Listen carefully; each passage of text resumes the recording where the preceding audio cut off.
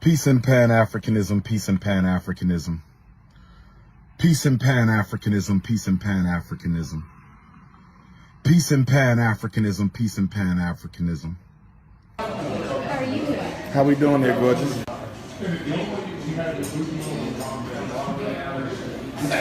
All right, I want to try your black-eyed pea hummus.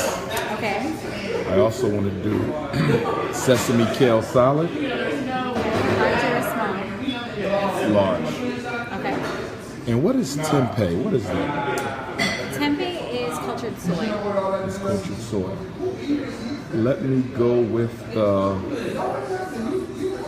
I'm gonna try it, the smothered tempeh. How we doing there, gorgeous? How we doing there, gorgeous? How we doing there, gorgeous? I attended 3 predominantly white colleges. How we doing there, gorgeous? I went to Millersville University in Lancaster County, Pennsylvania, predominantly white. How we doing there, gorgeous? Lehigh University, Bethlehem, Pennsylvania, predominantly white. How we doing there, gorgeous? Philadelphia College of Osteopathic Medicine, predominantly white. How we doing there, gorgeous? There were white girls who were attracted to me in undergrad. How we doing there, gorgeous? There were white girls who were attracted to me in graduate school. How we doing there, gorgeous? There were white girls attracted to me in my doctoral program. How we doing there, gorgeous? I've always had white women who were interested in a romance with the Prince of Pan Africanism. How we doing there, gorgeous? I've always had that.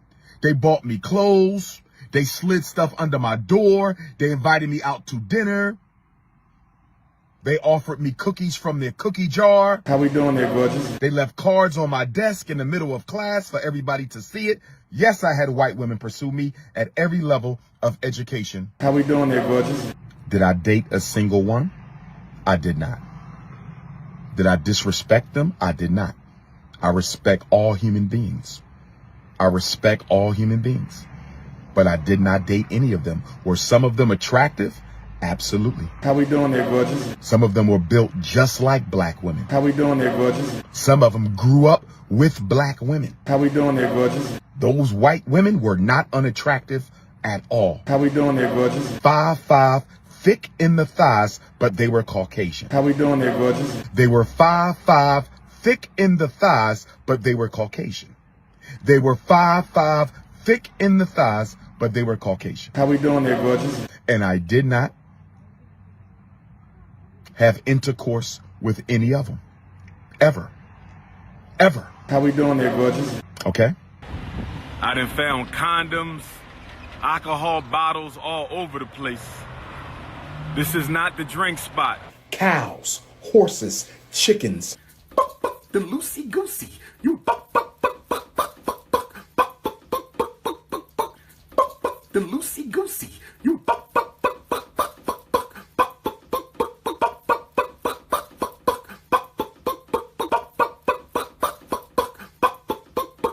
I'm gonna go to the pet store and I'm gonna get about 50 baby mice. And the minute one of you Negroes starts squealing about election day, I'm gonna throw a mice on your ass.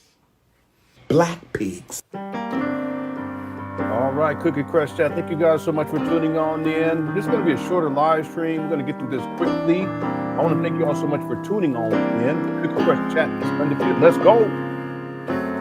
FDMG is coming. FDMG is coming. FDMG is coming. It's coming.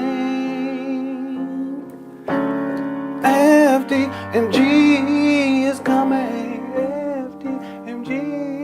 It's coming, FDMG, it's coming, it's coming, it's coming, it's coming, it's coming, it's coming,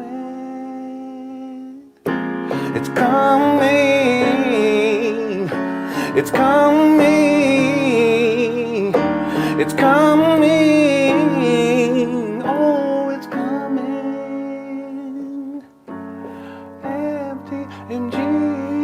coming. FDMG is coming, thought his personality be twerking, it's twerking.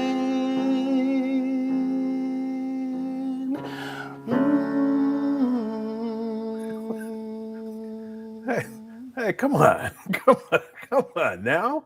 No, you guys know when I say it's going to be a short live stream, it's going to be a short live stream. When I say we're going to go for another 5-10 minutes, you know we go for another 5-10 minutes. When I say we're going to be up out of here quick, you guys know we get up out of here quick. Come on, don't do that. All right, see, we're going to get right on into it. Yesterday, we got blown off big time. We had a new new member, Lisa. Thank you so much for becoming a member. EJ Math has become a member as well. Got hundreds of archived Umar Johnson videos. I actually released 2 older videos yesterday. Some of you guys have probably already seen that if you're a member. And there's a join button below these videos if you'd like to become a member. Shout out to all the members. I appreciate your membership and your support. Love Peace says, friend of the court Tunde. Yes, welcome to the Cookie Crush Chat Court. I want to get right on into this. So what I want to do is, we started the video yesterday where Umar, he's back up to these abandoned buildings, and he continues with this whole bank account scam. There are some people who've tried to defend that, but most people who have some sense, including people who are in the banking industry, they've talked about this, that what the story that Umar, the narrative that Umar is spinning, it's just a bunch of lies.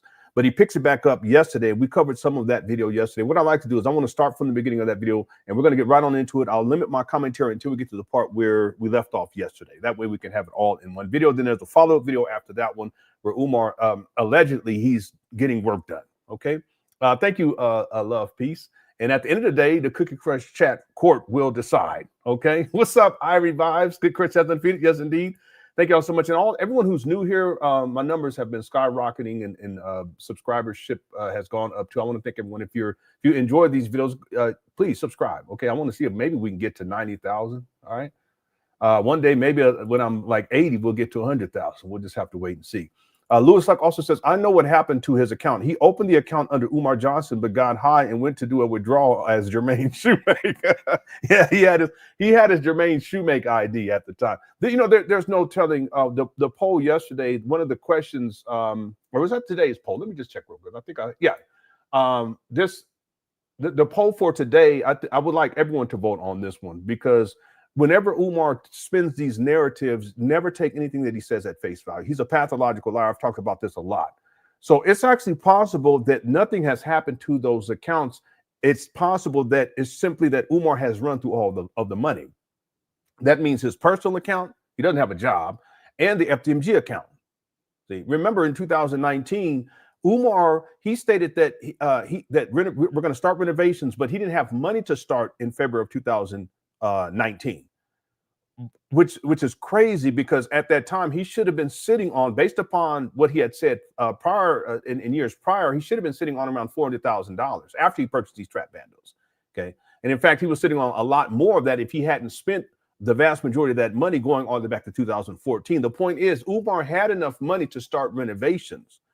Furthermore, if we do the calculations from 2018 to 2024, Umar has raised a bare minimum of $1,600,000.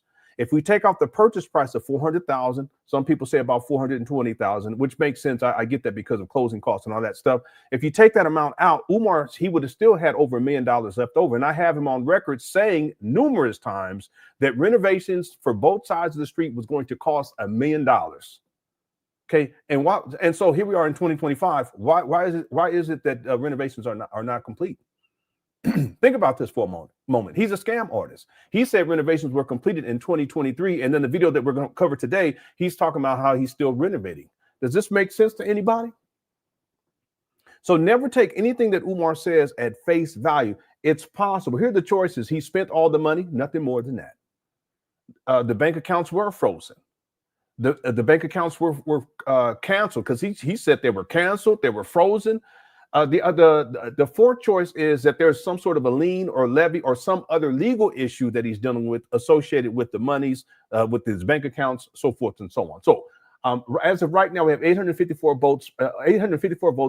What do you think happened to Umar's bank accounts? 49% said he spent all the money, nothing more. 8% said that the bank accounts were frozen. 2% said that the bank accounts were canceled. 41% say that there's some sort of a lien, levy, or some other legal issues that he's dealing with associated with his bank accounts. Okay, so make sure you get your vote in during this live stream. Thank you guys so much. And if at any point during this live stream, if you're enjoying the live stream, go on and hit that like button. I'd appreciate that too. Okay, we already got 1,300 people here. Numbers have been fantastic. Thank you, including you new people. And if you're Umar Johnson followers, we're not here to shame you. I'm not here to disrespect you. Umar has done that plenty of times. I'm actually working on a video right now that will actually get into that. That's not my agenda. That's not my goal. My agenda, my goal is to inform people with receipts so that they can be informed about Umar and they can see the receipts, and then they can make a much more educated decision as to what degree they want to support Umar, or if they want to completely stop supporting Umar. There's different levels of support, and I've been seeing in comment sections more recently people saying, "Hey, listen, I've been following Umar for years, but more recently I found your YouTube page. I've been watching these videos, and it's undeniable, and it is, in my opinion. If you look at this rationally, you do use critical thinking, you can even do your own research. Everything that I say, before we get into this, everything that I say, when I state it as a fact, I can back it up with the receipt. Okay, if I say something conclusively, I can back it up with receipts. Otherwise, I'll say I'm speculating here, or I believe. Okay, or to the best of my memory. Sometimes I do that because my memory is not quite as good as it was years ago. Okay, so I'm getting older. All right. One other thing too, I just want to point out, and thanks Louis for the super chat. One thing I want to point out, yesterday's live stream, someone said that I said something that I didn't say. Okay, I have an aversion for that. And then someone sent me a message and was trying to defend that other person, saying, no, I can see how they thought that you may have said that. No, it ain't about what you think. I don't care what you think I said. If I say something, I say it.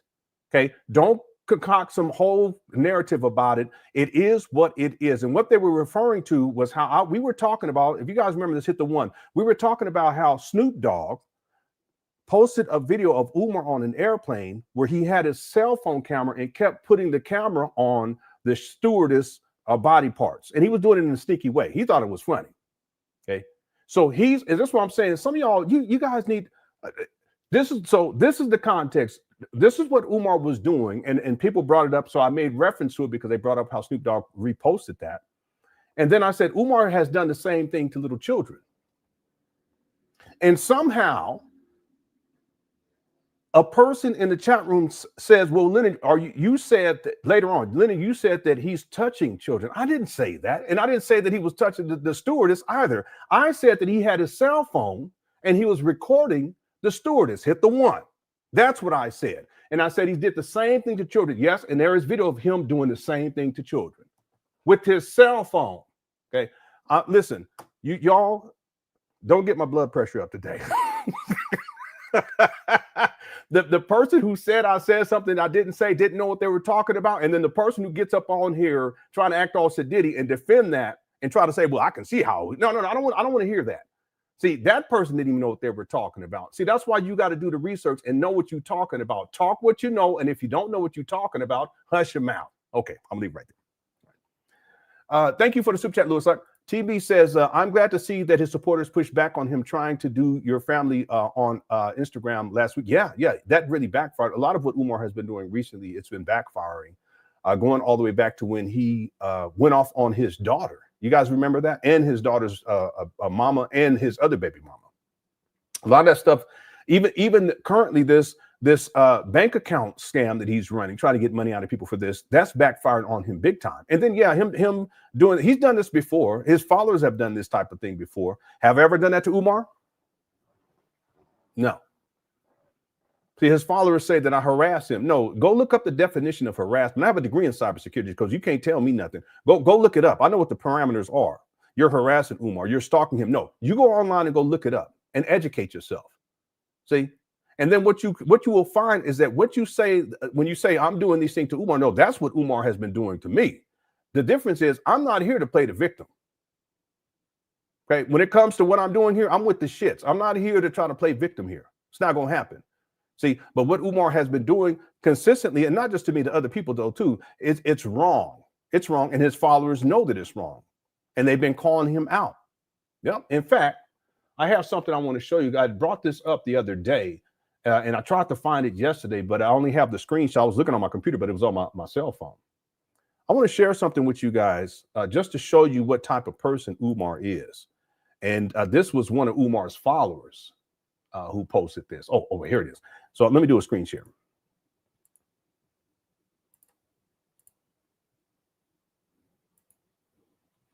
All right, here you go.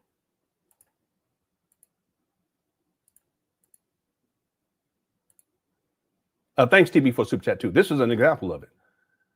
So this person said, Dr. Umar, why did you block me? And then because I said you were wrong for going after B's wife, and I'm the person that Umar calls Pastor B. Okay? If people don't know that. See, on that note, to hell with you and your fake school that ain't gonna last a week if it opens. And I don't know what other Umar took the rest of this part out. But the point is that this person was an Umar Johnson follower. But when Umar did what he did, they went at Umar. Then look at what Umar posted below. That K disrespected my mother. Don't ever come on my page defending my enemies. Yes, I blocked your soft Duncan Hines A.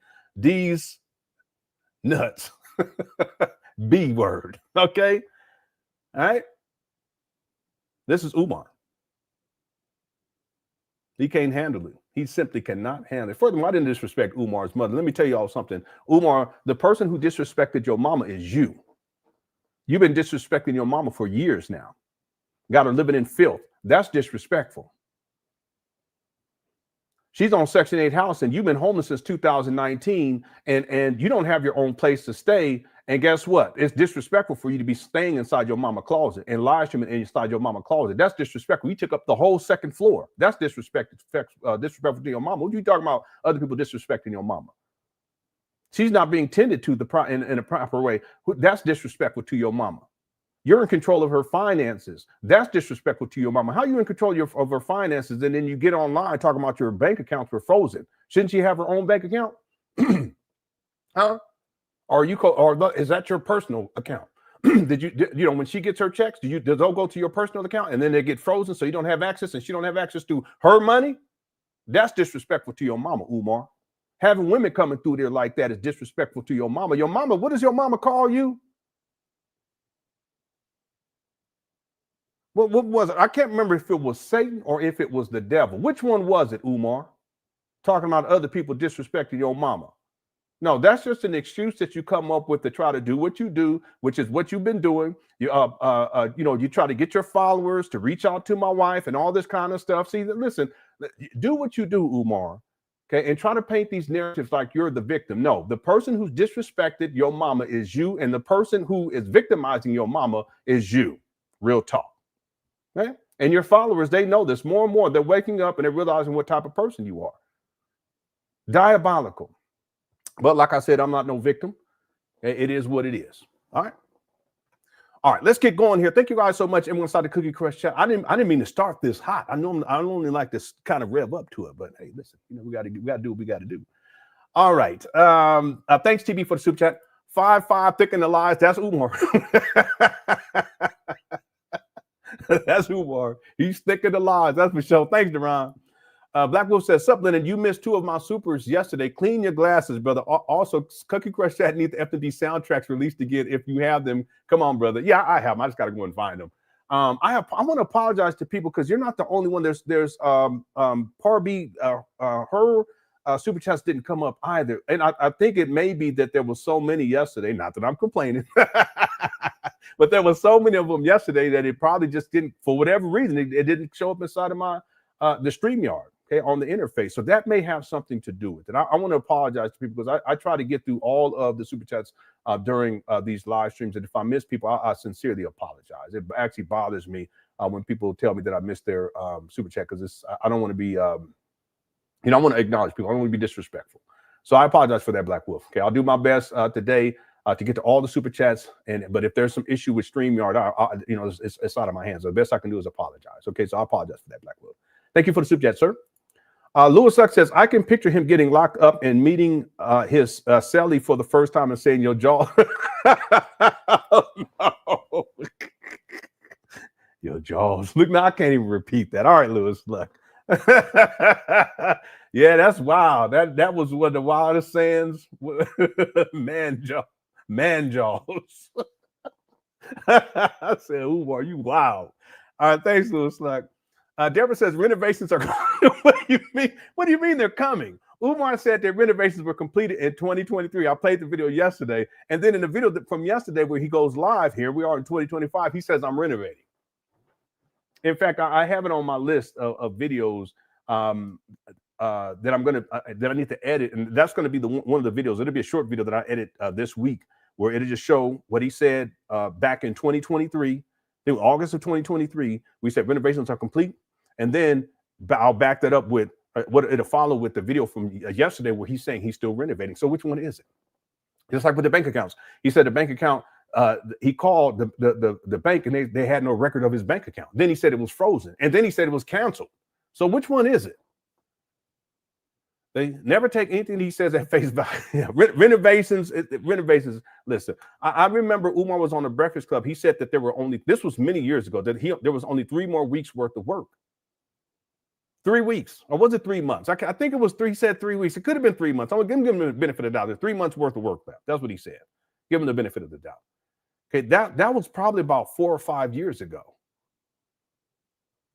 Okay, and here we are in 2025. Renovations still aren't complete, even though he said they were completed in 2023. He's a con man.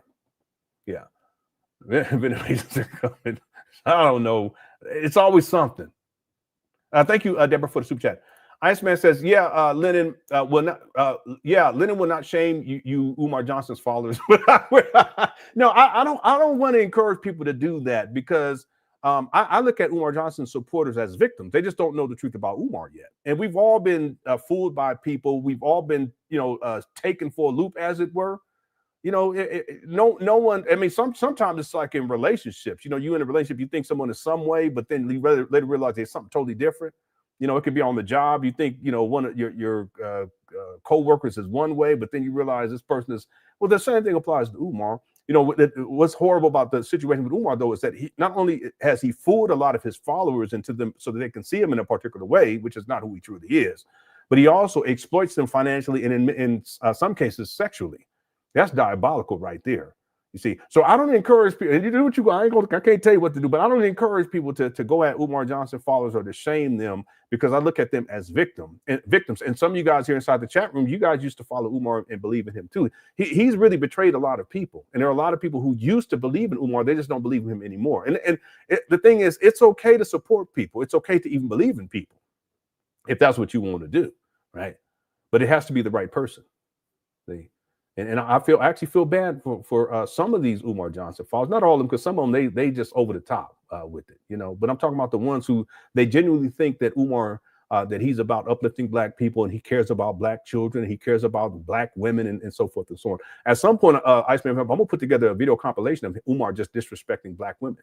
It's probably going to be at least an hour long with limited commentary. I'll let most of it just play. He's very disrespectful towards Black women. He always has been. Nothing new. Right? Thanks, Iceman. For super chat. Uncle Joe says, "Do you know if anyone got sick from being an FDMG or passed away?" Not that I know of, Uncle Joe. Not that I know of, but I will say that there is Black mold. There was Black mold inside the gym, and he had people in there. He also had people in there soon after he acquired those abandoned buildings. He did tours, and it was filthy in there. There's also video. I wish I could remember what that video was called. Some of you guys may remember this in the Cook Crush chat. There was a video where there was a young lady in there. He was given a tour. They didn't have electricity at the time. It was dark in there, and she complained about the smell. Anybody remember this? Hit the one. Cook Crush chat. Hit the one. And she was like, "What's that smell?" And the guy was like, and Umar was like, "What are you talking about? What smell?" And so they were talking about it, and they were saying how it smelled. Someone, I think, if memory serves me correctly, it's been a while since I played that video, and it's from 2019. Someone said something like it smells like a wet type of smell, like mildew. And that's because there was a massive hole in the roof. There was other holes in the roof, though, too. But I'm talking about like leakage, leaks. And those buildings had been sitting for such a long time, years. I think it was like 4 years or something like that. Right. So you got exposure to the weather, snow, rain coming into the building, and it smelled like mildew in there. So, I mean, that's a toxic environment. It's still toxic to this day. And again, the EPA in 2019 classified these abandoned buildings as brownfield catalyst sites, and they told the city to tear them down. So I don't know if anyone got sick. I mean, it's possible. Okay, and I don't know if anyone passed away because of it. I mean, I don't even want to say that it is possible for something like that to happen. But to the best of my knowledge, nothing like that has happened. I do know that it's a hazard. I can tell you that. I wouldn't go up in there. Nope, wouldn't do it. Thanks, Uncle Joe. Rough Diamond says, if he had put what is this? $300,000 into a bunch of high-paying ETF dividend stocks. He would have received over. Wait a minute, you're saying? Let's see. Is this $100,000 a month in dividend payments on a monthly basis? Is that three? Yeah, I can't really see it. Yeah. You're saying 300,000. Yeah, I mean, there's a lot of things that he could have done. Putting this into an investment vehicle, and this. There's a lot he could have done. One of the things that he could have done is just started with the website, right? And he could have called it FDMG right? And he had coursework on there, and it's a monthly subscription. And he could have scaled that over time. This guy would have been a multimillionaire by now if he had done it the right way.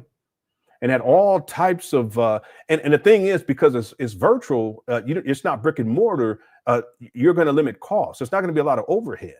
You could pay a web designer.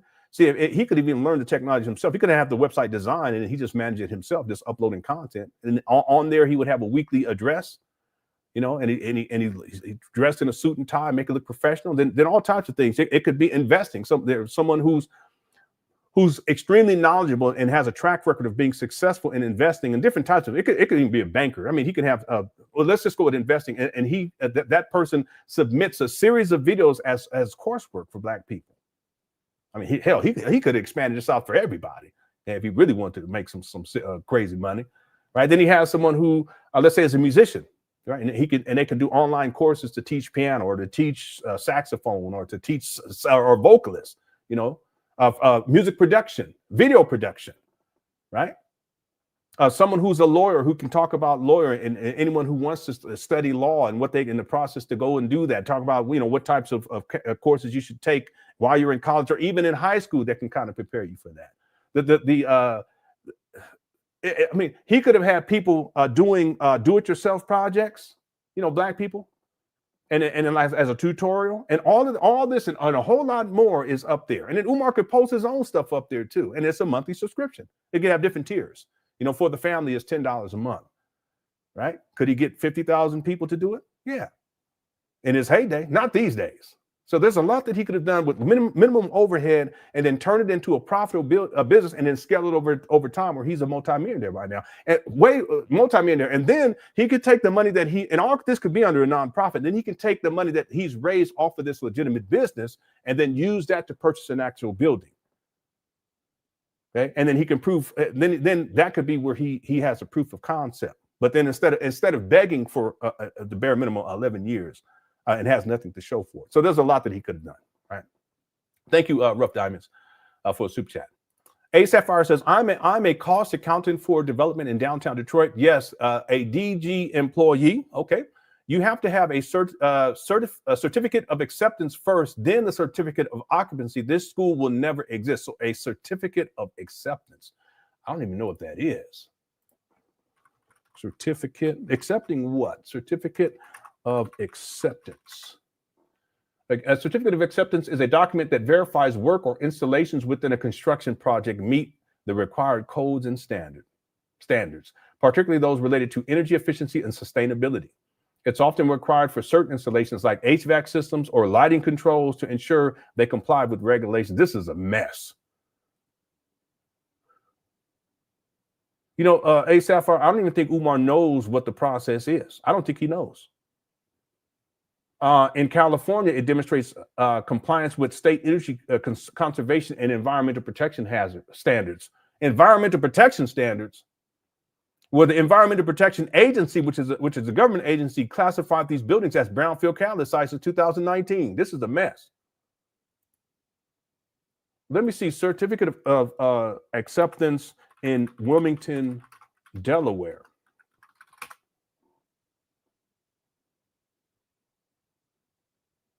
In Wilmington, Delaware, a certificate of acceptance is often associated with the completion and formal acceptance of a construction project. You think Umar's done that? This is a mess. Here's how it generally works. Formal acceptance, a certificate of acceptance, or sometimes a certificate of completion, signifies that a construction project has been completed according to the terms of the contract specifications and applicable building codes.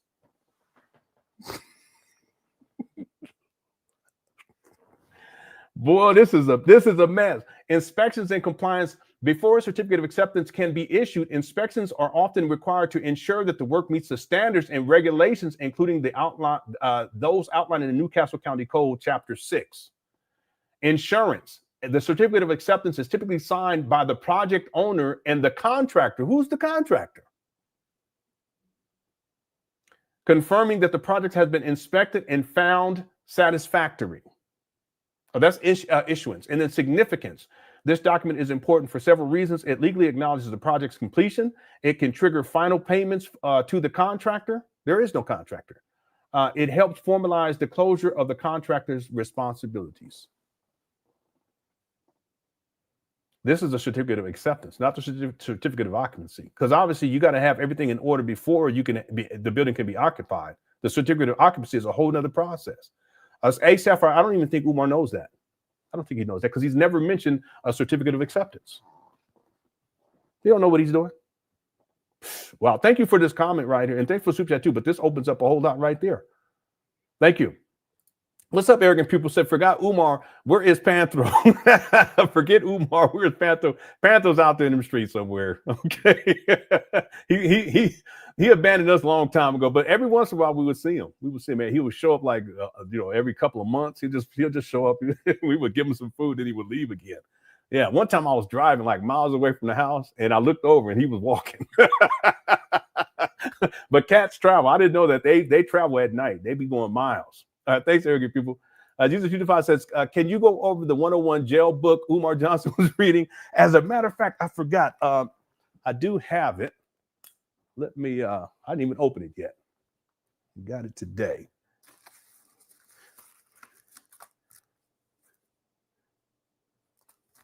That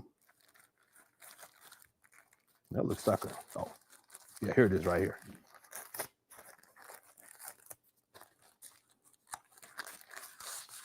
Yeah, it's a small book. Yeah, I bought a used copy off of because I wasn't gonna pay. I wasn't gonna pay for this. Yeah, this is it right here. 101 things you should know about jail. Bonus chapter: 50 questions you should ask anyone before home, anyone returning home from prison. And then it looks like the brother, he wrote the book as well. Yeah. Okay. Anyway, who's on the block? Bathrooms and showers. The worst part is there are only about 4 toilets and 5 or 6 sinks, and they are shared by the entire block, anywhere from 80 to 100 people. It says, welcome to county jail. Damn. This is wild. I'm probably not going to read the whole thing, but I'll look through it.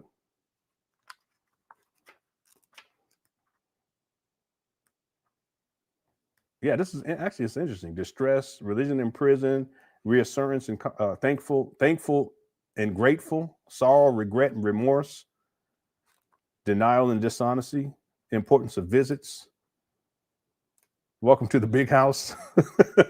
Yeah, I'm gonna read through some of this. I'm gonna read the whole thing. Anyway, thank you, YouTube for the super chat. Okay, we gotta get going here because I really want to get do this a quick live stream. Judas Caesar says, "Black queens forever, snow bunnies never." Yeah, allegedly. Thank you, Judas Caesar. Master Khalik says that fool thinks he can open a segregated school that will not be accredited. Makes no sense. He's an incompetent fool. And then on top of that, the students, their parents are gonna have to pay $500 a month. I mean, just if we put all that together, Umar already admitted that it wasn't going to be accredited. He did that. He said that years ago. I can put up the receipt and play it for you guys. So what's the point? When they graduate, the diploma, it's meaningless. So now they got to go and get their GED. So why would you pay $500 a month to get a diploma that's useless and then go and get your GED? It doesn't make any sense. And this is an impoverished community. It doesn't make any sense. But yeah, he's incompetent and he's living in a delusional state. Yeah, real talk. Thanks, Master Cleek. Sarah says, don't forget to all of you Umar followers, the Prince of Pulled Pork still has the other 3 larger buildings that he never shows that are in worse shape. And it's really it's 2 other buildings. So one side of the street It's two parcels. One side of the street is one large building. Umar says that it's three. In the EPA report, they said that it's three buildings. So who am I going to believe, Umar or governmental agency, the Environmental Protection Agency? The reason why Umar continues to say four, and I have him on record saying five one time. You guys would be shocked when I play that for you guys when we have some time. Okay, 5 buildings. And if you look at the Google Maps and you look from above and you can see, you look down, it's actually 3 buildings. So there's 2 smaller buildings on one side of the street and then one large building on the other side of the street. Umar says that there's 4. And in one video, I have him saying that there's 5. The reason why he says 4, and again, one time he said 5, is because he wants his followers to think that he really came up, right? Wow, we got 4 buildings. He says 2 schools and 4 buildings. No, there are 3 buildings, and they're abandoned buildings. They're not schools. Just the same thing with his degrees. Okay, he says that he has 6. No, at most he has 5, and which is fine. But Umar always has to exaggerate his accomplishments, right? And then he minimizes his failures. But the truth is that though it's 3 buildings, and that's fine. It makes no difference. There's 3 buildings, and they're not schools. They're abandoned buildings. They're still on the vacant property list to this day, right? And so on one side of the street, you have 2 smaller buildings. On the other side of the street, you have 1 large building. He hasn't done anything over there in that large building. He turned that large building into his own personal storage, where the vandalism took place, where all of his belongings were there. After he got evicted in 2019, he put all this stuff over there. That's the large building. The most value in terms of these properties is over there on that side of the street. He hasn't done anything with that. After 6.5 years, they've just been sitting. So he's done work on the other side of the street with the small gym and then the small, what he calls a small school, which is still not a school because a school is a place of learning. Those are abandoned buildings too. But he hasn't shown that gym, and I don't know how long. I can't remember the last time he showed the small gym. And it took Umar over 5.5 years for him to actually show the other side of the street with the large building. And he did that for the purpose of trying to get money out of people with the vandalism, which was another scam. The vandalism scam was that he tried to act like that vandalism just took place. No, that there's dust on top of the paint. There's dust on top of all of his belongings that were scattered about. They've been sitting in there for years. That vandalism is years old, but Umar tries to play it off as if it's new because he needed money. It's a scam after scam with this guy, especially right now because he's desperate for money. See? And truth be told, that larger building over there is in worse shape than these smaller buildings on the other side of the street. Umar admitted that. Okay? Thanks, Al. Black and All says Umar has squandered a lot of goodwill. Yeah, a lot of support, a lot of trust that Black people have put into. That's one of my biggest gripes with Umar is that he's betrayed a lot of people, right? And it's okay if you have a time of need. Okay, I get it. I've been there myself. But see, when you manipulate people and you just do it, and he's been doing this now for over 11 years and nothing has come out of it. He hasn't come up. See, no one's benefited from this school. Who's benefited from FDMG? Not even you donors. You haven't benefited. Your children haven't benefited. The Black community hasn't benefited. Who's benefited from it? Umar has, because he lives off of the money. It's one of my biggest issues with Umar. I don't like talking about it, but it's listen, because it's I don't want to say it's personal. But the thing is that it's if you betray Black people on this scale and Black people all around the world, Black people over in Africa, Black people over in Europe, South America, you betray Black people all, especially over here in the United States of America. You betray all these people, scamming them like this.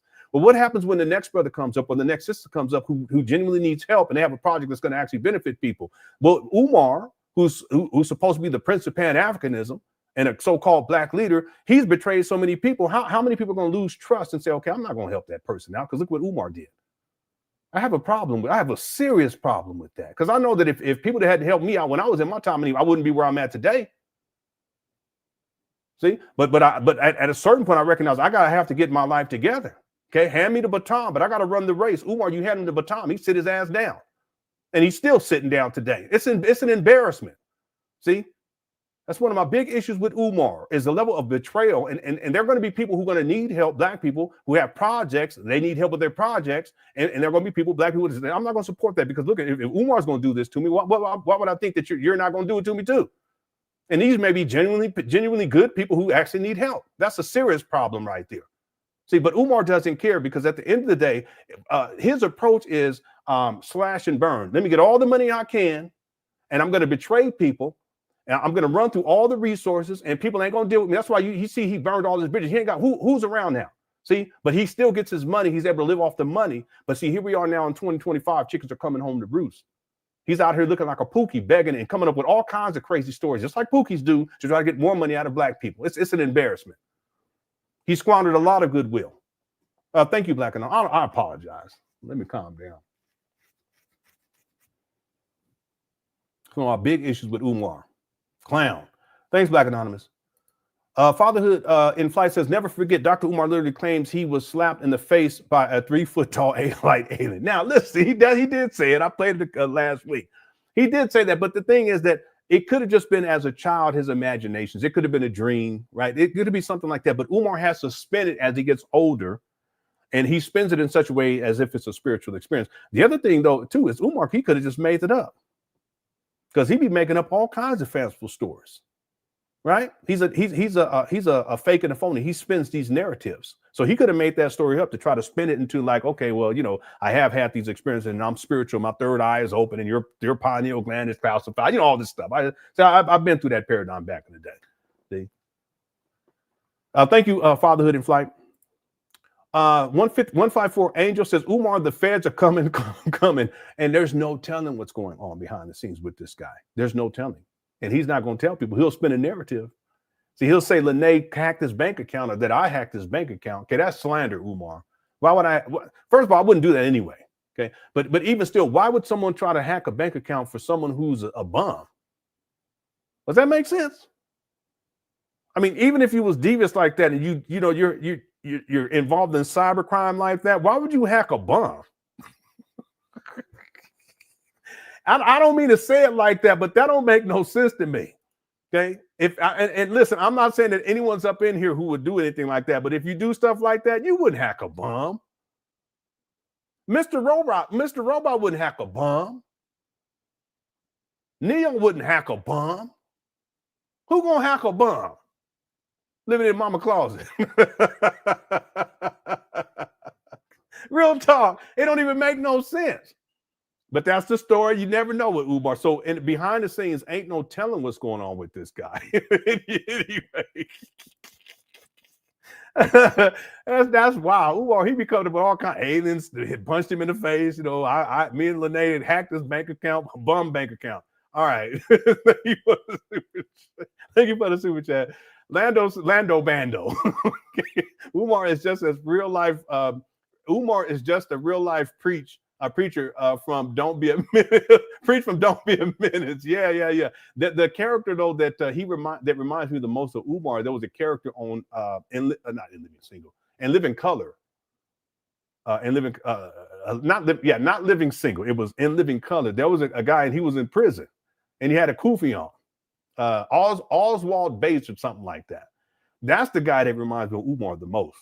Okay, thanks, Lando. This is making me want to watch Star Wars Empire Strikes Back with Lando Calrissian. Thank you for super chat. Okay, we got blown off because I told myself we're going to get right into this, but it is what it is. Jen says, God is great. Yes, God is great. Thank you so much. Dr. Umar watching, let's see, Dr. Umar watching has been my summertime fixation. Dr. Umar watching. Like he's a bird. You know how people will be bird watching? Dr. Umar watching has been my summertime fixation hobby. I like people who watch reality TV. Yeah, it is. It's like reality TV with this guy. It's been a long time coming. It is. It's very entertaining. And see, one of the reasons why it's entertaining is because Umar he lies so much, you know. And you hear the lie and you realize some people believe it, but then you sit back and you do your analysis. You ask some critical questions, and then in some cases you do a little research. You're like, wait, this guy, he's lying right here. So it's like this guy lies over and over again. So it's almost like, okay, what is he going to lie about next? You know he's going to lie about something. Renovations are done. Okay, well then renovations are not done. So which one is it? Okay, the bank account was frozen, but then you also said the bank account, they had no record of it. Okay, so which one is it? See, it's like a reality show. Umar, he's his own reality show, and he's so contradictory, and he's such a hypocrite. It becomes entertaining at a certain point. He lies so much. Thanks, Jen, for Sutan. Ruth Diamond says, is the body of Leonor Beaver still rotting in one of those buildings? Probably, yeah. That's one of the old school characters. We had different characters from back in the day. Leonor Beaver and PayPal the puppy, Binky the Bando bird. That was a bird that had died in the gym. Umar didn't even pick it up. There was some women that picked it up. Can y'all believe that? What kind of man? There's a bird that died inside of the small gym, and Umar just left it there. and there was women that picked it up and while they were in there cleaning. What kind of man? This goes to show what type of person he is. But there's a lot of different characters. Leno Beaver was another one. But Vicky the Bando Bird, that was a dead bird, poor thing. Thanks for the super chat. Sean Priest says his rants remind me. Yeah, that's what I was saying earlier. Yeah, Oswald Bates. You got to check it out when you have some time. Type in Oswald Bates. It's one of the classic skits from In Living. I was going to say Hidden Colors. In Living Color. I used to love that show growing up. Thank you for the super chat. Osha, enough said, yeah, that's another issue that Umar is going to have to deal with too. Even the fact that he had people in there, that's an OSHA violation. You know, you can't have people walking through, just normal people, no hard hats, no what do they call that? Personal protective gear, whatever it is. I can't remember what it's called. None of that. There was not even electricity inside of the building. He had people walking through there and they had their cell phones, their flashlights on their cell phones walking around like this. Bumping into stuff, wires hanging out the wall, ceiling caved in, trash all over the place. It was crazy. Okay, that's an OSHA violation right now. But Umar, he ain't thinking about that. It's a scam. Thank you, Amethyst Angel. Vintage Chronicles says people are doing videos telling him to get a job. Yeah, they should. They should. But the thing with Umar is he's gotten free money for so long. He's been living like this for over a decade. I don't see it in him to try to do anything different.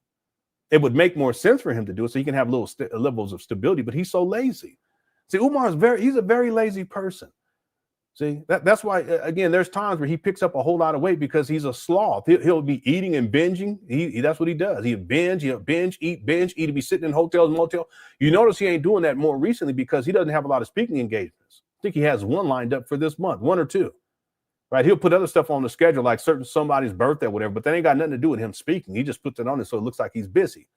But normally he's either inside of he used to be inside of hotels, motel rooms, just laying down, ordering room service, snacks all over the place, snacking and shit. He's one of them kind of people. I'm just going, and it's fine if you got to have a job, you want to take some time to yourself and you know, have a little snack. I get it.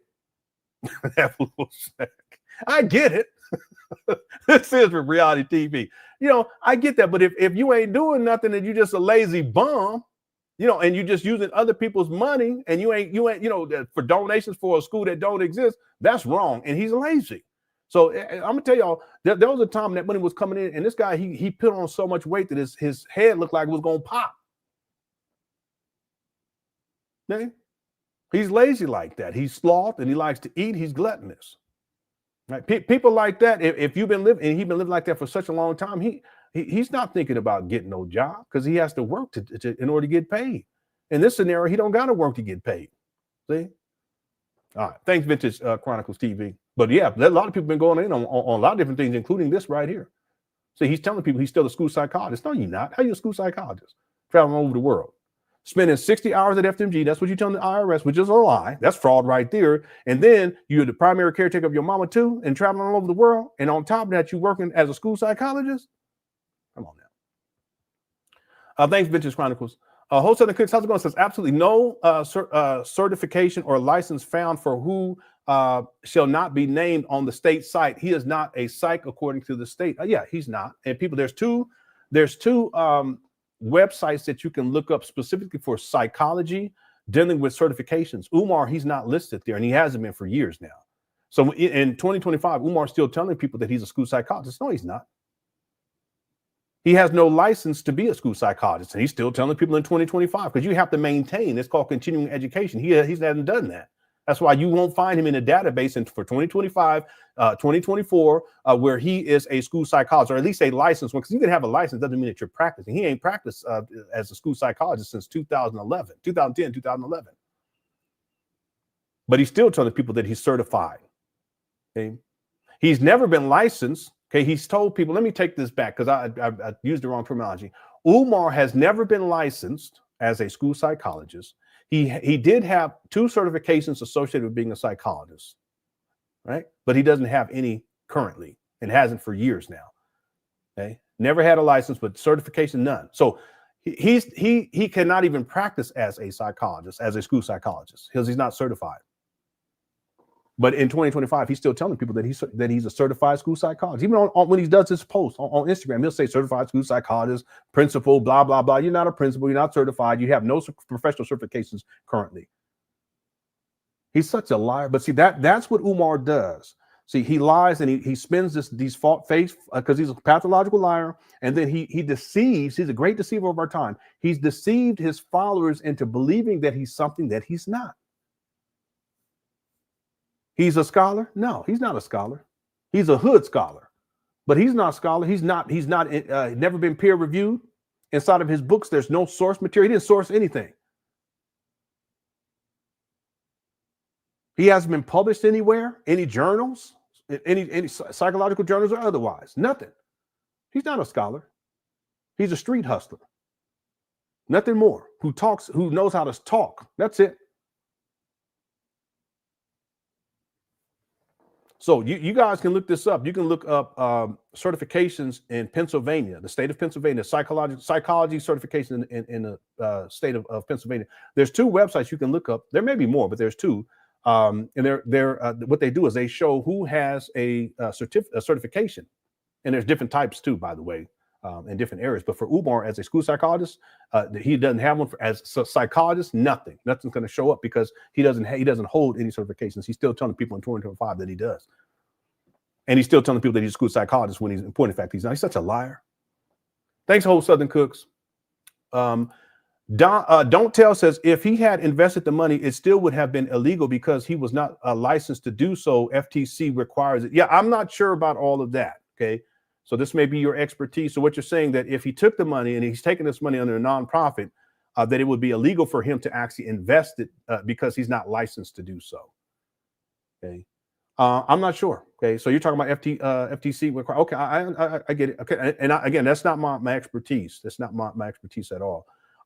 But there are things that he could have done instead of purchasing these trap bandos to maximize on the profitability of the money that he has acquired over the years, which is and really since 2018, from 2018 to 2025, it's a bare minimum $1,670,000, something to that effect. There's all types of things that he could have done. Okay, but again, it could be specific types of investment vehicles that it would be illegal for him to do that.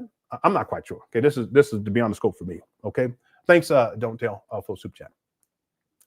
Wayne Lamont says Umar's middle fingers were to the people who discovered his hiding places for his zebra cakes and fudge rounds when the bandos were vandalized. And this goes back to what I was saying before. Not only is Umar gluttonous, but he likes to eat junk food. That's what he likes. You know, Debbie zebra cakes, Cinnabons. He talks a lot about cheesecake and Seagram's ginger ale and Twizzlers. I have a video. He's just laying inside. You got seen this. He's laying inside a hotel room. It's all dark. He's laying back, live streaming, and he's just eating Twizzlers. What kind of man? See? And so he's gluttonous. A lot of the money's going towards that type of thing. Just food, just buying snacks and stuff like that. He don't cook. He tried to get black women to come and cook for him and cook for his mama. He tried to get whole Southern cooks to that was the game he was running. I need to learn how to cook for my mama. Umar, cut it out. Can you show me how to cook? Umar, cut it out. Thanks, Wayne. Ain't no telling what kind of snacks Umar got up in here. Okay.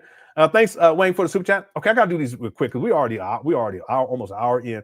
Jordan never said ain't no party like a Diddy party.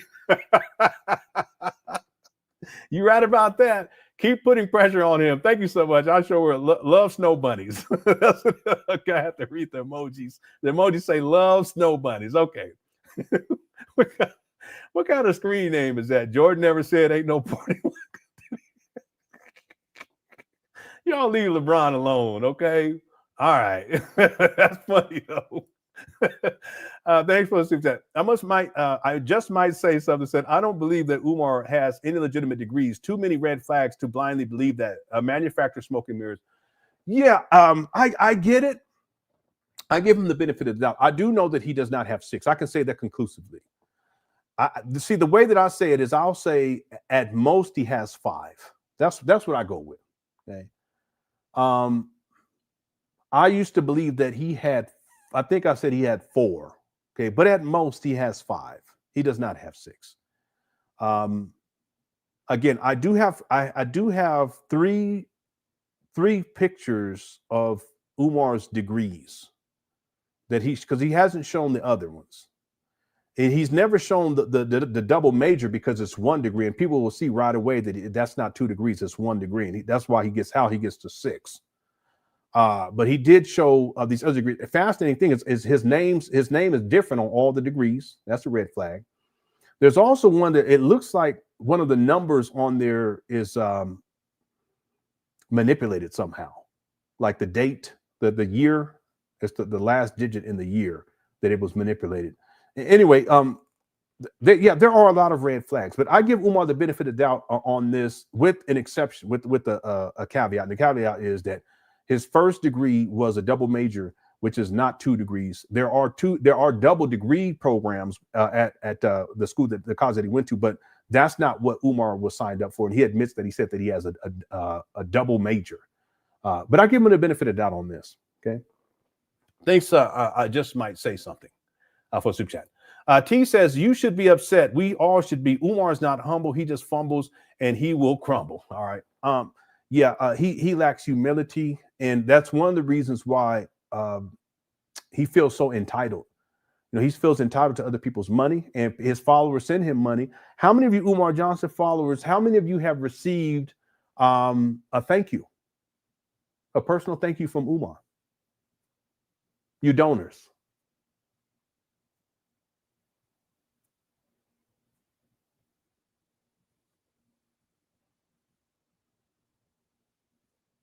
An email, a letter in the mail.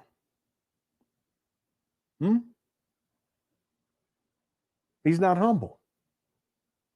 I mean, the guy believes that he's the Black Christ. He said this. He believes that he's the Messiah, the Black Messiah. He said this. He don't have no humility. He think he God.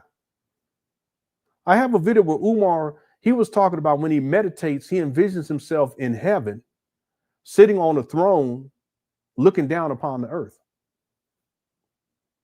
That's a member video, by the way. You members know what I'm talking about. This guy, he has a God complex. So there's no humility there whatsoever. And so you donors, he has no respect for you. You guys are just like cattle to him. You know, give me my money and just get. I ain't got to give you nothing. I don't have to show you how much money I've collected. I don't have to show you what I've spent the money on. And you followers, you Umar Johnson donors, go and ask him a question about the donations and see how he treats you. He don't have no humble. And as a result, he gonna fumble and he gonna continue to crumble. And that's why the school's still not open to this day. Real talk. Thanks, T. Real talk. Paris says Umar may use the funds to run for politics in Africa. He may do that. He's been trying to have more inroads into Africa, but I've been noticing that there's African people who've been speaking out against Umar more recently.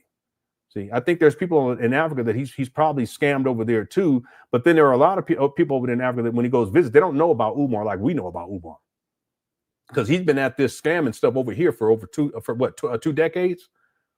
Going all. I'm just going all the way back to the UNIA days with his letter of resignation.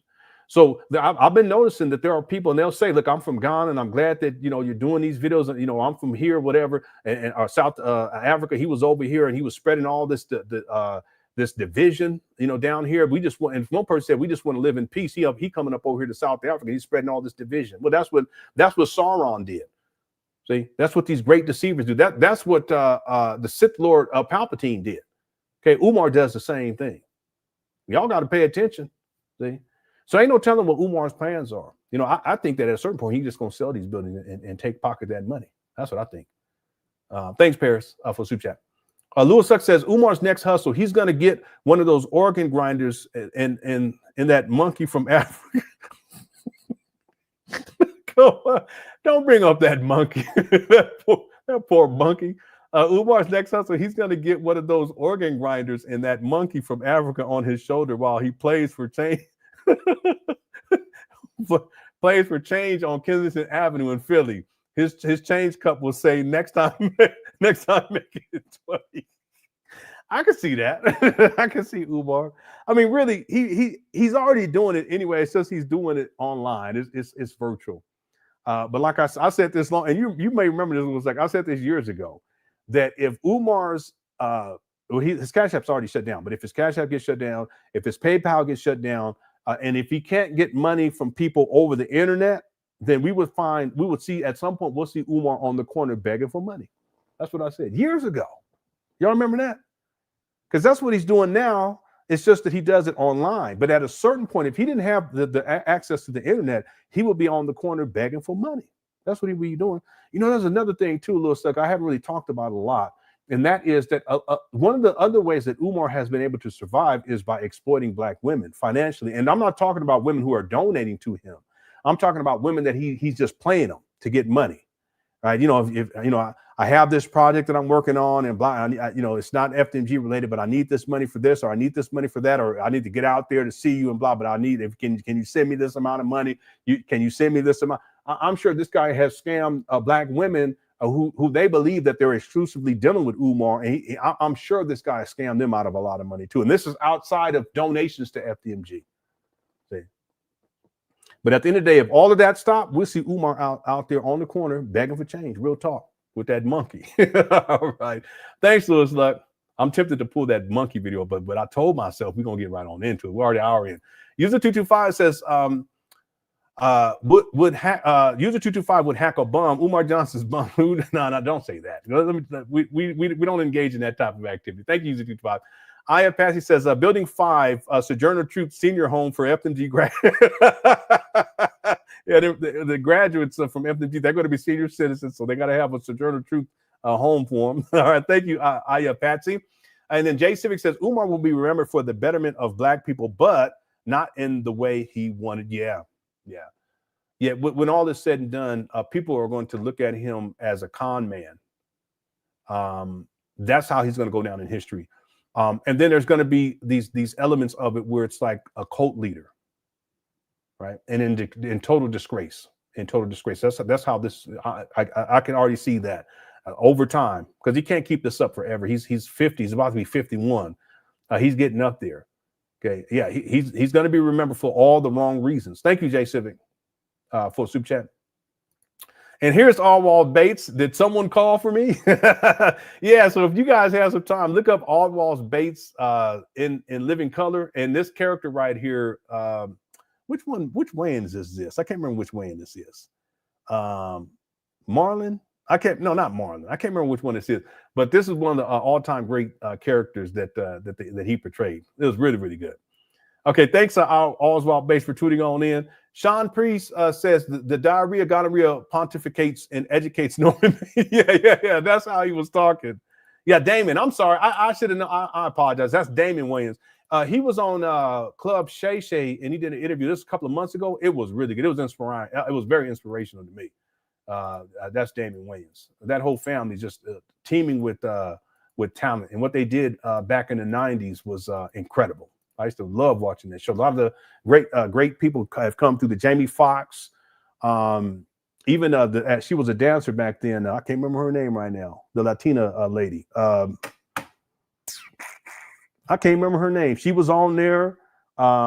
Jim Carrey was on there. All kinds of people got their start on Hidden Colors. Okay, Hidden Colors. Umar got his.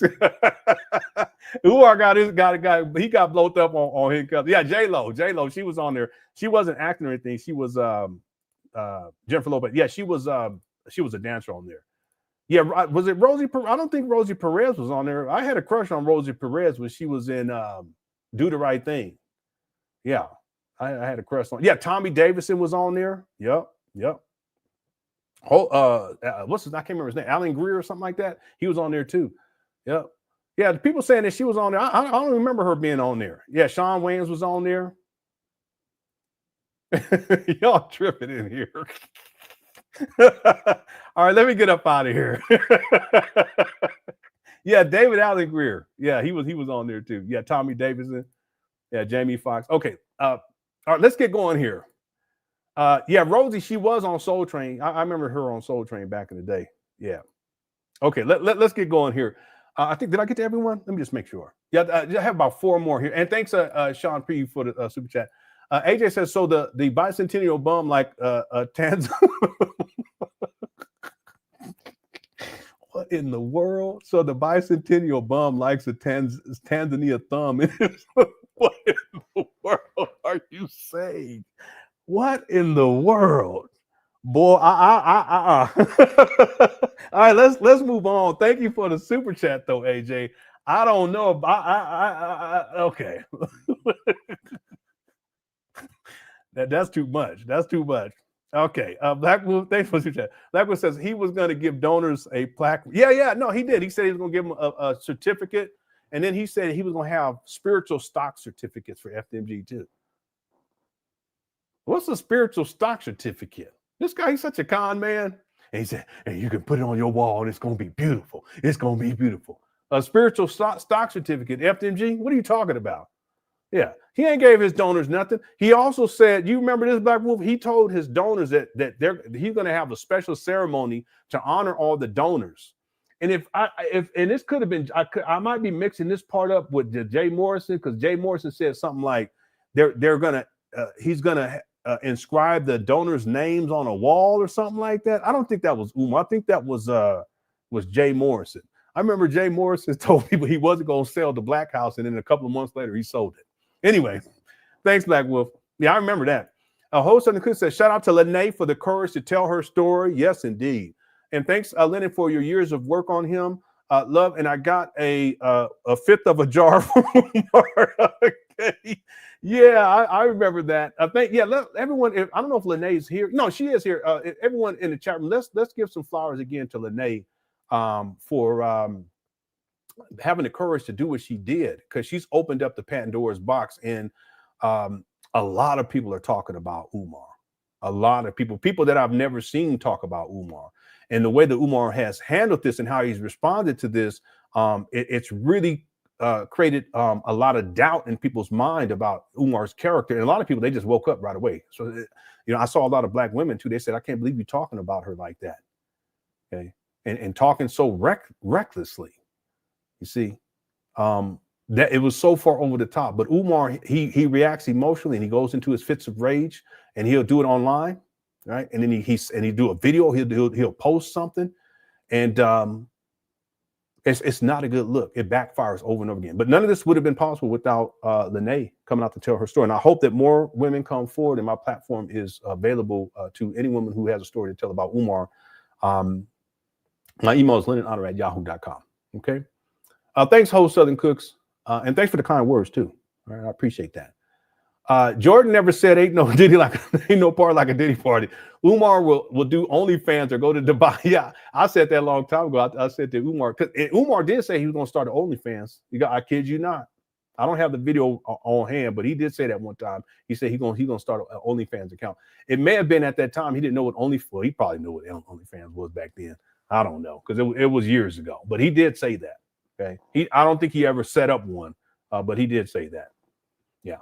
Thanks, Jordan never said ain't no party like a Diddy party. That's the funniest YouTube name right there. Jordan never said ain't, and it's true. Thank you for super chat. Okay, two more, and then we're gonna get going here. Vintage Chronicle says he probably has payday loans on that payday loans on those rat. Ain't no telling. There's no telling where these buildings are at legally at this point after 6.5 years. There's no telling what Umar may have done, just to keep this scam going. See, and I'm speculating here. It's not even speculation. I'm going to give you guys a scenario, okay? Because there's so many different things, possibilities. It's what if, I'm just going to say it like this. What if Umar, because the money got low and he needed money, and so he took on someone who was like an investor, who invested a certain amount of money, and then they get a percentage of FDMG. You guys understand what I'm saying? It's like Shark Tank. Think of it like that. And therefore, Umar doesn't have complete ownership of these abandoned buildings. Okay. Now, I'm not saying that as a statement of fact. I'm not even speculating. I'm just saying that as what if. The point that I'm making is there's no telling what type of dealings Umar has engaged in over the last 6.5 years, simply to hold on to these abandoned buildings and continue to collect money. See, it's not about renovations. It's not even about acquisition either, because I told people that if you can spend $420,000 to acquire these abandoned buildings, but then you end up making $1.2 million over the next 6.5 years, would you do it? I would do it. And that's a bare minimum. $1.2 million. That's a bare minimum. Would you do it? Yeah, absolutely. I'm saying that if it was a legitimate business, I should say it that way, because what Umar is doing is criminal. See?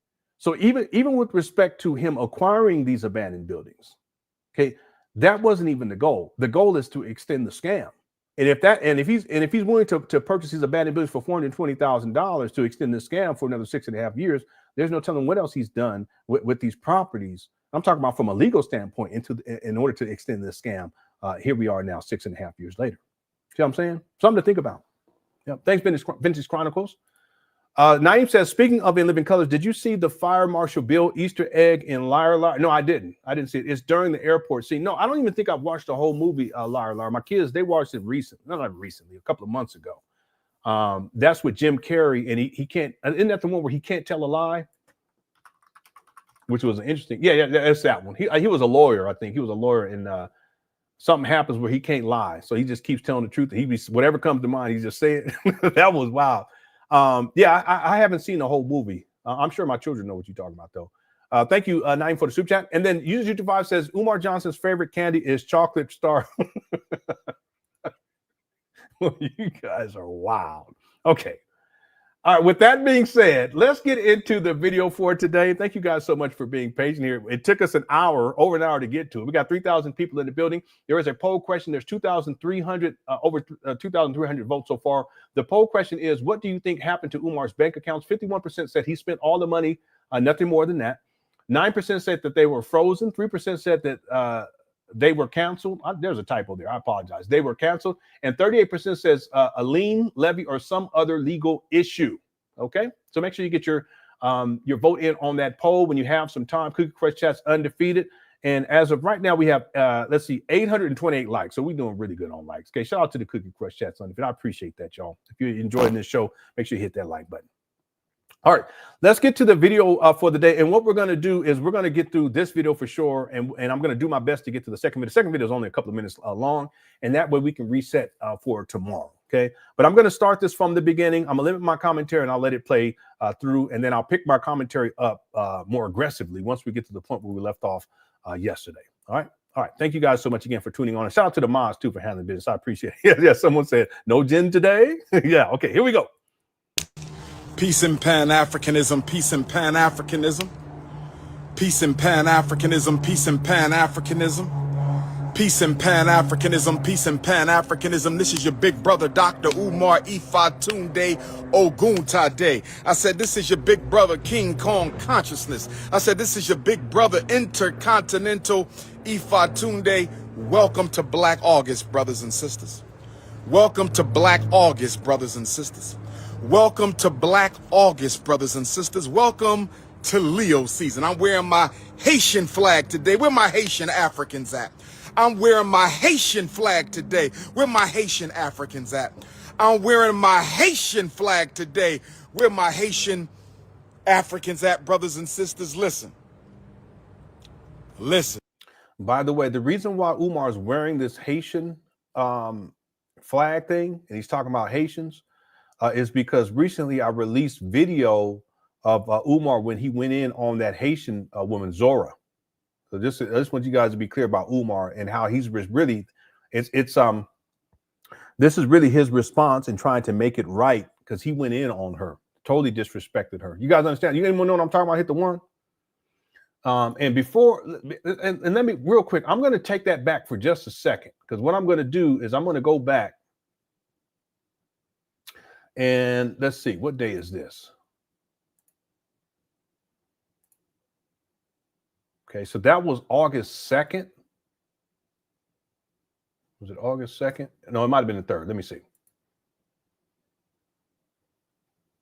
So if you guys don't mind, I'm just looking here real quick. Yeah, so it was August 3rd. All right, and then let me go over here.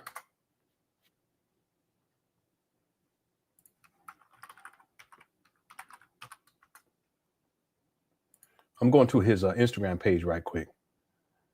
And let's see, he released that. Is it still on here? Yeah, here it is. Yeah, it was. Yeah, so this is the day after. Yeah, so this video right here is the day after I released the video. Yeah, so let me show you guys what I mean real quick.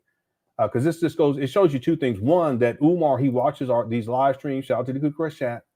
but it also shows that Umar, he responds to what, and he's done this historically speaking though anyway. It's almost like he's trying to respond to me exposing him when he went in on the Haitian system. So what am I looking for? Export? Yeah, if you guys just give me a moment. Because I just want to show you just as another example, but he has a history of this type of behavior.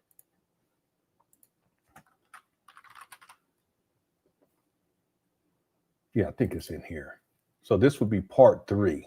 So let me pull up part 3. I'm working on part 4. Actually, it's almost done, but I probably won't release it, until Friday. All right, where is it at? This it? Yeah, this is it right here. Okay, so let me pull this up for you guys. Check this out.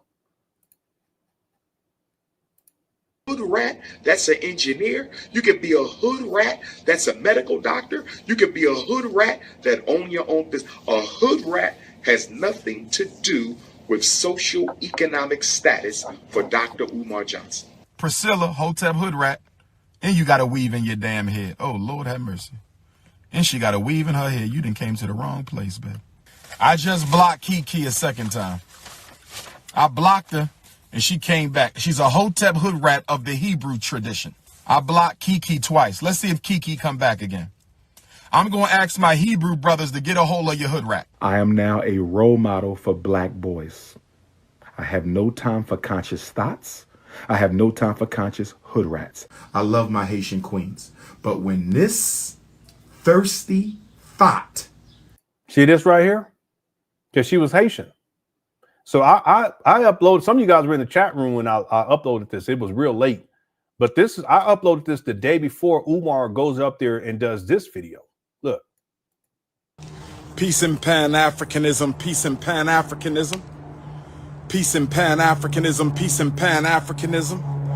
Peace in Pan Africanism, peace in Pan Africanism. This is your big brother, Dr. Umar Ifatunde Oguntade. I said, this is your big brother, King Kong Consciousness. I said, this is your big brother, Intercontinental Ifatunde. Welcome to Black August, brothers and sisters. Welcome to Black August, brothers and sisters. Welcome to Black August, brothers and sisters. Welcome to Leo season. I'm wearing my Haitian flag today. Where my Haitian Africans at? See? I am now a role model for black boys. This is hood rats. I love my Haitian queens, but when this thirsty thought drops this interview with Tasha K, I told y'all, bury her ass with the truth. I don't know what made her pregnant ass go to Tasha K and do an interview on me and try to slander my name because I didn't let her play wifey in the fashion show of the FDMG festival. I didn't let her play wifey in the fashion show of the FDMG festival. I didn't let her play wifey in the fashion show of the FDMG festival. So she got mad and she ran to Tasha K and did a whole interview full of lies. Well, guess what? I got the truth. I'm gonna show y'all comments. Bury your ass, and you know who I'm. Listen, I'm gonna let this play. I'll put y'all's comments on here. Talking to, woman. The last thing you should have did was ran your ass to Tasha K. When that interview dropped, I'ma bury your ass with the truth. Don't you ever in your life try to tear me down, because I don't want you. Your ass was married and your ass was pregnant, and you had no business wiping the sweat off my face in the FDMG gym that day. You had no business wiping the sweat off my face in the FDMG gym that day. You was married and you didn't even say nothing. And you was pregnant and you didn't even say nothing. And you ran your funky ass to Tasha K. And as soon as Tasha K dropped that interview you did, because I ain't gonna even watch it till it dropped. I'm not even gonna watch it till it dropped. But when it dropped, I'ma bury your ass intellectually. Don't you ever come for me. Yeah, I'ma bury that ass. Right. I try to stay scandal free, but I'm not gonna make the mistake I made with the conscious stripper. I'm not gonna make the mistake I made with Miss COINTELHO. I'm not gonna make the mistake I made with Kim Ringgold and stay quiet. I'm not staying quiet no more. Any female who comes out and think they're going to damage my reputation, damage my credibility while I'm trying to build a school for black children because you didn't get what you want from me with your fat pregnant, married ass, I'ma expose your ass. The last thing you should have done was ran Natasha K, sweetheart. I guess you raising money to take care of that baby. I guess you need some extra money to take care of that baby. I guess you trying to use me as a vehicle to drive some money and attention to your thirsty ass struggle streaming YouTube page. But you picked the wrong one, sweetheart. You picked the wrong one, sweetheart. I'm going to get that ass. Y'all watch the interview, and after y'all watch the interview, I'm going to go live, and I'm a King Kong her ass. Yeah, what he's a pregnant married woman does an interview about another man? What pregnant married woman does an interview about another man? But I'm glad you did, because I'm going to teach all black women a lesson. I might flirt with your ass. I might take a picture with your ass. But don't you ever once think that I belong to that ass. You see that right there? When I was editing this, my son heard what Umar was saying, my youngest son. And he said, Dad, it sounds like Umar feels as if he owns black women, but then he doesn't have to commit to black women.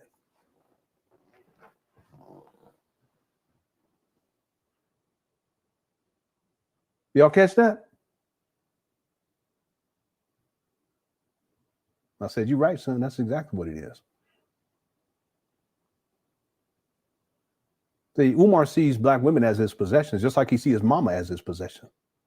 And whatever he can get out of black women, he gonna get out of them. Whatever he can get out of his mama, a place to stay, he living off his mama. He ain't taking care of her. SSI checks, in control of her finances, in control of who she sees, whether she can come out the house or not. He's possessive. That's what you call an abuser. Umar is an abuser. His daughter said that he was abusive, physically abusive towards her mama. I would not be surprised. Very aggressive. His language is abusive when he talks about black women. He tries to bully. That's why there's a lot of black women that he's exploited. A lot of them that they don't want to come out because they know how Umar is. He's a bully. That's why the level of courage for her to do what she has done, it's remarkable. See, and I'm not here to shame anyone for not coming forward, because in your own time, when the time is right for you, and you're welcome here. It's a safe space for you, right? But Umar has a history of this type of behavior. And the way he looks at it is that none of you black women that he's out here dealing with, that none of you own him, even for him to use that terminology, he's going to go show where his mind is at, right? But he does not belong to you.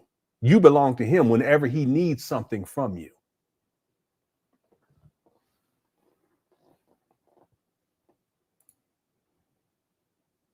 You messed up, fat girl.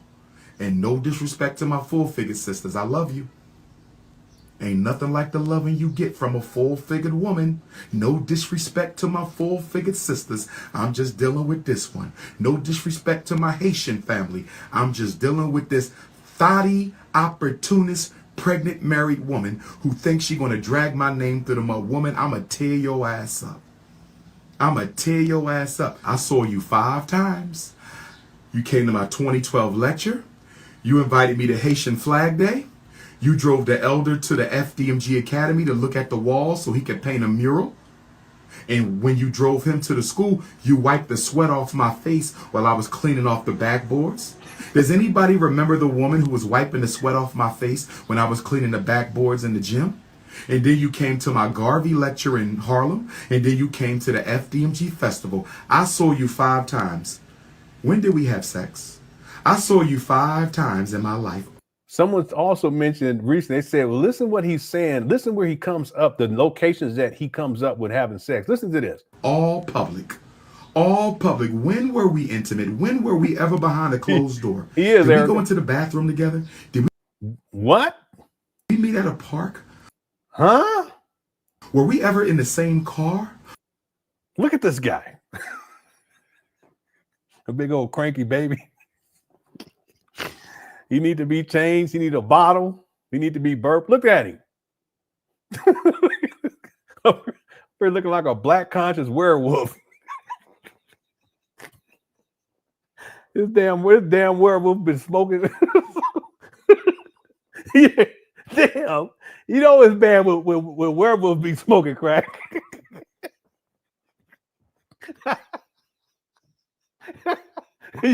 You know, the society that got ran down with the werewolf. He smoked out and shit. Damn. See, Frankenstein told to try to get him on track. He said, nah, bro. He said, I got to do this.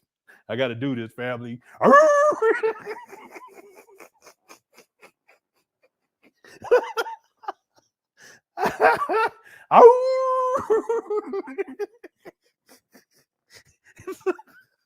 Dracula was like, nah, Dracula's like, we got Dracula. We got to get you in rehab. We have to get you in rehab.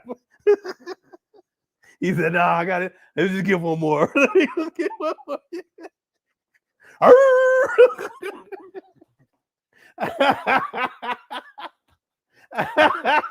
Damn, Umar. Up here looking like a black conscious werewolf. He done turned into a werewolf. He got an alter beast. Okay. All right. That's enough. Look at this guy. Sitting inside the mama closet. His mama can't get no sleep because she hear all that howling going on, especially at midnight. All that howling going on.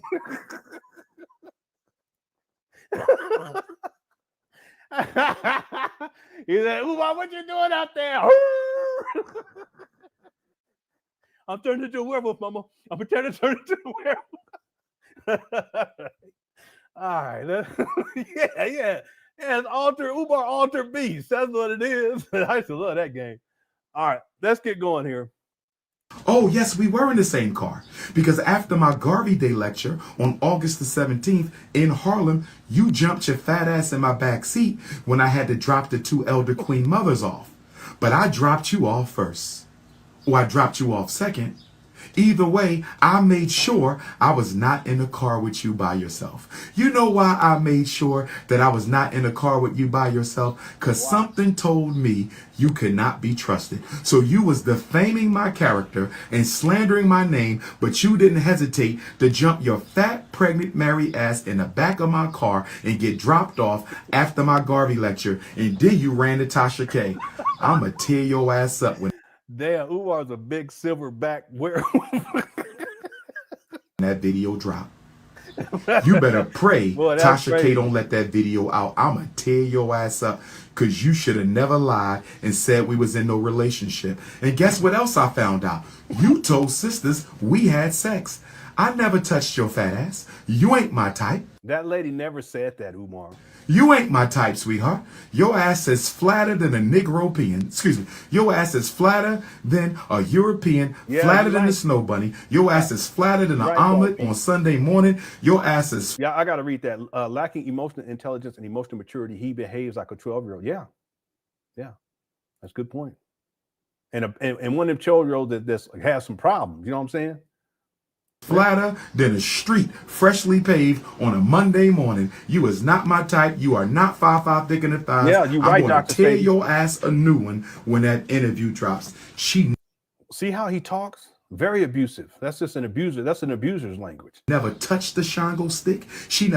There you go. He about to turn into a werewolf again. Never kissed the Shango stick. She never licked the Shango stick, and she never rode the Shango stick. Do you understand me, my sister? I'm going to say it one more time. She never kissed the Shango stick. She never licked the Shango stick. She never sniffed the Shango stick. And she damn sure didn't ride the Shango stick. There's no way. Why are you talking like that? In your mama closet. Your mama downstairs got to hear you talking like that? He ain't got no respect. First of all, let's real talk, Cook Chris chat. First of all, Umar shouldn't be talking like that in the first place. Hit the one. But he sure shouldn't be talking like that in his mama closet with his mama downstairs trying to sleep.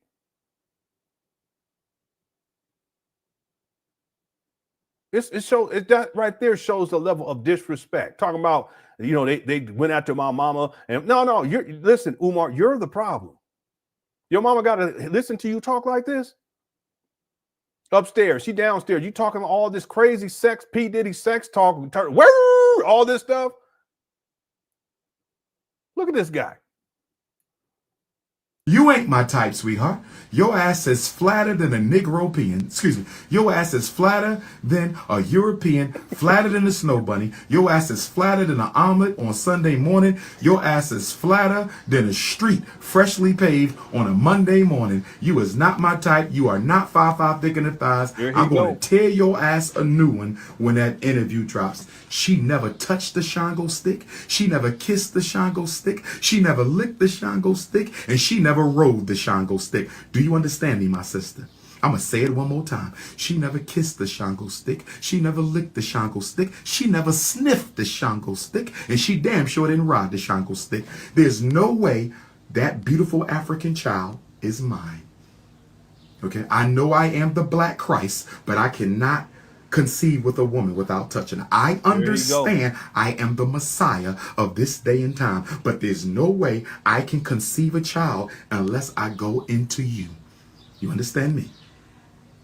Okay, none of my milk got spilt ever with this woman. We was never alone. No milk got spilt, nothing.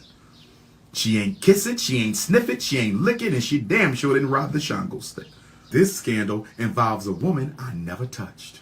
This scandal involves a woman I've never been alone with. This scandal involves a woman who's saying all kinds of things with her pregnant, married ass. You 7 months pregnant doing an interview with Tasha K about Dr. Umar. You 7 months pregnant doing an interview with Tasha K about Dr. It's wild. Thanks for the super chat. It is. It's really wild, this guy. Yeah, this is y'all's principal. He's supposed to be a principal. He's supposed to be a school psychologist, the most requested scholar, a therapist, a family therapist. I mean, the list goes on and on, but this is how he behaves. And you know, the reason why he's going in like this is because he's being exposed by a Black woman. That's really what the issue is. See, I've been exposing Umar for years. And it's had an effect, but you let a Black woman come out and spill the beans and tell the truth on Umar, it has a much more profound impact. And that's why Umar responds this way. Same thing how he responded to Lenon. Y'all understand what I'm saying? See, me exposing Umar is a very small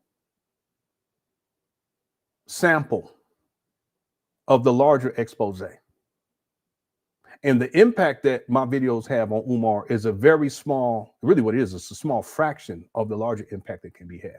But you have a Black woman who comes out and speaks out against Umar, who's had personal dealings with Umar.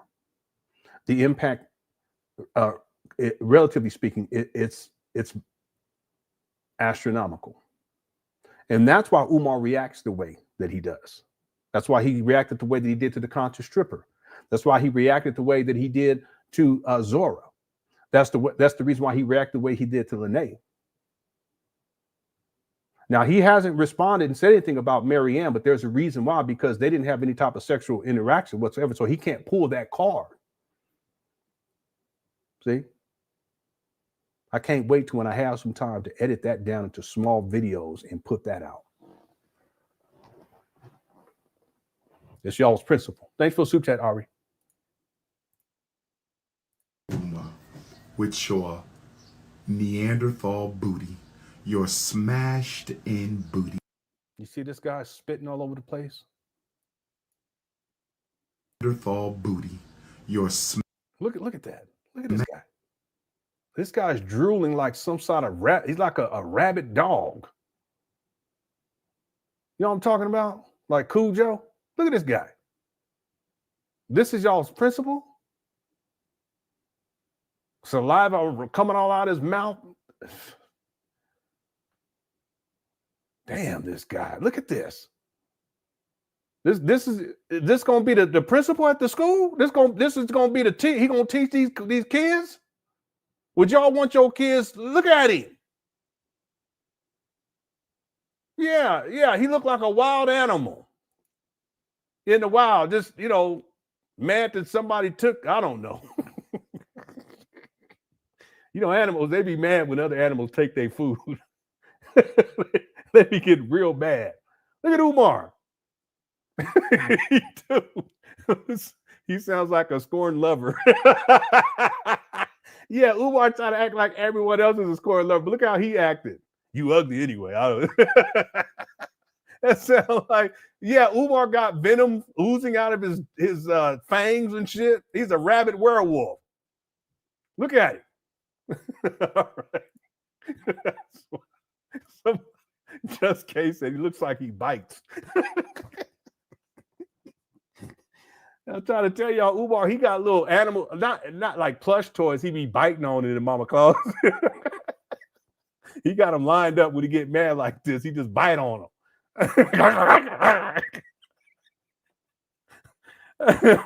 Let me stop. Lene was like, what's all of this fluff out there all over the place? Umar said, I was biting on the I was biting on the animals last. I was mad. All right. What do they call that stuff? The stuffing. She looked at Umar's room and all this stuffing all over the place. She's like, why is all this stuffing all over the place? He's like, I was upset. I was upset, Queen. I was biting on all. I ripped them to shreds. He's like, but I'm not gonna do that to the gorilla in the corner. I ain't gonna do that. All right, Umar's a big sassy wolf. Well, this show done gone left. I told myself, real talk. I said we're gonna start right with the video. I wasn't even gonna do an intro. I said we're gonna start right with the video. All right, here we go. Dashed in booty. You think I want to look at that? Do you really think I want to bend that over? This guy is sick. Look at him. Look at him.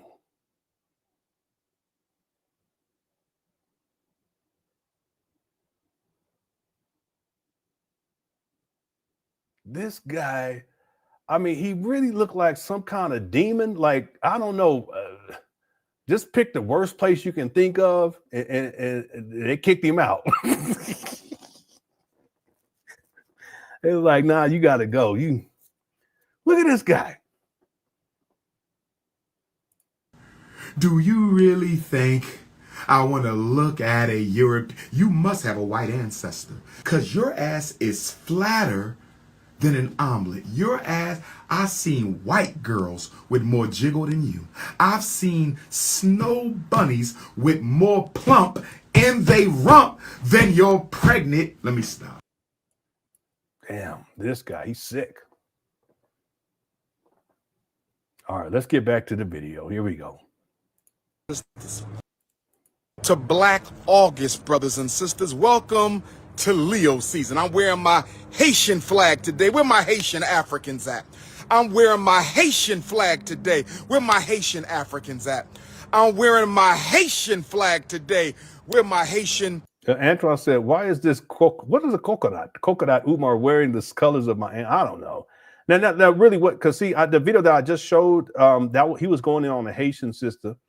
We clowned her too, though, because when she was in the gym, she was tripping. But anyway, I posted that video the day before he does this video. So he saw that video, and then so he comes up on here with, he puts on the Haitian flag bandana. That's his way of trying to make it up to the Haitian people, because he, like someone said earlier, he want to keep them Haitian donations coming in. See? Thanks, Antoine. How's it going, Holly B? Holly B says, I remain angry that his head is shaped like a misshapen thumb. He has no ears. Yeah, people have commented about that, how his bottom half of his face is so much bigger than the upper half. But I also think with Umar, he puts on these really, really tight, I mean, like tight kufis and tight. I don't even know what this is. Like I don't know what they're called, these that he has on right here. And so it just makes him look even weirder. Yeah. One other thing too, Holly B, is if you guys go back to early Umar, he wasn't, again, his weight gain is a result of money coming in for FDMG, and him, he'll binge on things. He'll just eat and eat and eat. I have video where Umar, his face, it was just puffed out big time, but that's because that money was coming in. And I think that's contributed to how he looks to this day. If you guys go back to early Umar, he wasn't overweight like this, and his face didn't look like this either. Okay, this is within the last maybe 4 or 5 years, you just start to see this happen more and more. Yeah, you're right about that. Thanks, Holly B, for the super chat. Auntie Dr. Cynthia says, pay attention to his repetitive statements. He uses a psychological manipulation tool called the rule of 3. Yep, I'm familiar with it. He repeats himself 3 or more times. Yeah, it's manipulation. It's an aspect of mind control. And there are other people who use it too. Interesting enough, Lene says that in private, he doesn't do that. Like when she was talking to him, like privately, he doesn't do that. But when he's on stage or when he's in front of an audience, he will repeat things over and over again. And she explained, and it's true. I think part of it is his mind goes and he's talking, and he starts running off the top of it. He just keeps talking. And so sometimes he'll repeat things for the influential effect, meaning to manipulate people. But then there are also times where he does it because he's trying to think about what he's going to say next. I think it's twofold in these regards. Umar, he's a master manipulator. Okay, there's different techniques that he uses. Even when he starts his live streams, and we call it roll call. Well, he'll say my Texas Africans, or my Georgia Africans, or my New York Africans, or my South African Africans, or my London Africans, and he'll just go all around the world. But what he's doing is that it taps into people from different places around the world, and it makes them feel as if they're part of what he's doing. Ultimately, he asks them for money, right? But if you can make people feel as if they're special and that they're part of this his quote unquote movement, then they're going to be more inclined to donate. It's very manipulative, right? So there's different things that Umar does to manipulate his audience. I think more recently the manipulation is more about the stories that he's telling, the narratives that he's spinning. Lenon hacked my account and I can't get any money. I don't have any liquid cash, so I need you guys to send in donations for me and my mama. Okay, that's manipulation too, right? The video that he showed about a month ago about vandalism, and he was talking about, look at this vandalism, and then he starts asking for donation. That vandalism was old, years old, but he finally pulls it out the bag because he needs money, and he's been very desperate for money more recently. See, so that's another example. There's other examples that I can give, more recent examples, but there's older ones too. Let me give you one. Another one was renovations back in 2019. Umar didn't have any money left, but so he concocts a whole nother narrative to manipulate people about how he has to find the blueprints, and once they find the blueprints, then they can start renovations. So he asked people for donations, and then ultimately he said that the blueprints it was 20 pounds. That's how much he said it weighed, and then it would cost $20,000. So $1,000 per pound. That's how Umar thinks. But all of that is part of manipulation. I'll dare say that even Umar classifying himself as a scholar is manipulation, is self-appointed. He's not a scholar. Him saying that he's a Pan Africanist, it's a form of manipulation, right? Even him saying that he's African is a form of manipulation, right? Because he's not, right? He's a bum from Pennsylvania. I was going to say Philly, but I'm going to say Pennsylvania. Right? It's all about manipulation. There's smoke and mirrors with this guy over and over and over again. Yeah. And the rule of 3 is one of the manipulative tools that he employs a lot. He does that a lot. Thanks, Auntie Dr. Cynthia, for the super chat. Lil Suck says, it tells you something that he capes for Ron Karenga and Dwight York. Yeah, Ron Karenga has a criminal record. I met that guy. In fact, he had a group called Us. My dad was part of that group at a certain point, but there was a time where I actually worked with an organization in the hood in San Diego after I graduated college. Well, I didn't graduate. After I got out of college the first time, I worked with them. It was at a community center in the hood. My uncle stayed up the street, and my aunt-in-law, rest in peace, she stayed down the street from that location. I worked with them. So they were like Ron Karenga, I don't know what you want to call, like acolytes. They were real big, and they were older than me, but they were from that generation, my father's generation. One of them knew my father when they were growing up. The point is that Ron Karenga has a horrible history. There's a documentary that this woman did on that, and just abusive to Black women. There's other stuff that she breaks down though too. But he from what I remember, he went to jail. Right? He was convicted and went to jail. And then, of course, Dwight York, most of y'all know about him. Umar, he's defended Dwight York on several occasions and called him his elder. I have there's 2 videos in particular. I can pull those up and show you, but that's telling in and of itself. So yeah, he will cape for Ron Kareem. He will cape for Dwight York. He tends to cape for abusers, right? Right. And I'm sure he knows what they were convicted of tells you about his morals. Yeah. Umar tends to defend the abusers in the first place. Okay. And we can run down a list, including P. Diddy. We can run down a list of abusers that Umar defends. But it's something that someone else said it. So I don't want to use, I think it was Drea in point. Shout out to Drea. It might have been someone else, but I think it was her. This was, you okay, baby? Yeah. Oh, okay. This was maybe 2 years ago or something like that. It might have been a year ago. She said something to the effect of abusers defend abusers. Yeah. And Umar is very abusive. Look how he talks. Okay. So yeah, I'm not surprised by this at all. Thanks, little stuff for super chat. What's up, James? Shout out to James. He's helped me so much. I appreciate you, bro. Says the fastest way to destroy a narcissist: remove admiration, ignore their victimhood, and expose the truth. Yep. Shine the light on them. Yeah. Yeah, and Umar, Lene talked about this, how Umar, he desired admiration and praise above anything else. But that's the narcissism. And then as a narcissist, he always plays a victim. It's always someone else's fault. It's always someone persecuting him. It's always someone else sabotaging him. It's me. It's Lene. It's the Cookie Crush chat. It's always someone, right? But you take that away because Umar's not the victim. He's the victimizer. That's what he's steady been doing over the last 20 years, is just victimizing Black people over and over and over again. That's real talk. Thanks, James, for a super chat. Diana Martinez says, so the thing she did wrong to deserve this was checks notes. Be nice to him. That's yeah, but see, that's the thing. Umar didn't have a problem. Watch this. Umar didn't have a problem with the conscious stripper until she exposed him. Hit the one. So watch this. Hit the one. He never had a problem with her until, because she was sending him booty pics and all that kind of stuff. He was happy. Hit the one. I wish I could get her on as an interview guest. I don't even know if she's on social media anymore, but that would be good. He was fine with her when she was quiet, right? Hit the one. It wasn't until she came out and spoke against him that then he has a problem. And then he goes in, right? But what did she do wrong? Well, she just told the truth about it. Other than that, he was fine. If she hadn't done that, he would have been perfectly fine. Watch this. So when Anaya, who we lovingly call Zora, when she comes out and speaks out against Umar, now he got a problem. But before she came out to speak about him, he didn't have a problem. Hit the two. He was fine.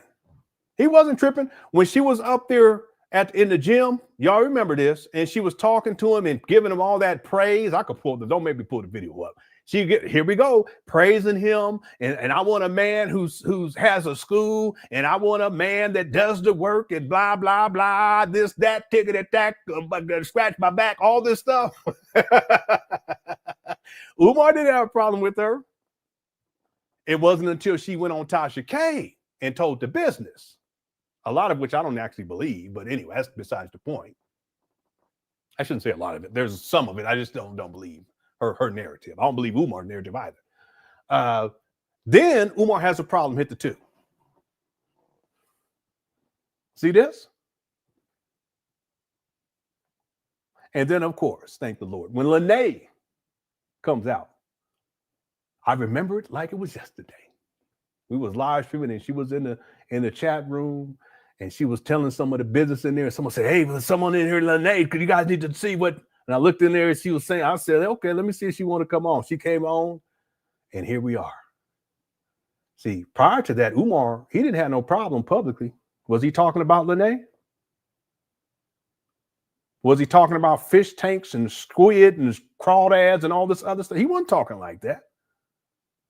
He wasn't talking like that when she was taking care of his mama. Huh? Hit the three.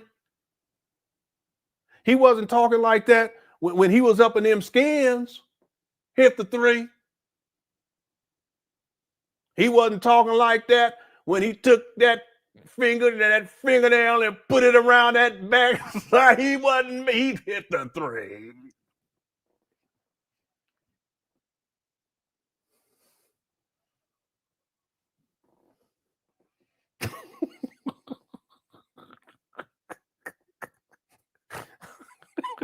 I was gonna do something. I said that's too much. Don't do that. I was gonna do it anyway, but I ain't gonna do that to you. I ain't gonna do that to you, Umar. He didn't have no problem with her. Huh? 1, 2, 3 into the 4.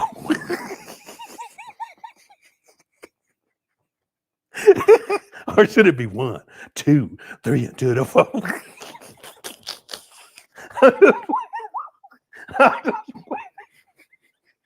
He wasn't complaining about none of that. Okay. But then when she come and tell the business, now Umar got a problem. Okay. All right. I didn't take it too far. I apologize. All right. So I just want to make that point. We got 3,000 people in the building. Thank y'all so much for tuning on in. Thank you, Dinah, for the super chat. All right. Cookie Crush. Yeah. Yeah. Umar, he's a cookie crushing werewolf. Thanks. I hope you're doing all right too. My screen froze. Am I still live streaming? I probably was talking too crazy. That's probably why the thing got shut down. Hold on 1 second. Let me check real quick. Am I still live? There's been so many comments in here. My screen froze. This chat room, boy. Maybe I'm not live streaming anymore because it's not updating. Let me look again. Let me look on over here. Yeah, it's not even working anymore.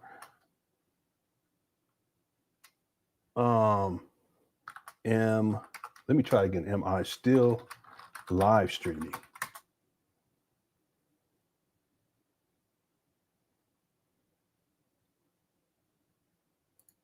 Oh, well, it is showing this, so maybe I am. It's just the whole screen over here froze, and I refreshed it. Let me go ahead and take this screen out of here then. Let me see what happens. Yeah, it's not even updating. Okay, I'm going to assume.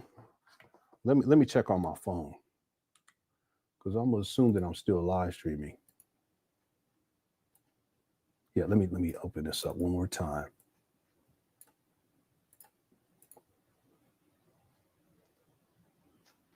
Yeah, it's not working. All right, at least on my end. Maybe you guys are seeing, but it's not up. I don't see anything inside the chat room. I'll keep live streaming though, just in case. Let me see here.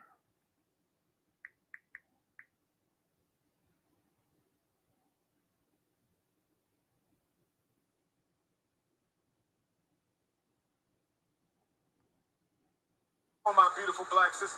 Oh, that's the one from yesterday.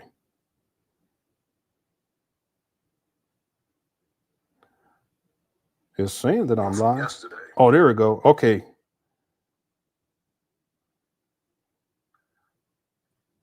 Yeah, it's I'm live streaming, but the chat room is not updating. Okay, I don't know what's going on. I apologize, everyone. What I'm gonna do is let me get to the rest of these super chats, and we're gonna get to the video for sure. Let me see where we at here. I apologize for the delay.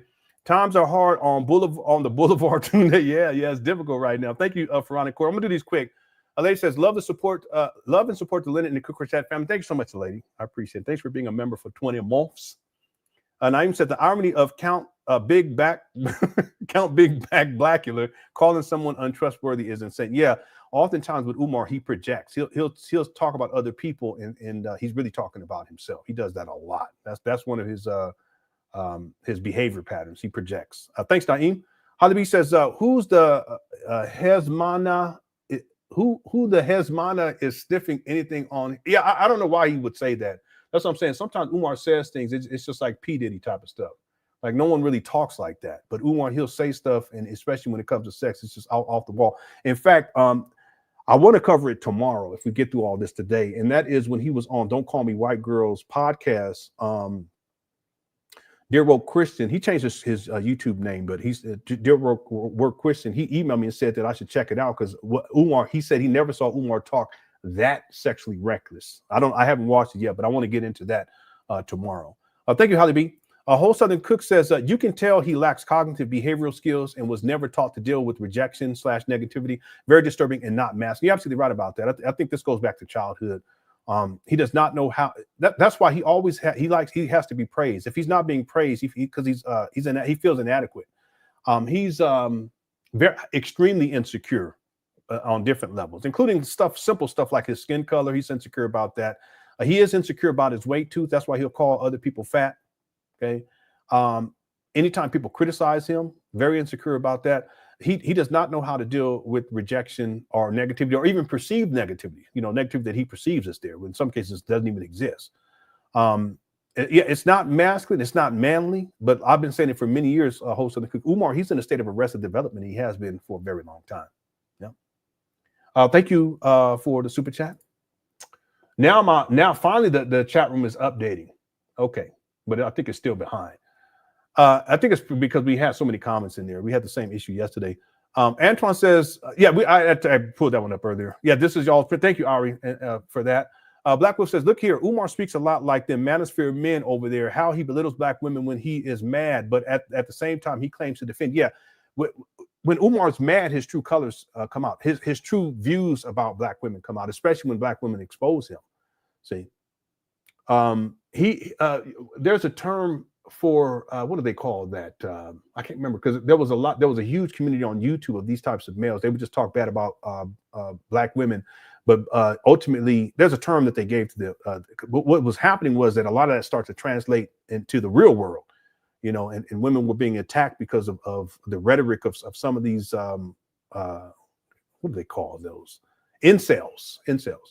Umar, his true view about black women, it's in alignment with that. He has no love for black women. He disrespects black women over and over again. And I'm going to put together a video where I'll give an examples one after another, and it'll be a longer video of Umar just disrespecting black women. That's who he is. And see, when he gets upset and angry, the true Umar comes out. He can't control himself, and he can't keep the facade up. See? Thanks, Black Wolf. Love and Peace says calling his meat the Shango stick is super disrespectful. The Yoruba people and their ancestors, probably why his life is in shambles.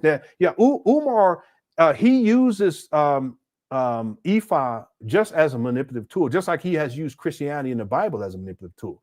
It's not that he's a Christian, right? I've seen people who are deep into Ifa, and they've talked about how Umar, even how he talks about it, it's incorrect.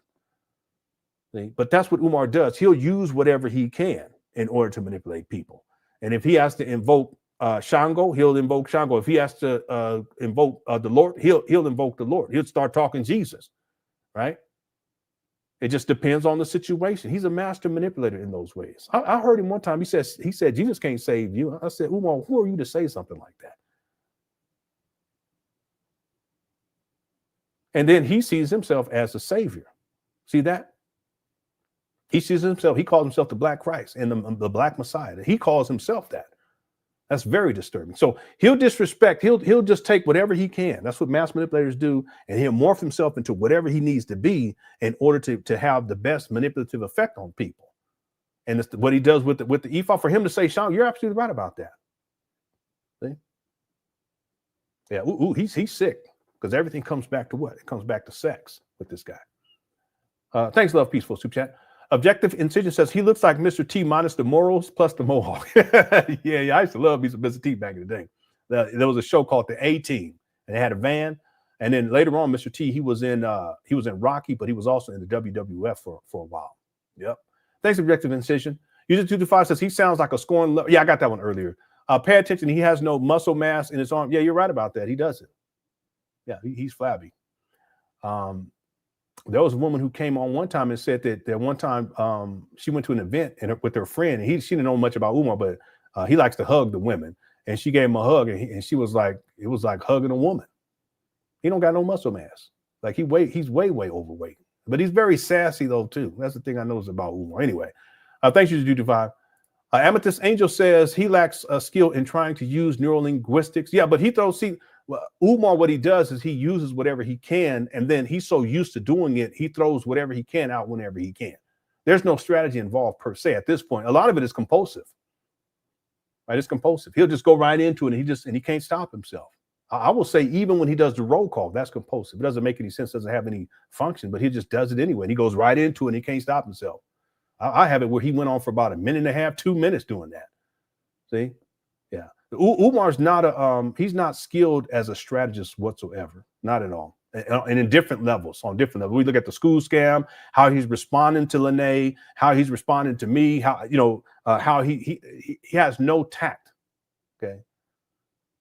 Thank you, Amethyst Angel. MJ Law says, dude looks like Jeffrey from Virtual Fighter. I don't even know what that, let me go look.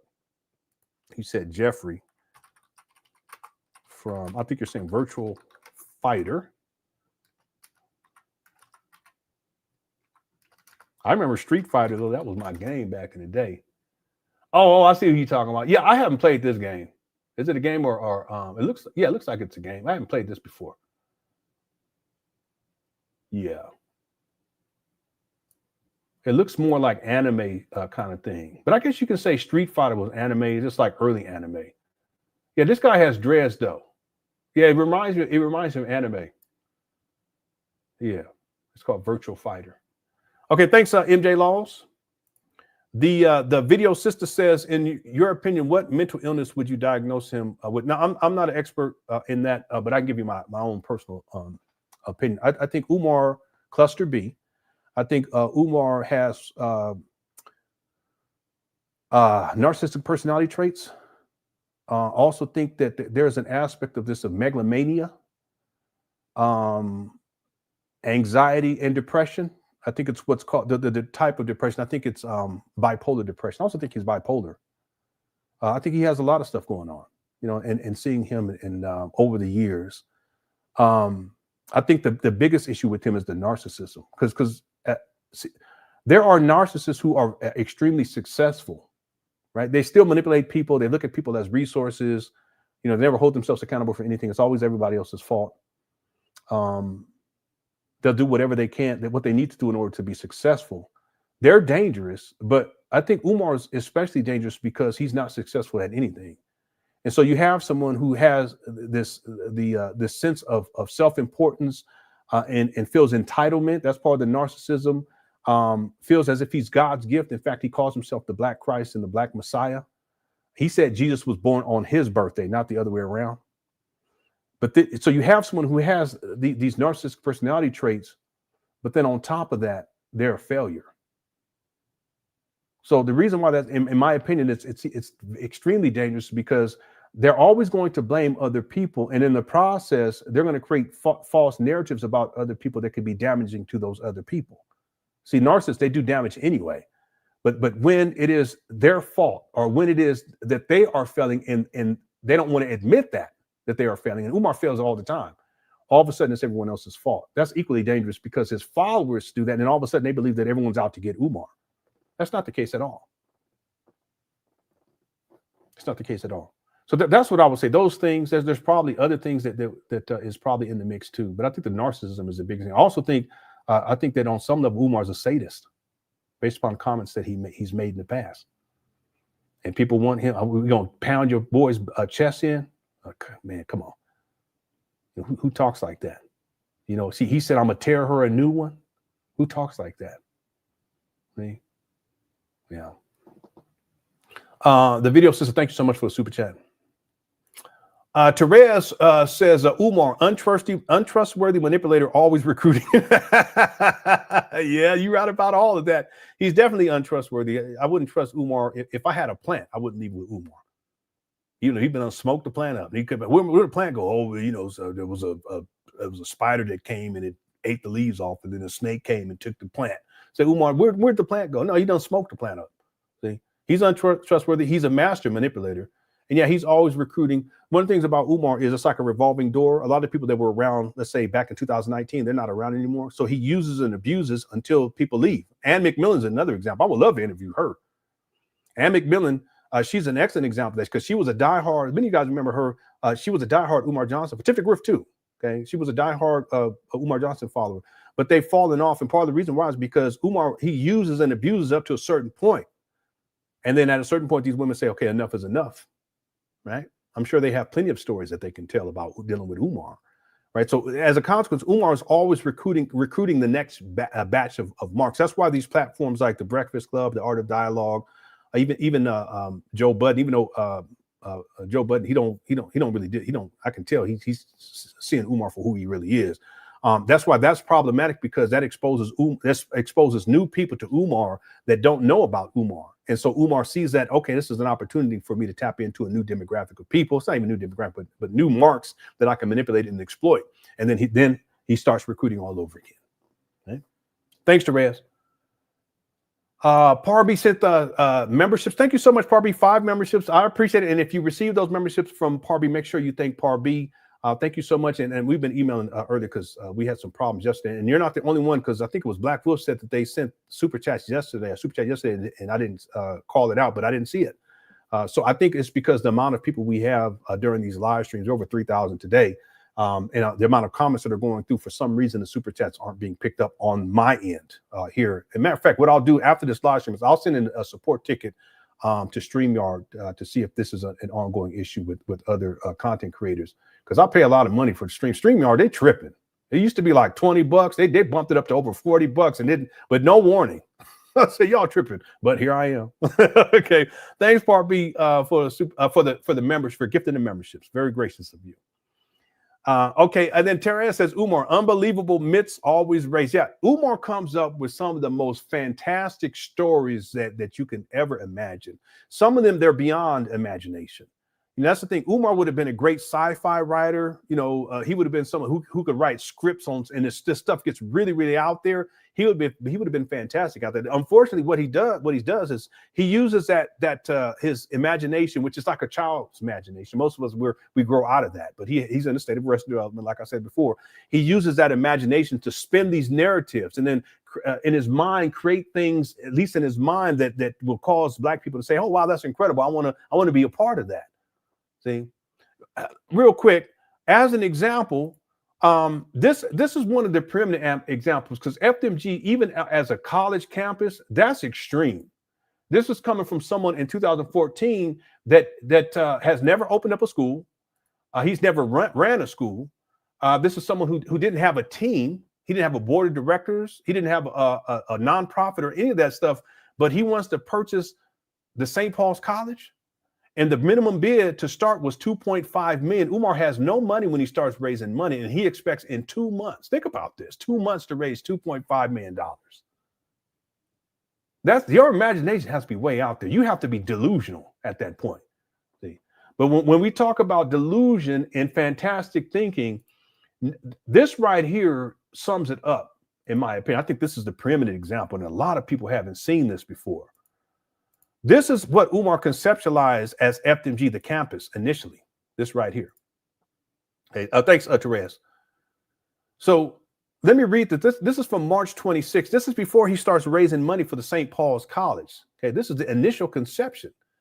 This is the aerial view of preliminary heaven on earth, Frederick Douglass and Marcus Garvey, RBG Leadership Academy, 500-acre campus encircled by FDMG River in the shape of Mother Africa.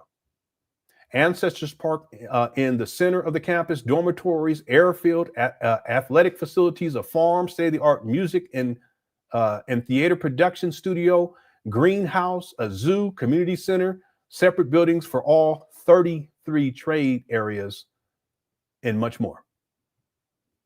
You see this? So if you guys look at this, it's in the shape of Africa, and I thought that the outer portion of this was like a wall, but it's actually a man-made river that encircles this 500 acres. Okay, who's going to do that? How much in resources and time is that going to take just to create this, to dig this river out and then have water flowing through it? Okay, we're talking about someone whose imagination is out there. He's delusional. Okay, and then if you look carefully, there's one way in, one way out. Okay, well, this is a cold compound, and that's at the bottom. Okay, he has these massive dormitories. There's 2 schools. There's an elementary school. There's a elementary and it's a middle school.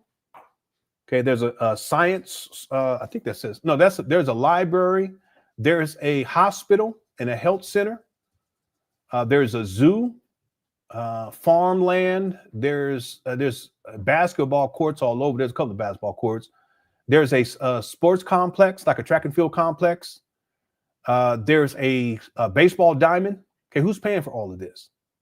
There's a NASA building. There's an aviation building. There's an air traffic control tower. There is a military building. There's a landing strip for airplanes and presumably helicopters. There's 2 aircraft bays, where they can store the aircrafts and much, much more. This is Umar's initial conceptualization of FDMG. That's what I mean. This guy's out there with no money. This is easily $1 billion, if not $2 billion project.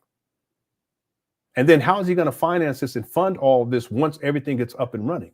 Because it's going to need to have doctors, right, and nurses and techs and all that stuff inside of this hospital. Who's gonna? Okay, let me show y'all one other thing that's associated with this that's gonna blow your mind. This guy, he's so out there. It's this one right here.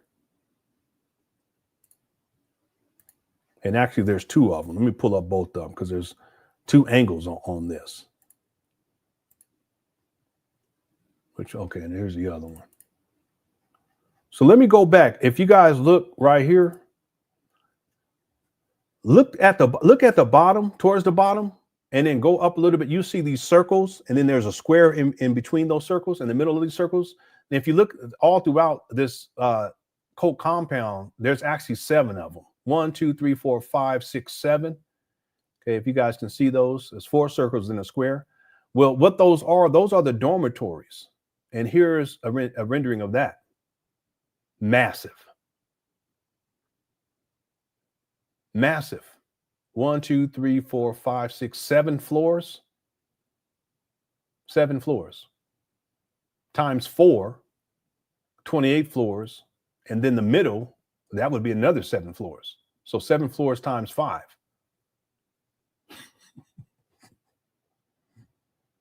Was that 35? Okay. So if you stack all this on top, you're talking about 35 floors, but then they're broken down as 1, 2, 3, 4, 5, 6, 7 floors each. Okay, that's just one.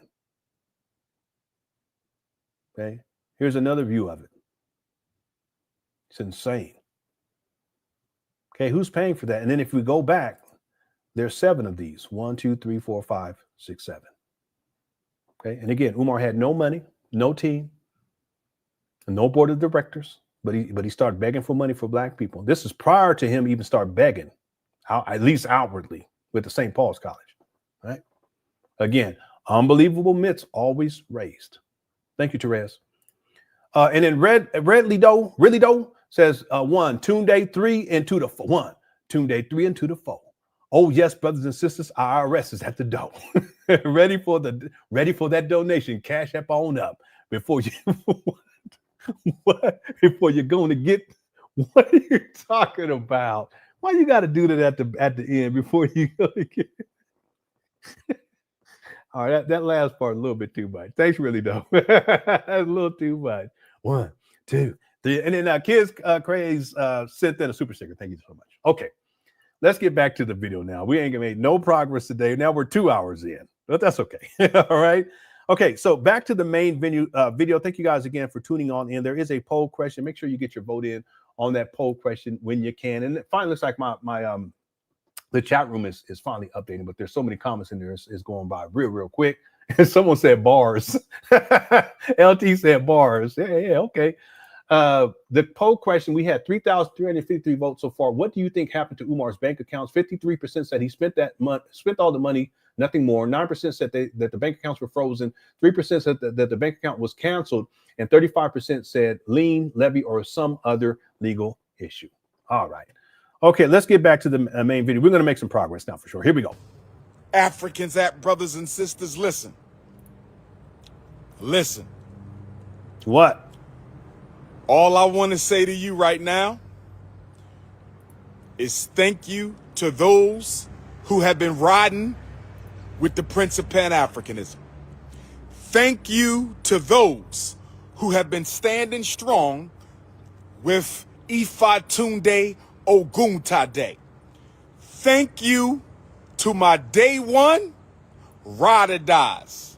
Thank you to the haters, the instigators, the defamers. That's all I'm going to say. To the haters, instigators, and defamers, that's all I'm going to say.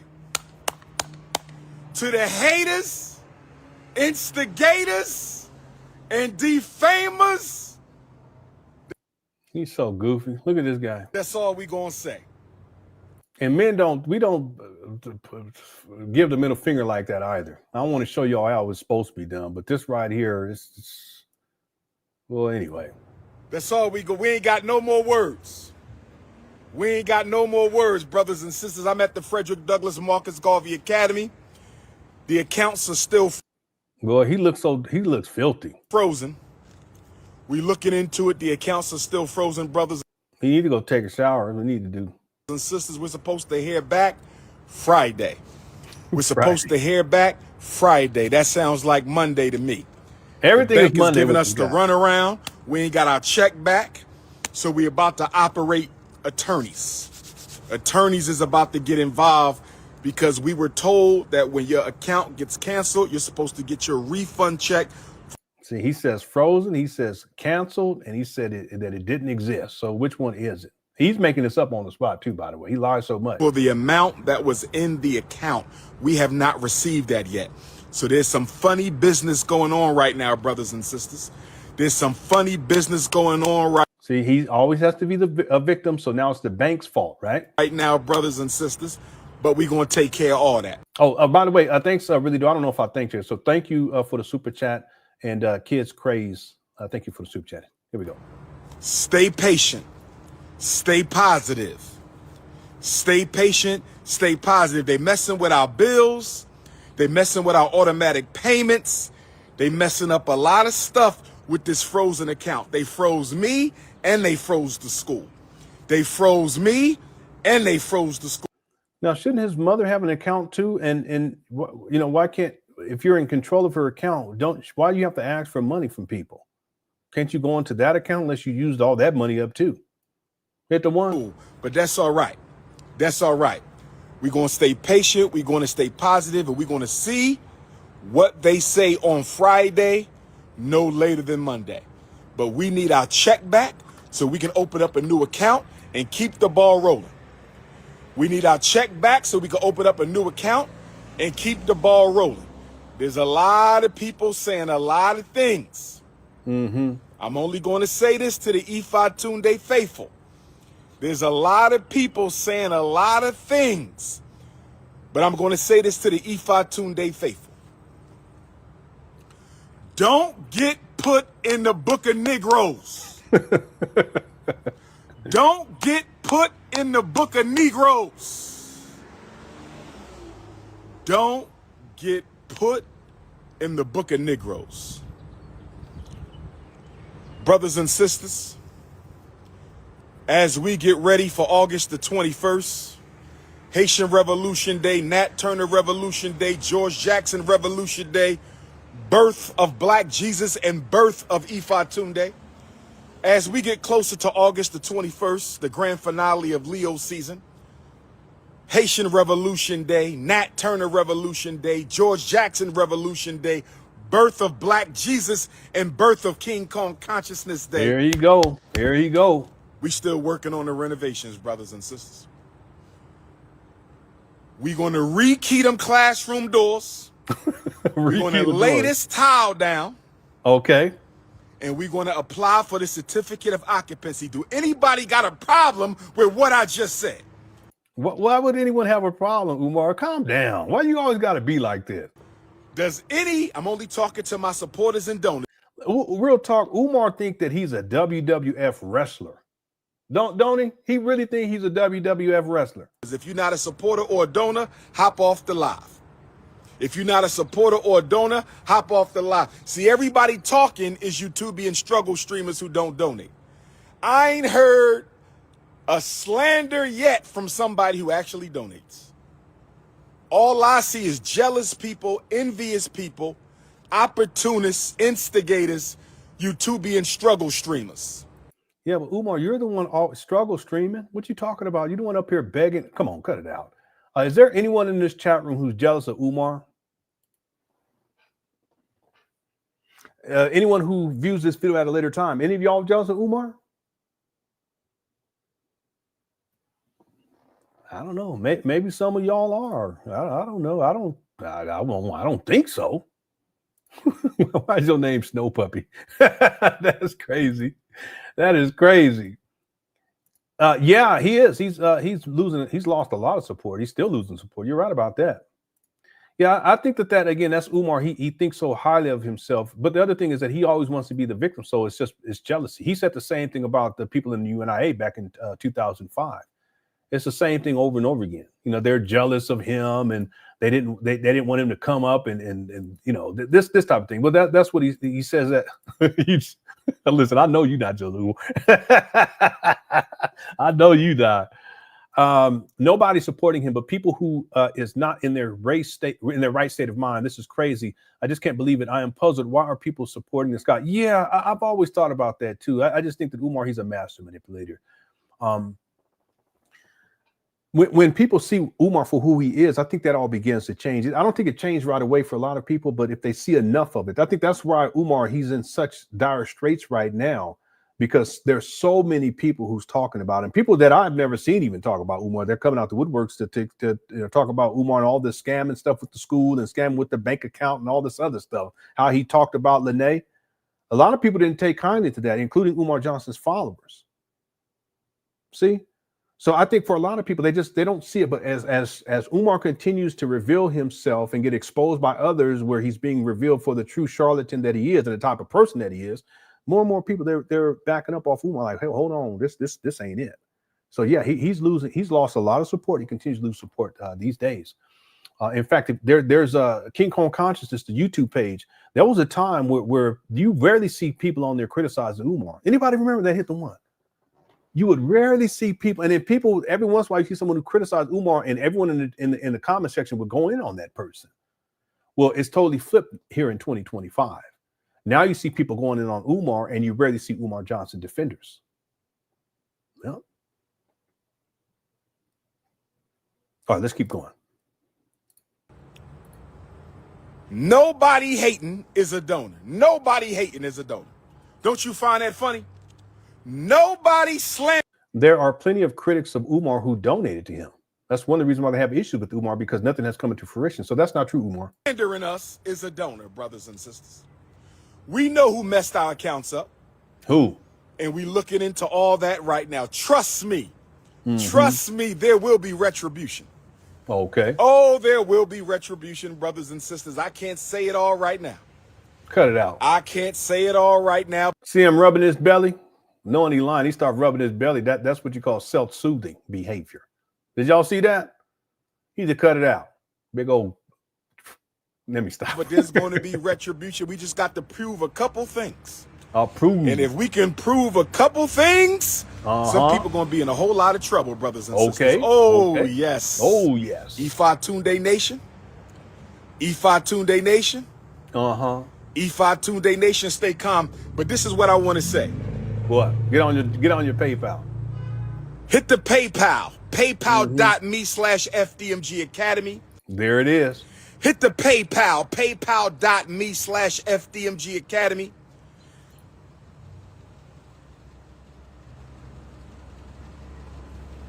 I'm gonna let this doing, my beautiful black sister?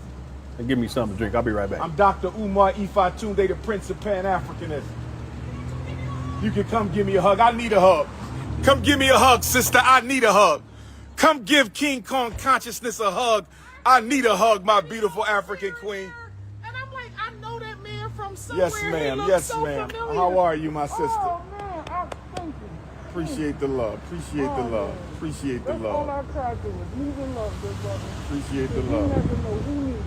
Yes, ma'am. Yes, ma'am. Yes, ma'am. Yes, ma'am. Yes, Thank you so ma'am. much. Thank you so much. Stay strong out here. I sure will.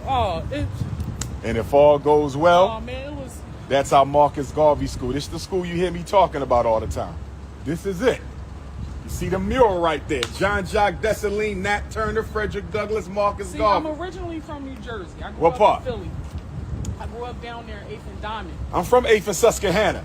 Got my first haircut at Shabazz at 8th and Diamond. Jermaine My first Shoemake in filling the job flesh. was right there at the damn Yes. the park right at That's 8th where and I was Diamond. born and raised. So I grew up down there. North We've Philly. been down here.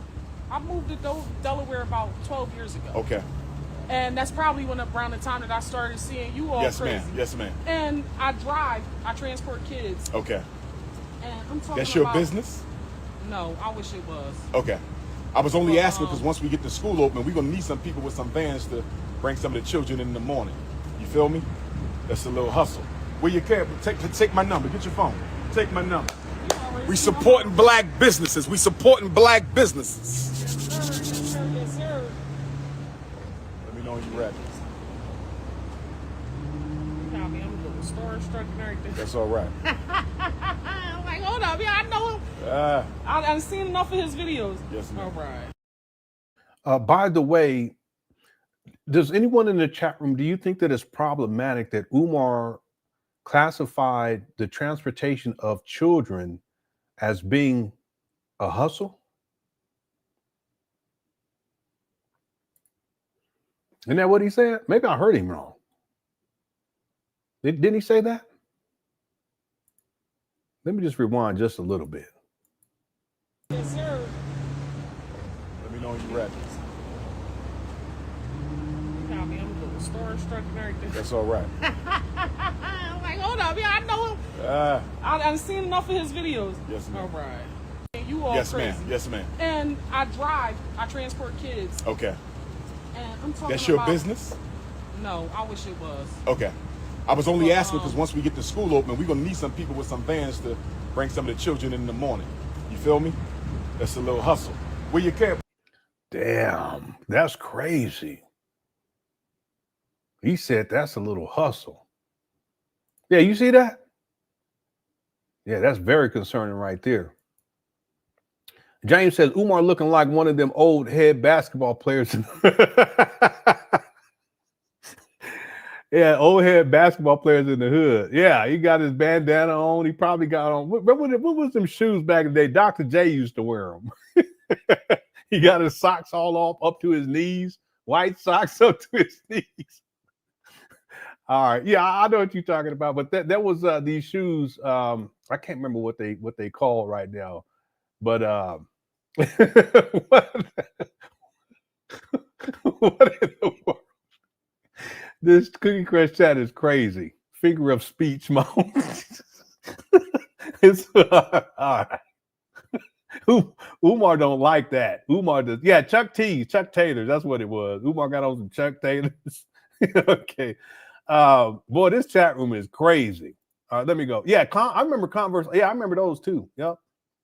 All right, let's go. I never had no Jordans though because we was poor. Here we go. Take my number. Get your phone. Take my number. We supporting black businesses. We supporting black businesses. Hey, Luda, continua. Hey, for tuning in. What's up, Edward? Yeah, I remember those too. Reebok pumps. Yep. You got me. I'm a little starstruck and everything. That's all right. I'm like, hold up. Yeah, I know him. I've seen enough of his videos. Yes, ma'am. All right.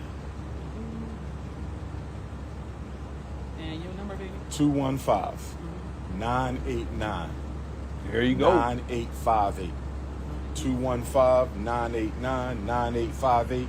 Dr. Umar, UMAR. Lock me in. And I got to Text capitalize your you, but trust me. Yes, ma'am. It's all right. It's all right. What's the name? My name is Sietta, sweetheart. I'm going to just text you my And make name sure you so let me got know my you do number. transportation.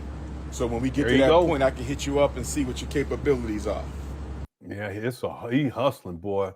Carol says his head shaped like Eliza Thornberry, but he looks and acts like Donnie. I don't even know who you talking about. Let me go look it up.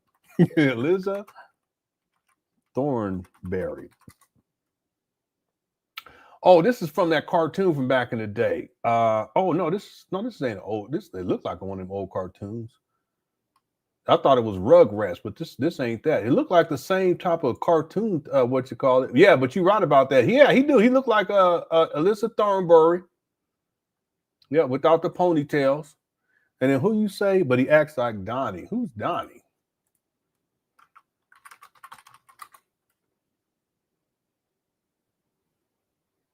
Oh, he looked like a savage. That's what he looked like. He looked like a savage. Okay, I ain't never seen this cartoon. I thought it was Rugrats when I first looked at it, though. Yeah, it's a cartoon. Let me see. Let me tell y'all what it's called. So if y'all want to go look it up, it's called the Wild Thornberries. Yeah. All right. Thanks, Kiara. Yeah, I never heard of that before, but I can see the resemblance, especially the head shape. Thank you for the super chat. James says Umar looking like. Yeah, I got that one.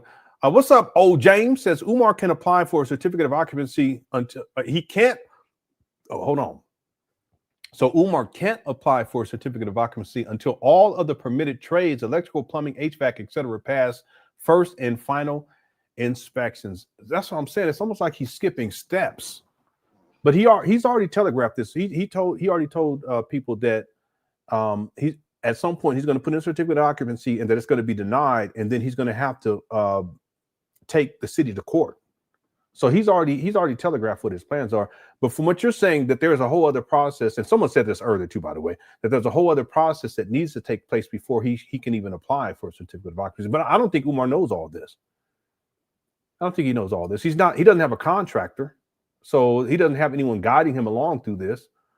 So what you're saying is that even before he applies for a certificate of occupancy, he has to make sure that the electrical, plumbing, HVAC, etc., have already passed the first and final inspections.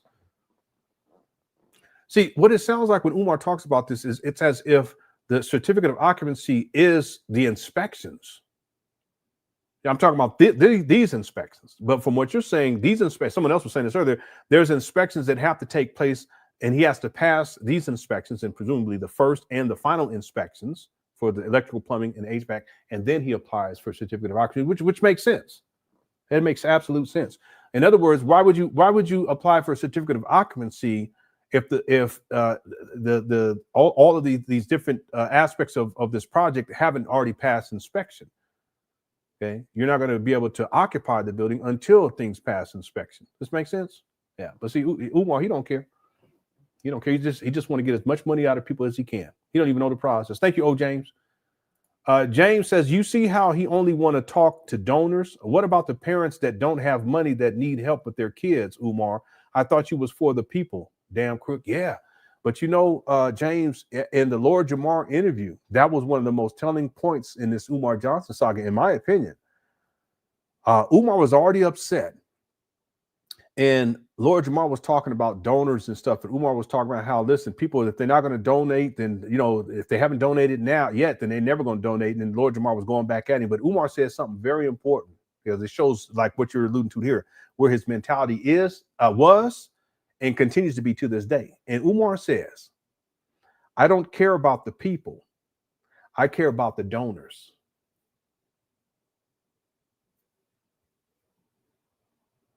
See, what that translates to is, I don't care about the people. I care about the money.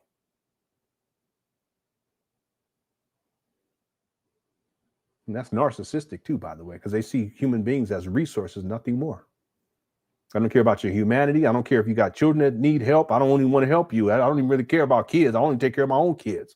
What I care about is you as a resource, financial or otherwise. So that one moment in that interview, a lot of people woke up right there.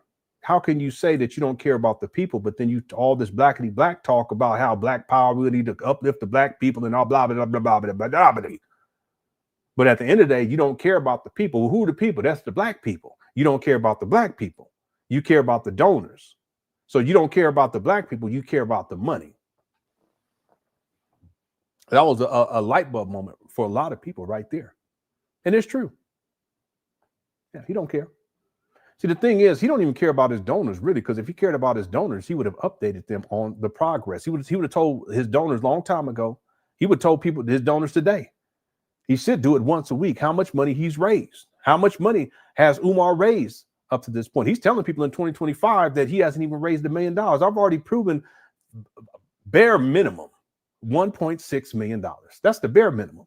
And that's really counting just 2019 to 2024.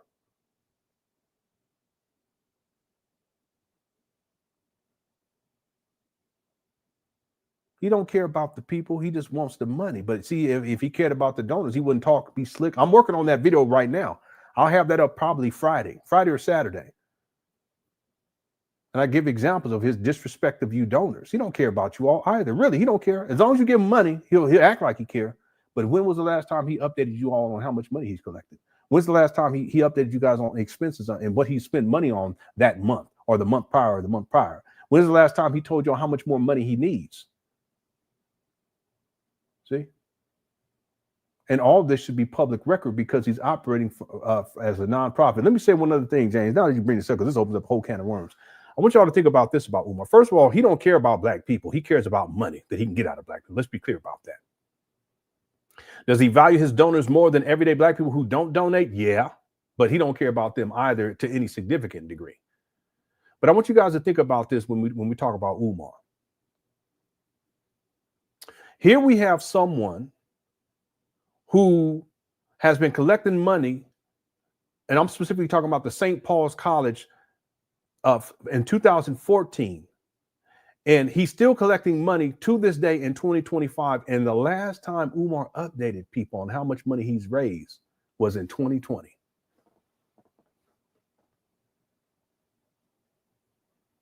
Don't y'all find that suspicious? 5 years ago. That's a half a decade. That's the last time Umar updated. And he said he had raised $850,000. See, as a nonprofit, that should be public record.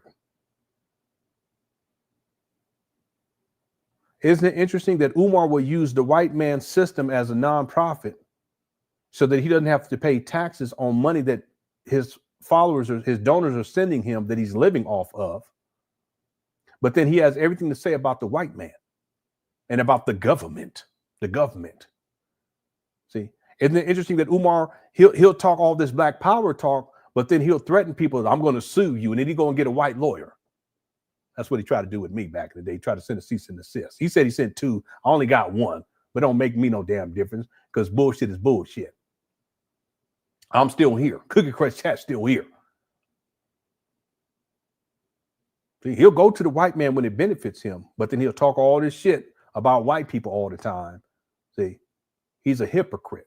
And it's hypocritical for him to take all this money from black people and then talk about how he don't care about the people, which is black people. He only cares about the donors, which is money. It's hypocrisy. See, so if y'all don't donate, he don't want to have nothing really to do with you. And if you do donate, he gonna disrespect you. We got the video. It's gonna be dropping this week. Thanks, James, for the super chat. Okay, I got this one earlier. Thank you so much, James. Let me see here. Did I get all of them? Umar looks like he's storing acorns in his sheet. Yeah. He looks like you're right about that. He really does. He's like a squirrel. Let me see. Yep. I should pull up the video with Umar's face. He shaved his beard off. And his face was so fat, but that's because that money was coming through. Right now, his face is sagging because he's in a bad way right now. But yeah, he looked like a squirrel. Thanks, Ike, for super chat. Let's see. The Book of Negro got vandalized too. No. There is a historical book of Negroes too. By the way, someone sent me that information. It's amazing that Umar would reference that because it's actually disrespectful. But anyway, thank you to 225. What we're about to operate attorneys. What the hell is he talking about? 6 degrees, but can't form a sentence. Umar the snowman. Yeah, but again, Umar has degrees, but he's really a functional. I don't want to say it that way, but he's a functional dummy. And in all practical ways, he's non-functional in society. He don't even know how to shop, which is something you have to teach. You have to teach the kids how to shop. See, when I go to shop, I already know what I'm going to get. I know exactly where I'm going to go. I know my route. I have it all planned out in my mind to save time. But Umar, he goes and he don't know what he's getting. He don't have no clue. He's just walking around looking for whatever. But that's because he got free money. See, when you got money, you ain't trying to just spend it on any old thing. Well, let me rephrase that. When you ain't got money when you have money that's coming in based upon you working, phrase it that way, you ain't just trying to trick it off on anything. You got to know exactly where your money is going, when it's going there, how it's going there, but not with Umar because it's all free. So when he goes in and he goes to shop, and Umar likes to shop, he just picks up whatever he can. Lene talked about that. See? So, but he doesn't have basic life skills. Right? He has degrees. He was in higher education for about 20 years, but in the real world, he's non-functional. He's what you call a functional dummy. I shouldn't say it that way. I apologize. Let me take that back because that's too harsh. Okay. So when he says we're about to operate attorneys or whatever, activate attorneys. So I mean, what are you talking about, Umar? Whatever he said. 6 degrees. You listen to him talk. You can tell this guy. Anyway. By the way, Gizmatic, there was a time that Umar, he wasn't like this, not like this. You guys go back to earlier Umar videos, he wasn't like this, and I have those. This is the result of his mental health declining, but also the substance abuse over time. You know, and then all of the shady shit he's been doing behind the scenes. Let me tell y'all something. It all catches up to you. It always does, and it's going to catch up to you in different ways. That's why I try to live my life right as best I can. I got all these kids counting on me. I ain't got no time to be playing no games. But see, Umar, he done so much shady shit that most people don't even know about. All of that is come back to. So where he's at today, he wasn't always like that, but he's deteriorated significantly, and it's going to continue over time. Mark my words. Thanks, Gizmatic, for the super chat. Kid, okay, I got this one earlier. Thank you so much. And there was a couple. Let me scroll down here real quick. Okay, I got this one from Kiara. That was the cartoon character. Sister 1970 says, as a Black woman, it's truly time to stop allowing these con artists to cause more damage to our communities, playing off our emotions. Yeah, Umar, he's a master at that.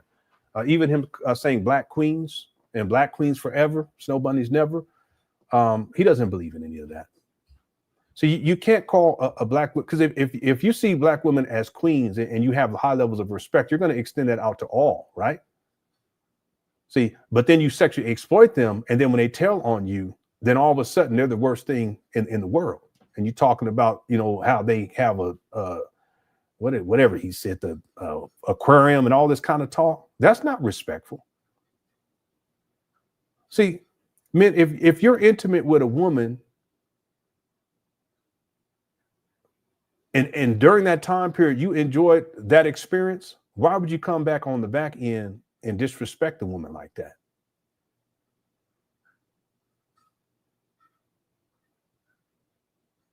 That don't even make sense. And you real men, you know, like it's not a right, it's a privilege. That's why I'll be so thankful. I'm real talk. I'll be so thankful when I'm up in there. I'll be so appreciative. Because it's not a right, it's a privilege. But see, you see it as a privilege if you have respect, right? But you see it as a right if you see it as a right if you feel entitled. And Umar feels entitled to Black women. That you belong to him, but he doesn't belong to you.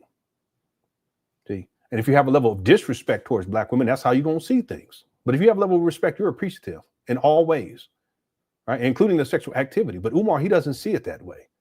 And so what he does in order to get to that point is he manipulates these Black women. And yeah, he plays off of the emotions. I want to help you with your Black boys and the school to prison pipeline. A lot of Black women have fears about that for their sons. I get it. Okay. And we need to marry these Black women. And some of us men, we even need to marry the ones that already have children. Well, what were you talking about, Umar? Well, you have all these baby mamas out there, at least 3. So these Black men, they have to commit to the women that you impregnated and then abandoned. And you still ain't married not one.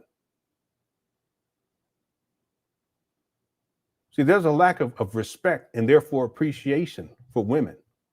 Umar, he doesn't have that.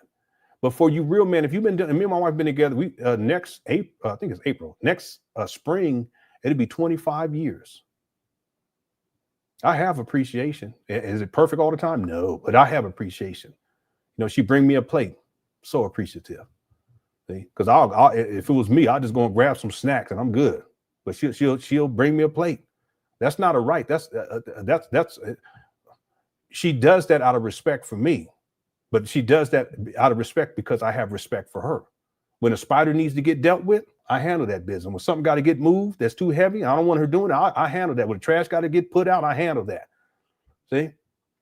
When somebody tripping, I'll raise I'm talking about out there in the world, I'll raise my voice and I'll handle that. So she has respect because we know that she recognizes that that's what I'm supposed to do. And then there's things that I recognize that out of respect she does for me. So it goes hand in hand, including engaging in sexual intercourse or sexual activity. Be appreciative of that, men. Umar's not appreciative of that. Be thankful. I'll be so thankful. Even when I'm in there, I'm thankful. You understand what I'm saying? I'm not even being funny. Real talk. But see, Umar, what he does is to get up in there like that is he plays on women's emotions and their fears. Anytime you have a person playing on your fears, they have no respect for you.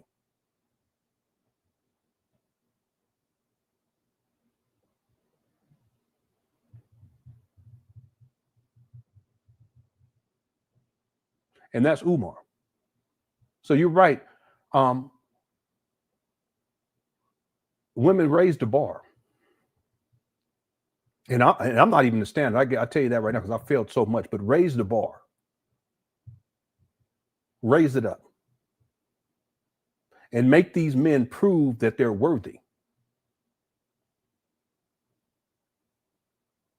And the first thing is that they have to have respect. And if they don't have that, they're unworthy. And Umar has no respect for you black women. He'll talk that talk, but he don't walk that walk. Real talk. Let's go. Thank you, Sister 1970 for Super Chat. Andrea says, did you notice he asked her to do, does she own the businessman's seeking prey? Oh, I see what you're saying. Yeah, the thing is that's Umar. Even asking that question is a way to get information out of her. And if he can get information out of her that would put him in a position to use her, then he's going to go for it. That's why he gives her the number, said, text me, blah, blah, blah, that whole thing. That's Umar. That's how Umar operates. See, there's this video, and I don't have the video, but if someone ever finds it, I'll cash app you $100. Okay. Where Umar, he's given this lecture and he's talking about how the first thing I'm saying, like Umar was saying, I'm paraphrasing. The first thing that I do when I'm at a lecture is I'm looking around the room and I'm gauging who can do what for me. This person right there, they can help me with this. This person right there, they could be a donor. I'm paraphrasing. This person right here, blah, blah, blah. And see, earlier on, it didn't click in my mind because I hadn't done enough research into Umar. But these days, when I think back on that and reflect on that, that includes he's looking for women. He's saying, okay, this one I could probably get some money out of. This one I could probably get some sex from. This one I get money and sex out of. This one right here, she's here with her son. She's probably a single mother. I'm going to target her. That's how Umar operates. He sees you women as prey. See? And so when this woman says, I drive whatever, he automatically in his mind, you see, even how he says it, he asks the question, you use blah, blah, blah. That's him. He's clicking in to that predatory mode, trying to see, okay, let me feel her out and see what else she might be, I can get out of her. Now,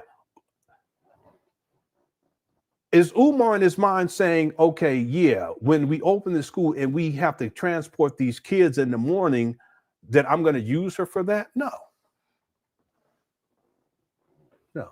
That's just the game that he plays, because he knows that there's not going to be a school that opens where children are going to be enrolled for $500 a month in that area.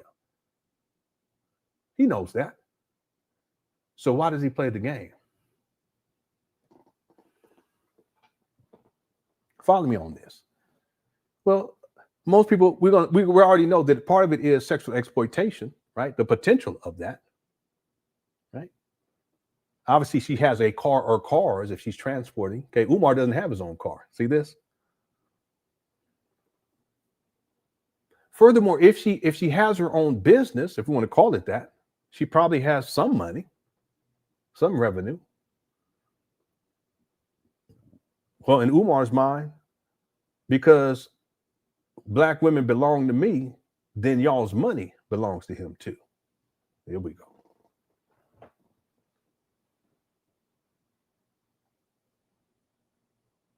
That's Umar. He's seeking the prey. Thank you, Andrea. Boy, this show was hot today, boy. I tell you right now. Shout out to Good Crush Chat. Valerie says he's hollering, supporting black businesses. She works a 9 to 5. He should get a job application from her and do the same. Amen. Amen. You know what else though, Valerie? Umar was talk about supporting black business, but you remember when he went to that lady at the Cherry Hill Mall? That wasn't a black business. Because he said he got some incense or something like that. Well, you can't find, black people, we be selling some incense now. We be selling some incense, all kind of stuff too, different flavor, smells and different types. I mean, we come up with some of the, a Black Mario incense, Super Mario Brothers incense, Information Man incense. We come up with all. I even seen Valerie Fisher incense, homeboy down on the corner on 5th and Marquette. Right, but Umar doesn't do that. He went to that one lady. Y'all remember that at the Cherry Hill Mall? Well, Lene was talking about how Umar, he does that. He'll take the black people's money, talking about we need to support black business, and he goes right in to go get that Chinese food from Chinese people. Huh? That's Umar. So that's just Umar running his mouth. At the end of the day, he's not about that. That's just the expectation that he puts out there because it's about part of this whole black power stuff that he be running his mouth on. And the truth be told, the most empowering thing that Umar could do in his own life is to go get a job. But like I said, he's so used to getting free money and living like this for such a long time. It's just far beyond. The other thing too, I think Umar, he sees himself in such high regards, even though he fails at everything, that he feels as if he's beyond a job. Like I shouldn't have a job. That's Umar. See, and yet he'll beg black people talking about, yeah, we're going to support black business. But at the end of the day, he spends black people's money with the white man all the time, or quote unquote white man and Asian, whatever you want to say. Thanks, Valerie. Shout out to Information Man said, if I didn't know who Umar was on the streets, I would think he was a crazy homeless werewolf. A man of no character. I stand on it. You're right. Time is tricky on Umar. Umar has a personality disorder. Yeah, I think he has a lot of issues going on. I think he does. I had outlined a few of those earlier today, including megalomania. He's a control freak as well. Paranoia is another one.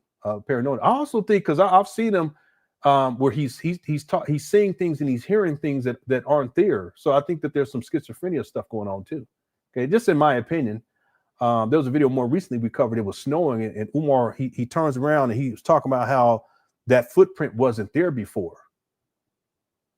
and that someone had, and he said he heard someone take a step. It was like right next to him, and none of that happened. But I mean, yeah, he out there.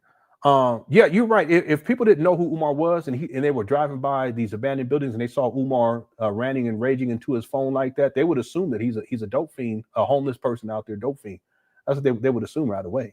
I would, but because Umar is online and he has misrepresented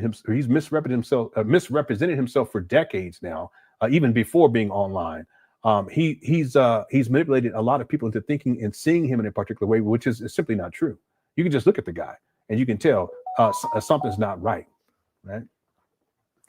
Thanks, Information Man. And if you guys haven't checked out Information Man's show, when you have some time, check it out. He does some great work. Yeah, why is my wife asking me this? She's so sweet. All right. Thanks, Information Man, for the super chat. Okay, we got to finish this video today. I mean, maybe tomorrow we'll come in and I don't know.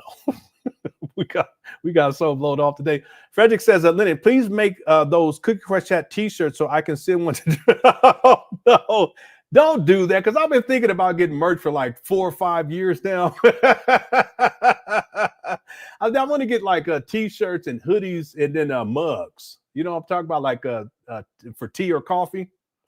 I've been thinking about it for a long time. Thanks, Frederick. But if I ever do it, don't do that. I'm gonna get a mug with Umar in jail. The picture be Umar in jail.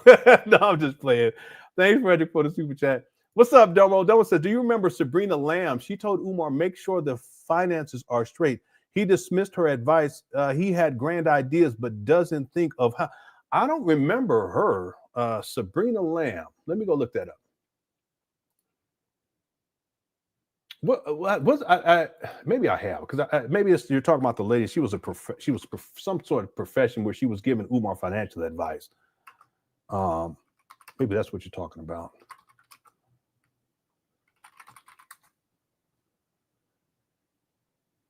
Yeah, I'm not seeing it come up. Oh no, no, that's not it either. Yeah, I don't see it coming up. I'm wondering if maybe that's what you're talking about, because there are professionals who've done videos to offer advice, that offered advice to Umar. I'm thinking this is probably what you're talking about. Thank you, Adamo, for the super chat. A Sapphire sent in a super sticker. Thank you so much. I appreciate it. What's up, Genghis Khan? I haven't seen you in a while. Hope you're doing all right. Said we have to admit that the only person that can save FMG is Billy Boy. Even Brother Jose couldn't do it. Save us, Billy Boy. Yeah, Billy Boy was one of the characters. I wrote a song for him too. Is Billy Boy, where you at? You're missing. You made a promise and then you took it back. You're tripping.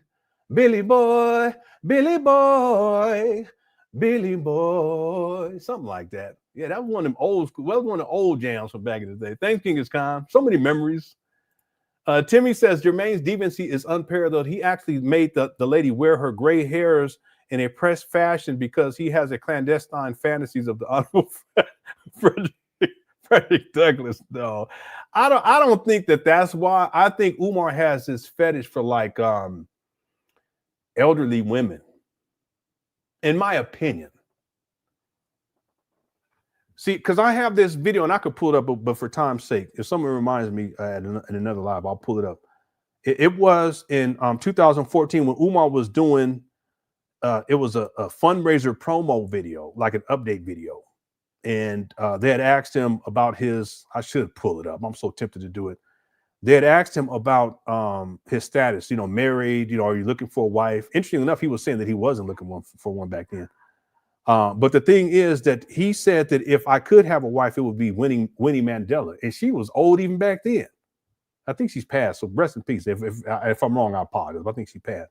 I should pull that video up and play that for you guys. In fact, I'm in the folder right here, right now, because it's 2014.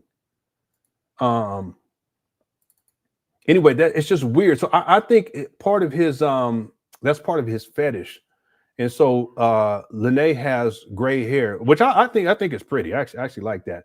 And so for Umar, for him, it's a kink kind of thing. That's what they call it, a kink. That's what I think. I do have pictures of Umar in a wig though.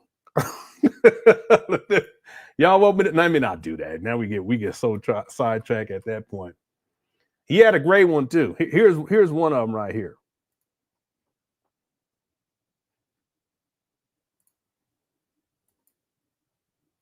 All right, here you go. That's one of them. And then here's another one. This was the gray one. There's another one too, but it's not coming up. But here's the other one right here.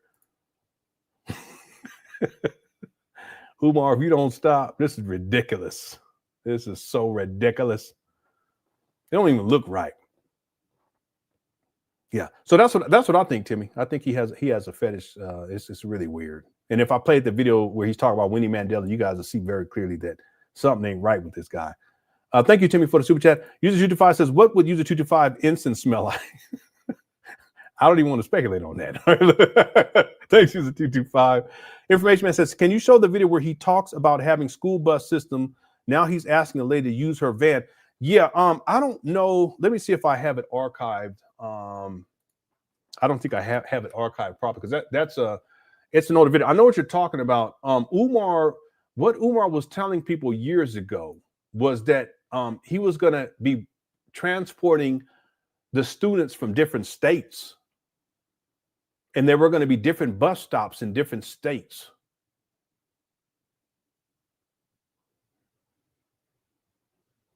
From what I remember, there was going to be a bus stop in New York, one of the boroughs. There was going to be a bus stop in Baltimore, a bus stop in Philadelphia, obviously a bus stop in Wilmington, Delaware. But altogether, if memory serves me correctly, it was like 7 different stops, bus stops.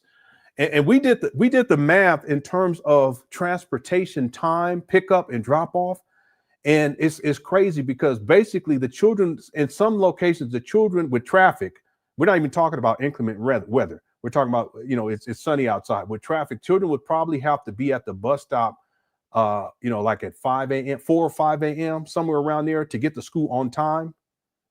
And then they're at school all day, and then they got to get back on the bus, and they're going to have to deal with traffic getting all the way back to their state. And we did the calculations. They probably would get home probably around 10 p.m. and then go to bed and then get back up 3 a.m. to get to the bus stop again for 4 a.m. That's nuts. But this is what Umar was saying. They're going to have different bus stops, different bus drivers, and all this stuff. And all this is going to be happening so that they get children to the school. That doesn't even make any sense. But now he's asking the lady for a van. Sometimes I think Umar, well, I know he doesn't know what he's doing, but I really think he's batshit crazy. You know what I'm saying? I'm trying to see if this bus thing comes up. Yeah, because I don't have it archived that way. I could find it though. Hold on one second. Let me see right here. Yeah, no, it's not coming up. Man, some of these things, Umar looking crazy in some of these videos. The thumbnail that's popping up. Yeah, it's not coming up. But I'm sure I could find it.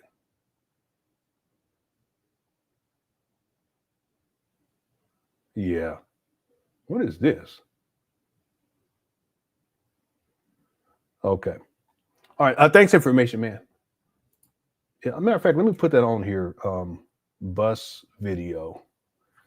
Because maybe I could find it tomorrow for tomorrow's live stream. Yeah, it was wild that he even came up with that. Thanks, information for Super Chat. Ivory says, please give us someone pooped on my steps. Is it you? Which one was that? That was somebody shitting on my steps. Was it you? Somebody shitting on my stairs. Was it you? Yeah. Somebody shitting on my stairs. Was it you? Was there even anything other than that? I can't even remember. I don't think I did anything. It was just that. Okay. Thanks, everybody. That was a long time ago, too. Veronica says, remember the movie Cotton Comes to Harlem? Umar is a modern day Adiko Manley. I've heard a lot of people say that. I've heard a lot of people reference that. Yeah, he's a charlatan. Yeah, he is. Umar's a charlatan, and fundamentally, he's a street hustler. He's not from the streets. Even though Umar says that he's from the streets, he's not. I've done the research. See, he spent 9th, 10th, 11th, and 12th grade. There's another video where he says it was 8th grade, but I'm going to go with, give him benefit of the doubt. 9th, 10th, and 11th grade, and he was off at a boarding school. He wasn't in the hood. See? But he tries to pretend that basically he's just a street hustler. He's a weak, soft street hustler. Real talk. That's Umar, right? But he's a charlatan, just like Diko O'Malley. Umar's the same way, and he's not the only one. There's so many other people like that. Jay Morrison is another example, of just someone who's very extremely manipulative. And Jay Morrison it was somewhere around $12 million out of black people for nothing. I mean, no benefit to the black people. I mean, nobody other than himself and his family benefited from that. But in terms of all of the investors did not come up, because he issued, from what I remember, he issued dividends one time. But obviously the dividends didn't cover the initial investment. So everybody lost money. All the black people lost money that invested in that foolishness. And then he walks away with property, his own home, property, land, and money. Okay, so Umar's not the only one. There's plenty of other, but I've seen a lot of people reference this more recently. Thank you, Veronica, for the super chat. A Sapphire says, I hope my info about the certificate of acceptance helped further prove my point. No school. Yeah, you're right. See, the thing is that Umar, he's a functional idiot. Real talk. When he gets online, he can get into this mode and play a character. But in the real world, he does not know how to operate day by day.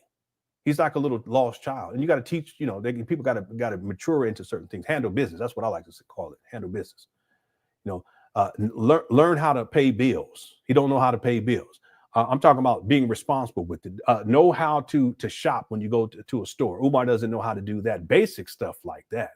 He should have his own car at the age of 50. He doesn't have his own vehicle. He should have his own place, his own home. He doesn't have his own home.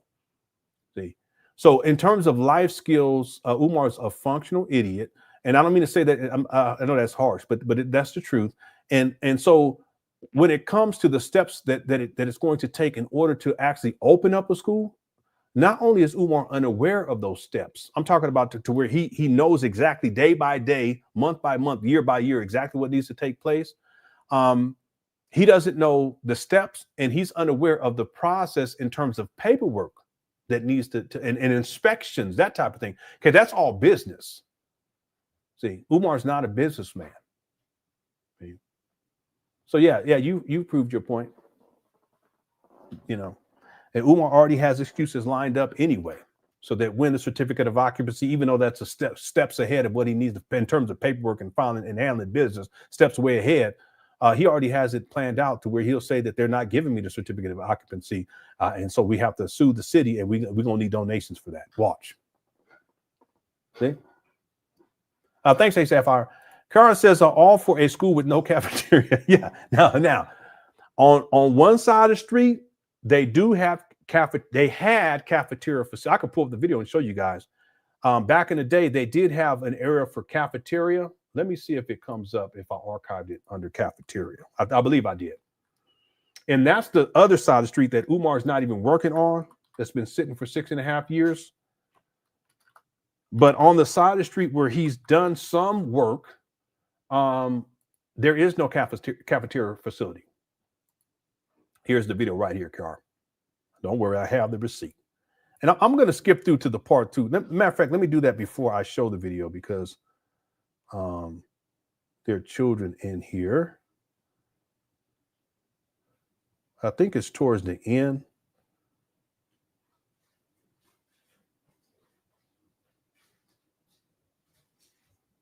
Yeah, I think. See, I could barely see it right here. That's why. Because in the screen, there's a really small screen down here for where I can review the. Let me do it this way. I'm gonna pull it up and open it up in. Oh, hold on a second. I'm gonna open up VLC player, and then let me skip through the part to get the timestamp, and then I'll show it to you. Oh, here it is right here. Okay, so it's at the 1 minute and 2 seconds. Let's say 5. Let's go right here. 1 minute and 5 second mark. All right, here we go.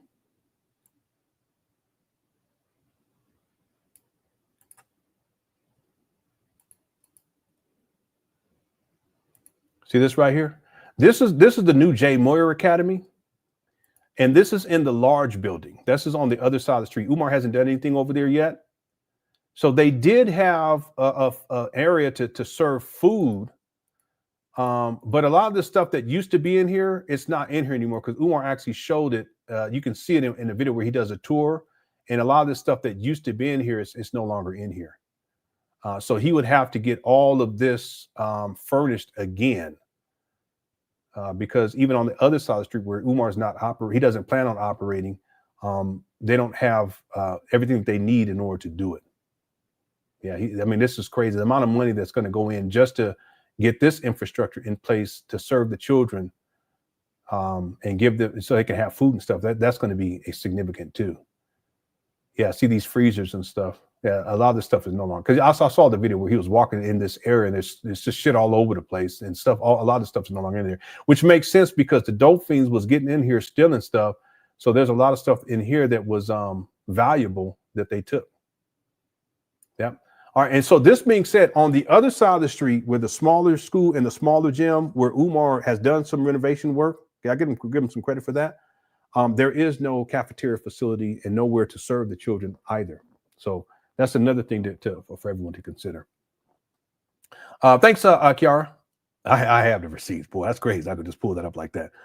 User 225 says King Kong in the jungle chasing cougars. Yeah, basically.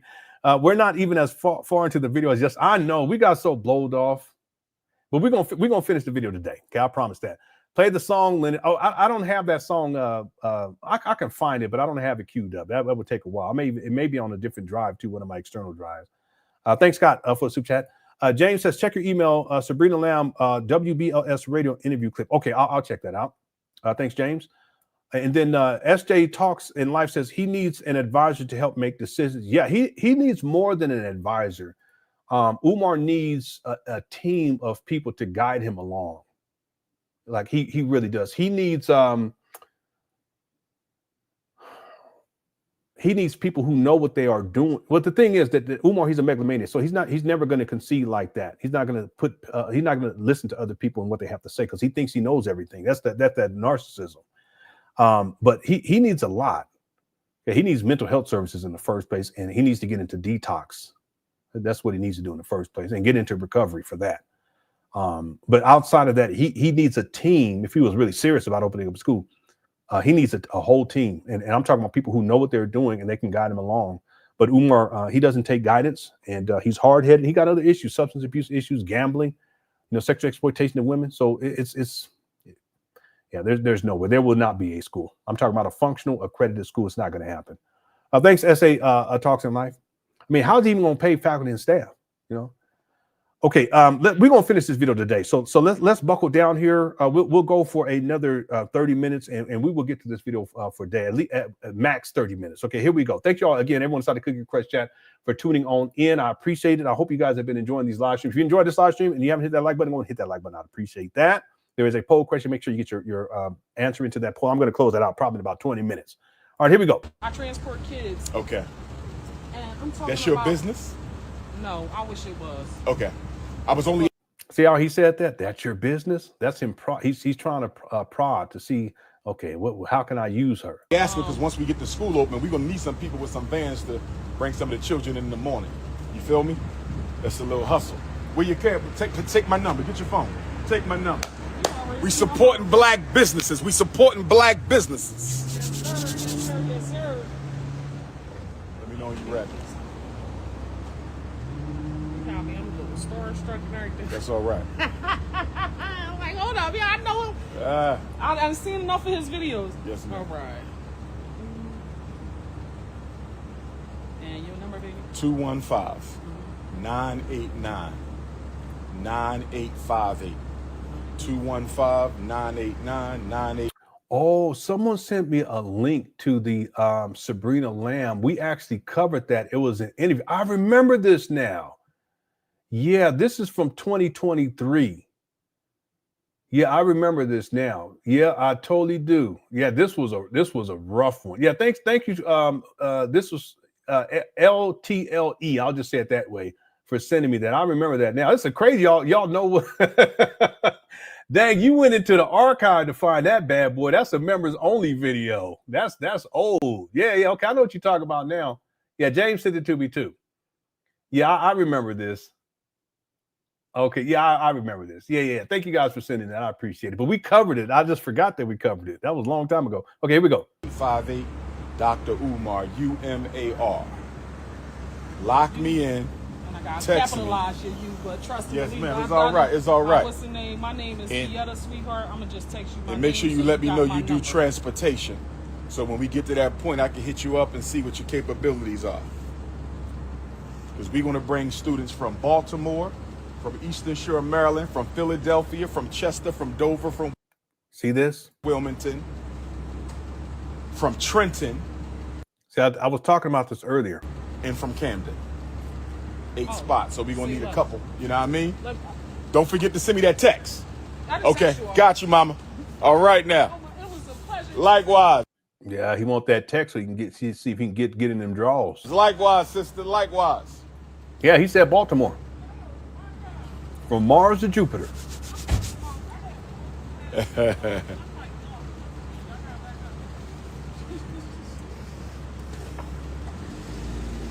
You know what I think I'm going to do before the summer's out, brothers and sisters? What you going to do, Mom? Do you know what I think I'm going to do before the summer's out, brothers and sisters? You know what I think I'm going to do before the summer's out, brothers and sisters? I think I'm going to have a cookout inside of the Anna Douglas Amy Garvey Park, brothers and sisters. Here what do y'all think? Here he Should we have a cookout inside There is rental car. Look at this. Mow that lawn, Umar. the Anna Douglas Amy Garvey Park? I think I'm going to have a cookout. We're not going to do the fest because we saving all the money for Anybody going to the cookout? Honeypot going. Anybody else going to the black light? I know I heard Black Domo. He gonna be setting it up. Anybody else? If you're going to the cookout, let us know. Schools and with the bank accounts frozen, we don't know what the hell going on. But I think I'm going to do a cookout for all my supporters. Y'all could come on out, play some music, some food. What do y'all think about that, brothers and sisters? FDMG cookout with some chairs, some music, some food. I think we're going to make it pop. Rubbing his belly. I think I'm going to do a cookout. FDMG cookout. Now, let me say this to James is going to bring the gin. Okay. the famous, the instigators, and the haters. All YouTubian struggle streamers out there. First of all, I get 67 million hits on my Instagram a month. More than everybody And you don't make any money off of it, Goofy. else in the conscious community put together. Let me say it again. I get 67 million hits a month on my Instagram, more than everybody else in the conscious community put together. So my struggle streamers keep on struggling to bring me down. Oh, yes. Oh, struggle streamers keep on struggling to bring me down. Oh, yes. With your 5,000 views, your 20,000 views, your 800 views, your 50,000 views. He's so mad. Yesterday's live stream is at 74,620 for the record. Struggle streamers, keep on trying to take down King Kong. I want you to keep on trying to take down. Yeah, he's really, this is him crashing out. He's so hurt because everybody's going in on him. King Kong with my 67 million Instagram views a month. And you ain't made a dime. That's crazy. What y'all going to do when my Go Live channel is ready? What are y'all going to do when my independent Go Live channel is ready? I'm going to kill the whole movement, brothers and sisters. Okay. Just wait until we ready. Oh, Lord, just wait until we ready. Y'all done woke up the sleeping giant. Newark, New Jersey, I will see you this Saturday, August the 9th. Where my New Jersey Africans at? Where my New Jersey Africans at? He can't stay on topic, just like me. Newark, New Jersey, I will see you Saturday, August 9th. Source of Knowledge Bookstore, 867 Broad Street. I speak at 2. The whole street festival is from 10 to 5. I speak at 2 o'clock this Saturday, Newark, New Jersey. Source of Knowledge, my first public address since South Africa, my first public address of Leo season, my first public address of Black August, and then Nat Turner Land, August the 21st. Nat Turner Land, August the 21st. Go to natturnerlibrary.com. Go to natturnerlibrary.com. Go to natturnerlibrary.com. And then we got a Deep South Black August grand finale. New Orleans, Hattiesburg, Mississippi, Mobile, Alabama. New Orleans, Hattiesburg, Mississippi, Mobile, Alabama. Yeah, Lene sent me a picture. Is that a real picture? I don't know if she's still in here, but it looks like, I don't know. Is that a real picture? New Orleans, Hattiesburg, Mississippi, and Mobile, Alabama. New Orleans, Hurricane Katrina. 20 years later, August the 29th, I will be in the building. Big Easy, Black Louisiana, see King Kong in New Orleans, 20th anniversary. Yeah, he crashing out. Yeah, 67 million hits, and you haven't figured out how to monetize that. You wouldn't need donations. You could fund a school if you were a true entrepreneur. Yeah, I was talking about that yesterday. Hurricane Katrina, we raising the ancestors, August the 29th, New Orleans, Louisiana, with the Prince. Where my Hattiesburg, Mississippi Africans at? I'm coming to Hattiesburg for the first time. He about to ask for money, watch. I'm coming to Hattiesburg, Mississippi for the first time. Where my Mississippi Africans at? I don't care if you in Gulfport. I don't care if you in Biloxi. I don't care if you in Jackson. I don't care where you at. If you live in Mississippi, you better be in Hattiesburg, August the 30th.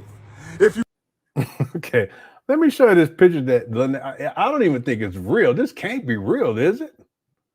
Lene, I'm gonna go ahead and show it. I should. No, let me not. I'm gonna wait. I'll have to ask her if it's okay to show it. Let me. I don't know if she's still in the chat. Let me respond real quick and see if it's okay with her. And if it's okay, I'll show it. You live in Mississippi, you better be in Hattiesburg with the Prince of Pan Africanism, August the 30th. Where my Alabama Africans at? Where my Alabama Africans at? Where my 5'5" extra thick in the thighs Alabama queens at? I said, There where you my go. 5'5" extra thick in the thighs Alabama queens?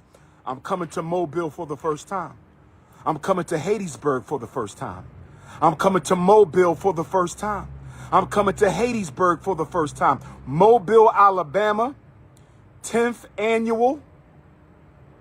Mobile, Alabama is the 10th annual community festival in Mobile. I will be there on the 30th. Is that the 30th or the 31st, brothers and sisters? Let me double check. I don't want to get it wrong. I don't want to get it wrong. Mobile, Alabama, is that the 30th or the 31st? I don't want to get it wrong.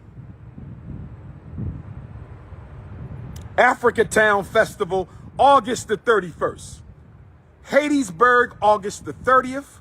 Mobile, He always yelling. Alabama, August the 31st.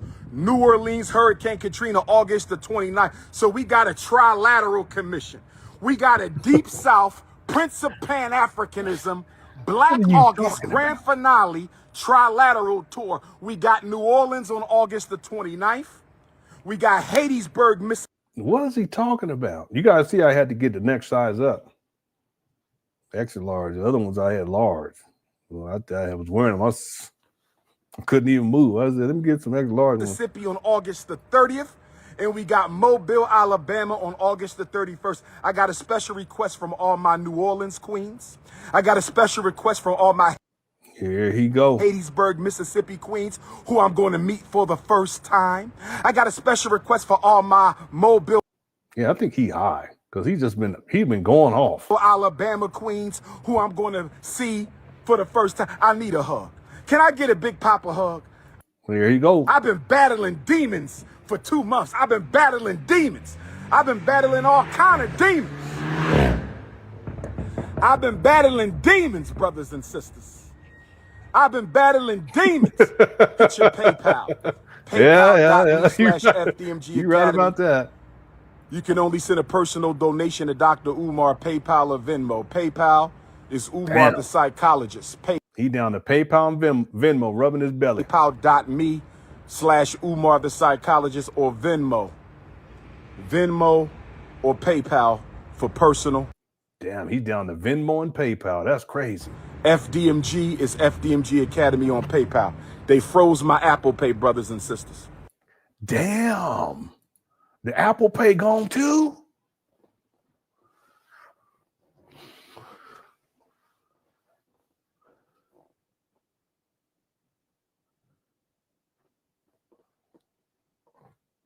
They're gonna close down your EBT next, Umar. Boy, this guy, he in bad shape, ain't he? The Apple Pay said you got to have an account or we got to shut it down. Oh my God, this is crazy. You got to have an account for PayPal too, Umar. Apple Pay said you got to have an account or we got to shut it down. Apple Pay said you got to have an account or we got to shut it down. So they froze the Apple Pay, brothers and sisters. Yeah. They trying to destroy the Prince. They froze my account, froze my Apple Pay. No, so you got to do PayPal.me/Umar the psychologist, or you got to hit up the Venmo. And that Umar the psychologist, that's not associated with FDMG. That's his personal PayPal. You got to hit up the Venmo. But we staying positive in Black August. Nobody is going to spoil my Black August for me. I refuse. Nobody is going to spoil my Black August. I want to get with my Haitian Africans. Yeah. I want to get with my Haitian Africans because we need a free Haiti liberation movement. And the reason we need a free Haiti liberation movement. How you going to have a free Haiti, any kind of movement, and you ain't even got a bank account? Cut it out, Umar. If you don't stop. The family, they done froze my EBT card. Family, they done froze my EBT. Is because Haiti is the little Africa of the West, brothers and sisters. Are y'all listening to me? Melanin drip. Melanin drip. Butter teeth. Why you gotta say teeth though? That's not right. Don't do that. I wonder how Tiff the Griffin is doing. I wonder if she want to be interview guest. Okay, let's go. Thanks for Suja. Here we go. Haiti is the little Africa of the West. See, he got to show his little mural. He looked like a little people back there. Look at how I'm sitting. Right. Big Africa, Mama Africa, but Haiti is little Africa. So we got to organize and liberate Haiti, brothers and sisters. That is the closest independent African country in the world to North America, South America, Central America. It's the first Pan-African republic in history. So we got to liberate Haiti, brothers and sisters. We got to liberate Haiti, brothers and sisters. We ain't got no chance. I'm about to get off right now. But if you need to reach me, you know the number. Shoot me a text message. Send me some positive energy. My alpha male, unapologetic. Yeah, see, he's struggling really, really bad. And look at that bando back there. He ain't done nothing on that side of the street. Looking horrible, or awful. African, anti-snow bunny alpha males. Send me some positive energy. My unapologetically African anti-snow bunny alpha males. Send me some positive energy. 215-989-9858. 215-989-9858. 215-98. It's crazy. He's had these for 6.5 years, and not one black child has been educated. It's crazy. 9858. Peace and Pan Africanism. Damn, that's sad. Okay, listen, I have the other video. Do you guys want to just go through it real quick, or you guys want to come back tomorrow and get through it? It's about 6 minutes long, so it'll probably take us about an hour.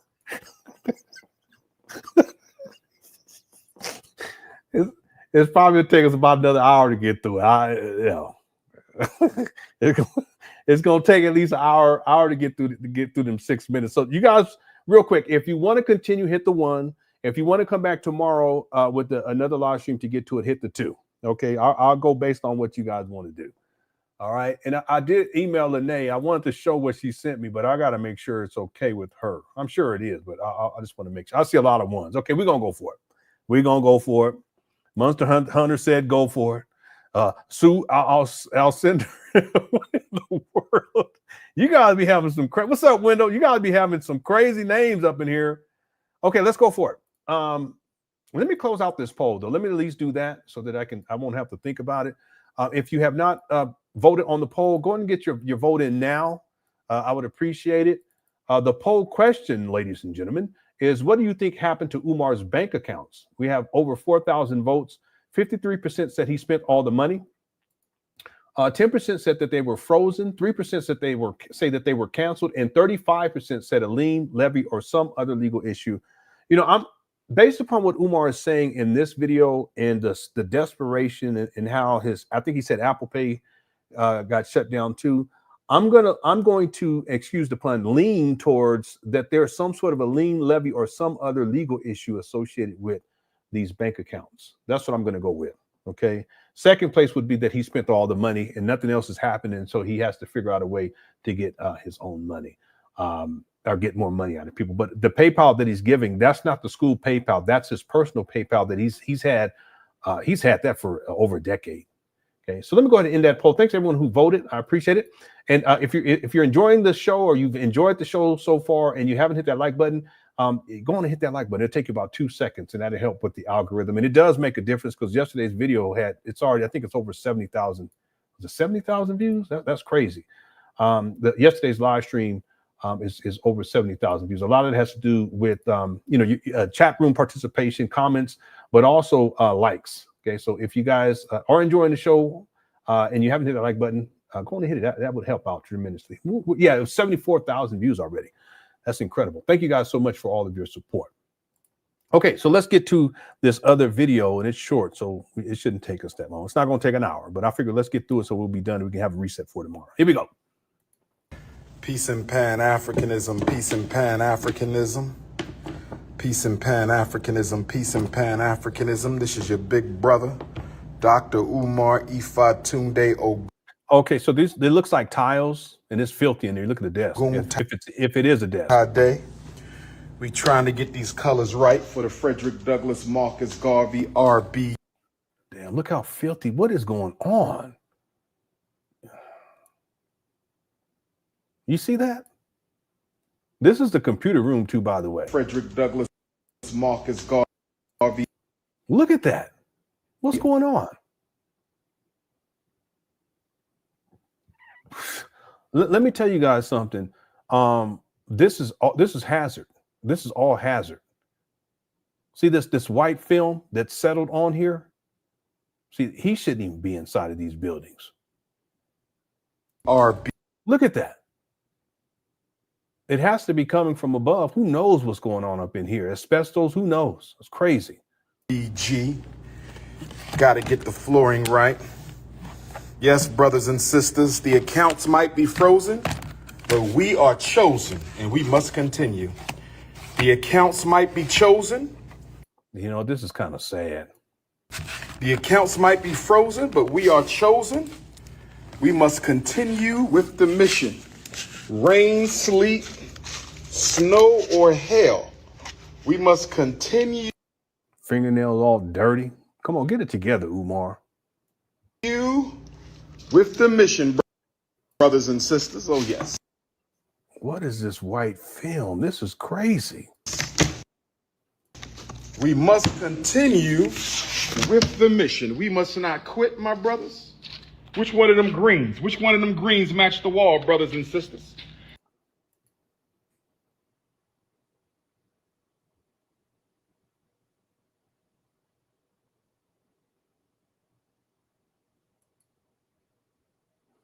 I said, which one of them greens match the wall? Is it the kiwi? He said, is it the kiwi? Umar, you got to stop this. Host Southern Cook says, Theory family, I worked for Apple long ago.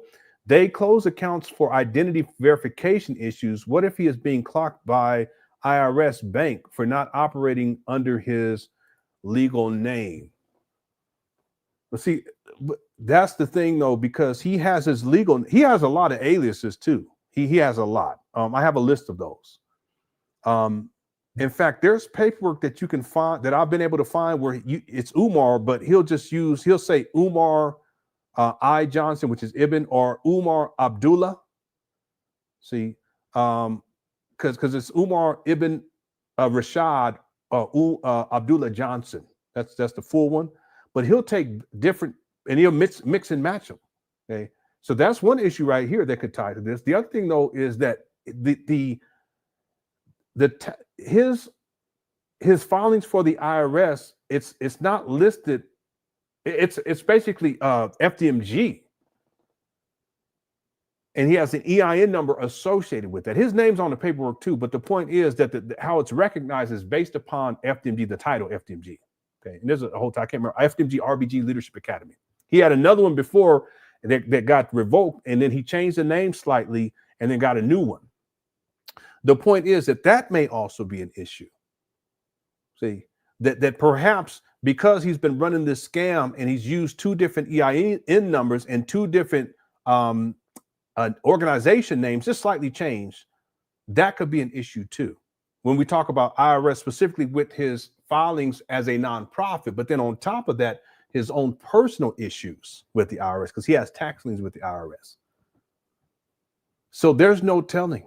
There's no telling. Umar as a scam artist, we've talked about this too. Him telling people to send him resumes, that's just him acquiring information. And some of those people, you guys don't know. Some of you people who sent them resumes, that he might have been lining you up so that he can steal your identity in order to run scams. That's how Umar is. So there's no telling. Ain't no telling. See, so now Umar's CashApp got shut down. His GoFundMe got shut down for fraud. His Plum Fund got shut down for fraud. His Apple Pay has gotten shut down for fraud. And now he's left with PayPal and his personal PayPal, not the school one. So maybe that's gotten shut down for fraud too at this point. Because he's talking about Umar the psychologist at PayPal. That's an older account. That's what I'm saying. I think something is going on. Something definitely is going on here. See? He's down to his personal PayPal account and to his what did he say? There was something else he said. Venmo, whatever it was. Yeah, something's going on for sure. And he has so many different aliases. That's why people said, well, you know, if he's getting paid as his mama's primary caretaker, then how is he getting paid? And he owes child support. Well, he has many different aliases. See, at some point, this has to all come out. If there's any investigation and it becomes part of the public record, it's going to come out, and we'll be here to report on it. Thank you, Whole Southern Cooks. Yeah, I will say this: something serious is going on for sure. I can say that. Thank you, Whole Southern Cook, for super chat. A Sapphire says the green matches the mode. No. Real talk, Sapphire. It was black mode that was, and that's really bad. And it was inside of the small gym. And they were in there cleaning up, and the guy was like, he looked over and says, "There's black mold over there." And Umar, he says, "Oh, we'll clean that up." Like, oh well, it's no big deal. And it wasn't just like a little bit; it was like along the bottom of the wall. So if it's on the bottom of the wall on the exterior, you best believe that there's other stuff going on behind the wall too. See, he never mitigated that. That's a serious issue right there. And when they come to do an inspection, that's going to be something else. They're going to look at air quality and so forth. They're going to see if there's any spores, and they're going to find all that stuff. Yeah. Thanks, A Sapphire, for a super chat. I got this one earlier. Thank you so much. Domo says 50 years old talking about I'm booked living at mommy's. Yeah, that's the thing. A total contradiction. And his followers, they go through these mental gymnastics to try to, I don't know, make it right. And they say, well, he's taking care of his mama, so that's what happens. You move in. No, he's living off of his mama, and then he travels the world.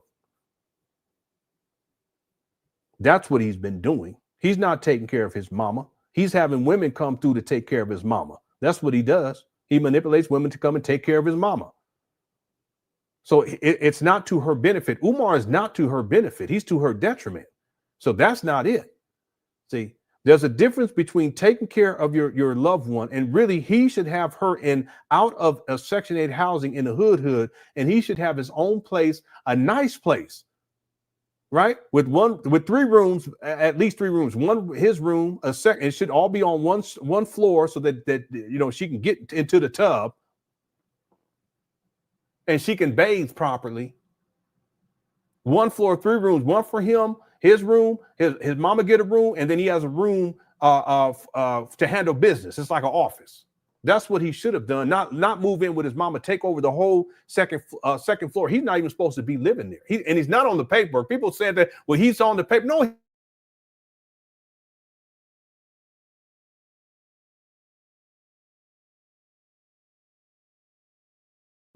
My thing went off. Let me get it together, because here we go.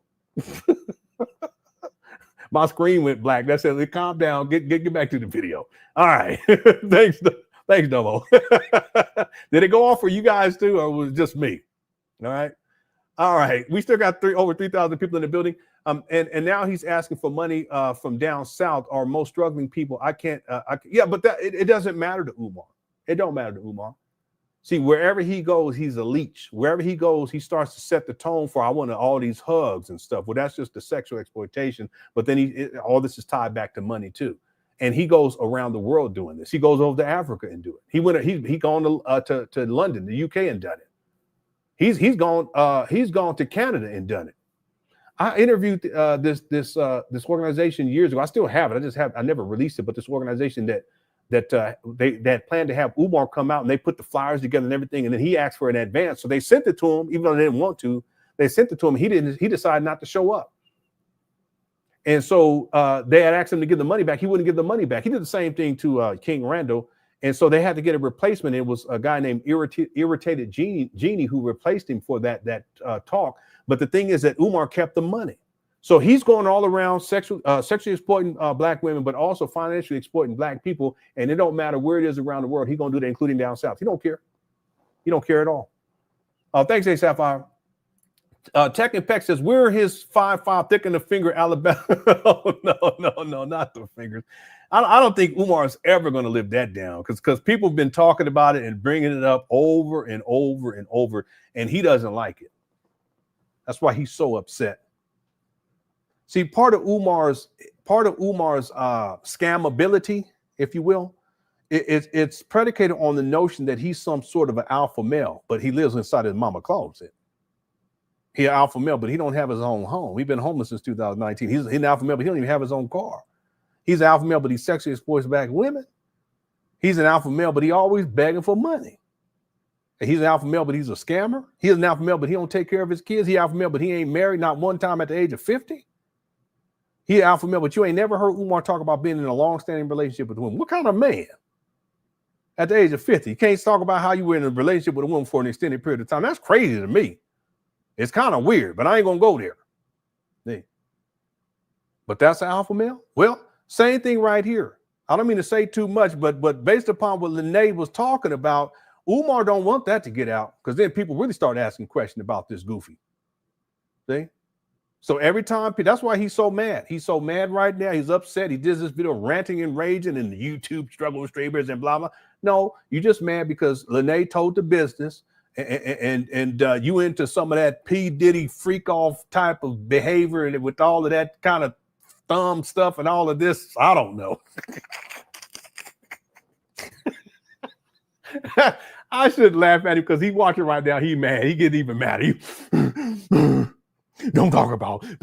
Well, Umar, that's what you into. That's what you into, you freak. I'm just playing. I ain't gonna judge because people into what you into. That's your business. All right. Thanks, Tech and Spec. That's why we gonna name this the Bookie Crush Chat. Someone said we're gonna have to read after Umar, after this information came out about Umar and all of this stuff going on the back end. Somebody said we're gonna have to rename the Cookie Crush Chat the Bookie Crush Chat. Nah, we ain't doing that. Thank you to 225. All right. He lives in, he does. He's filthy. Okay. He's just a filthy person. I mean, over and over again, he be flipping that phone. Anytime he flip that phone, people see what the real is. He filthy. Thanks, A. Sapphire. User 25 says he almost said cookout inside the school. He did, because he just throwing anything out there. Yeah, we're gonna have a cookout inside the school, family. We're gonna be barbecuing. We inside the school. I barbecued with my son yesterday. That's why I was late. I'm always late, but I was extra late yesterday. He's like, "Can we barbecue?" I said, "Okay, let's go barbecue." We just got a little one, a real small one, but he's learning how to do it, and we have a good time. We put music on out there and everything, so it's real cool. With my youngest son. Thanks, you, 225. JD's. I bought some fishing poles today because I want to start taking them fishing. JD says the pulled pork prince. yeah. The prince of pulled pork. Thanks, JD. Hope you're doing all right. I think I got caught up on all the. Oh no, I haven't. My goodness, but I'm not complaining. Thank you guys so much for all the support. Last month was the best month that I've ever had on YouTube, and already I've gotten off to a wonderful start this month. So thank you guys so much. Okay, I got the one from. This was really good too. Thanks, Whole Southern Cook.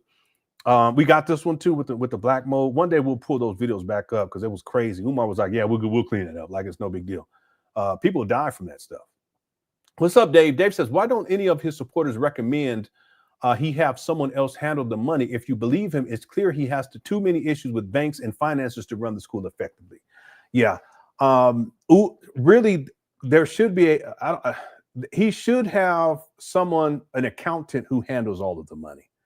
And that's the purpose of the board of directors, because there will be people on the board that provide checks and balances and guidance too, right? But it's checks and balances. So if Umar wants to do something, let's say he wants to, get tiles for the floor, then they discuss that, right? The financial aspect, they'll discuss this viability, whether or not it's needed. Is it the right thing to do right now? Okay.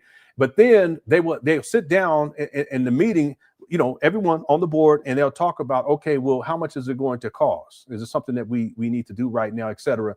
And then ultimately the accountant is the one that's going to sign off on that, and they're going to be the one to issue the check. And it shouldn't be cash. It shouldn't be cash. Right now, there are instances where institutions or organizations who are nonprofit, they may use cash. I think they call it petty cash or something like that. But then there's receipts that have to be brought back to the accountant, and all of that is documented and archived. Umar has none of that, so there's no checks and balances. But you know what, Dave? That's exactly what Umar wants. Umar does not want people to see how much money he's collected, how much money he's spent, how much money what he's spending the money on, especially that right there. He doesn't want that. But if he had a board of directors, all of that would be disclosed, and professionals, all that information would need to be discussed. Furthermore, because it's a nonprofit, there should be a report that's issued. And I don't know if it's quarterly. They should have quarterly reports too, or yearly, but it should be part of the public record to where and people can see where things are at with, and there should be a website that documents all this too. Umar doesn't have any of that. So what we have is someone who has access to all this money. At this point, it's millions of dollars. Okay, Umar says that he hasn't raised $1 million yet, but I can prove $1.6 million bare minimum in 2020 through 2024. And really, when I look at this, and I'll get more into this in the documentary because I kind of just set it up more recently with the video that I released. It's really from 2019 through 2024, $1.6 million. Okay, we're not talking 2014, 15, 16, 17, or 2014, 15, 16, 17. Yeah, that's what it 2000 was. Yeah, in 18, we're not counting that. Right. The point that I'm making is that if Umar, if he was subject to checks and balances and he ran this as he should, based upon his filings with the IRS, where he has a board of directors, he's listed himself as the only one on there. I'm talking about a legitimate one. If he did that, then everything would be exposed, and people would realize very quickly how much money he's raised. They would realize what he's spending the money on, because all of that would be tracked, and all of that the accountant would have to track all of that. They would also see how much money he spent. Okay, millions of dollars at this point. He's raised, at least he's raised. Okay, and clearly, if it's millions of dollars that he's raised, he spent that money because now he's begging. He don't even, man, it's crazy how all this has unfolded. Yeah, it's crazy. Thanks, Dave, for a super chat. A Sapphire, yeah, he is. I believe Umar is a sociopath. He's sociopathic. Yeah, with amongst other things. Okay, narcissistic. He definitely has narcissistic personality, but he's sociopath because he don't care. Right? He's criminal minded. Real quick, I remember I said that years ago. I said Umar's criminal minded, and his followers were jumping out the window. But you know what? Time always tells the truth. You just got to be patient. It may take a lot longer than what you want, but it's going to tell the truth. And Umar, he's sociopathic. He's criminal minded. Yeah. Thank you for the super chat. I Revive says, warn your folks in NOLA, New Orleans, Mobile and Hburg. I will. Yeah. Umar's coming to town. Hide your kids, hide your wife.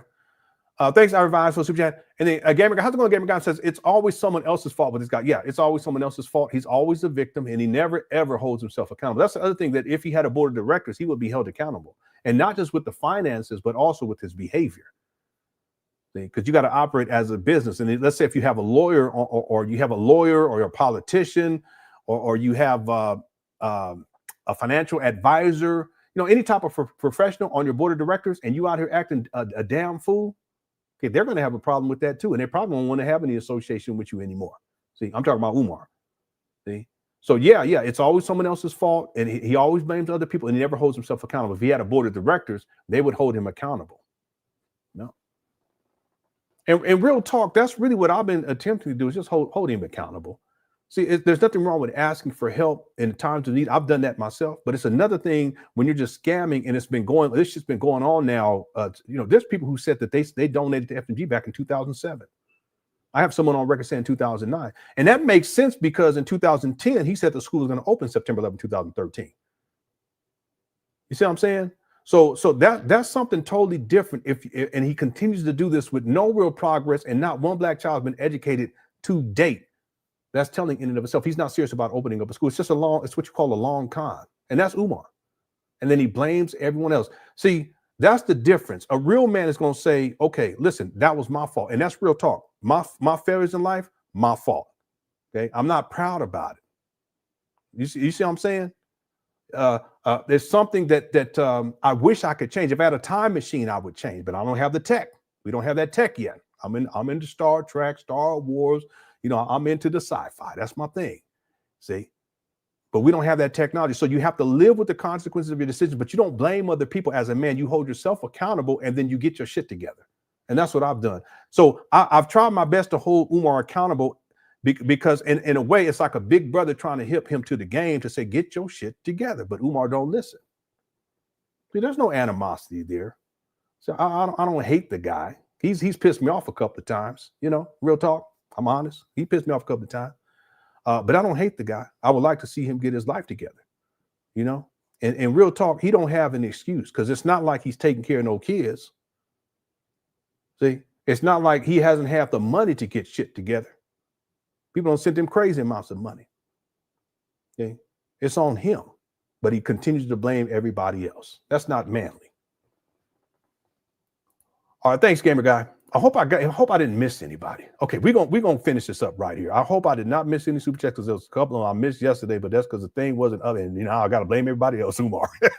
And I'm the most requested, and blah blah blah. Okay, here we go. I said, which one of them greens match the wall? Is it the kiwi? Is it the lime zest, brothers and sisters? Is it the kiwi or is it the lime zest? Which one of those tiles match the floor, brothers and sisters?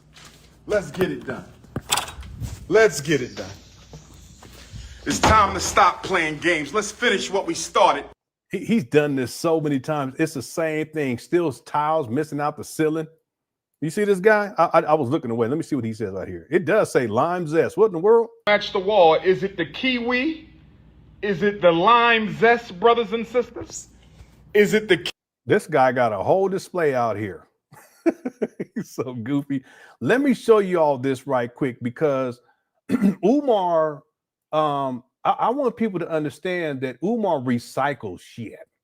I don't mean to say it that way, but he really does. Let me see if I can pull it up here. Let me go to my folder for 2025. He just recycles things, and his followers, they see a video like this and they get all excited, but he had already done this before. He did it with the paint days too. If you guys remember, that hit the one. That was years ago. I'm talking about those early paint days. I think he's done about 4 or 5 paint days. But let me show you all this image. Here we go right here.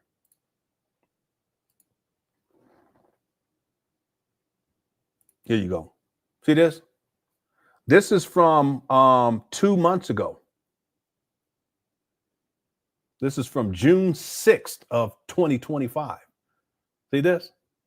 FDMG Academy, Dr. Umar School for Boys, PayPal me, FDMG. See the PayPal? The PayPal before was FDMG Academy. Now he's giving his PayPal Umar Johnson, the psychologist. Y'all see this hit the one? You guys understand what I'm getting at right here? See, something must have happened.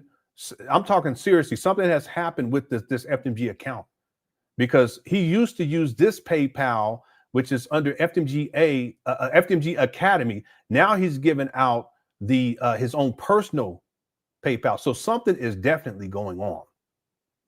See this? So the point is that this is from 2 months ago, and it's the same thing. He just rehashes it over and over again, and now his donors and supporters, they get excited again. But that's like what we were talking about earlier. It's just he's a master manipulator. He manipulated them then. People were getting excited when they see this 2 months ago, and then he does the same thing, but in video format 2 months later, and they get excited all over again. What's up? Let me. How's it going? Let me see a transcript. I hope you're doing all right. I haven't seen you in a long time, dear. I hope you're doing all right. Hope puppy doing good. He ain't no puppy no more, but I hope he's doing all right too. Yeah, this is one of the OGs from way back in the day. Okay. You've been so nice to me. Thank you. So because she be sharing my stuff too. I appreciate you, sis. Thank you so much. Give puppy a hug for him. Give him some treats. Give him an extra treat. Right. Shout out to Let Me See Your Chance, because that warms my heart. Thank you so much for tuning in, sis. I appreciate it. Okay, so this is the same thing all over again. It's just 2 months later, and then he just rehashes it, refurbishes it, but this time it's in video format. Kiwi or is it the lime zest? Which one of those tiles match the floor, brothers and sisters? Let's get it done. Boy, these traps look horrible. I gotta pause. Hold on a second. Lime zest. Which one of those tiles match the floor, brothers and sisters? See, what you should have done. Never mind. Anyway, look at this. What in the bando is going on? Let's get it. Look, what is going on here? Let's get it done. It's time to stop playing games. Let's finish what we started. Let's finish what we started. It amazes me that he still can do this. I would think he would get tired of all this foolishness at some point. Started the Frederick Academy for Pan African Excellence. The what? Finish what we started. Let's finish what we started. The Frederick Academy for Pan African Excellence. Brothers and sisters, which one of those blues match the wall, brothers and sisters? We got to choose some tile. We got Umar, you should have figured this out back in 2019. Cut it out. which blue matches the wall, brothers and sisters? I need y'all to help me out. Look at this paint job. I don't mean to be like that, but look at this paint job. I need y'all to help me out. Which blue is matching the wall? Umar, what you need to do is get carpet in there for them kids, homeboy. Help me out, brothers and sisters. Which blue is matching the wall? Which tile? Because if you ain't got no HVAC, them tiles gonna be cold. Let me stop. This is for the floor tile. Which blue? You want the dark blue, the baby blue? Oh, okay, good. Yeah, keep spoiling him. Yeah, I love that name, call him boy. That's what I'm talking about. Shout out to Liberty Sanchez. He's like, come here, boy. That sound like me. All right, let's go. The medium blue, the coon blue, the Negropean blue, the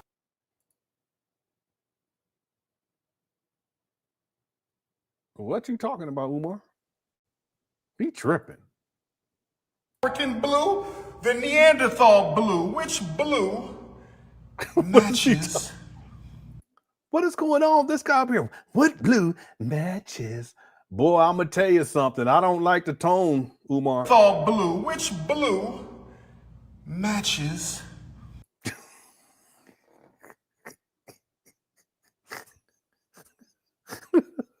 see, now we getting into Lenon territory.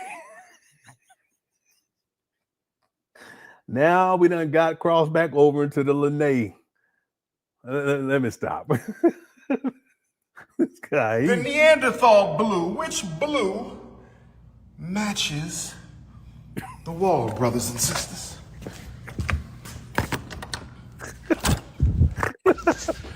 We must finish. Yeah, he had more than 3 S's on the end. I ain't gonna. Let's keep going. Here we go. Stay focused. We must stay focused. Look at the ceiling, still tore up. Exposed wires all over the place. Ain't nothing changed. Okay. Which yellow matches the wall? This is ridiculous. Which yellow matches the wall, brothers and sisters? Y'all want that lemon lick or that lemon yellow? What are you talking about? We can't go orange.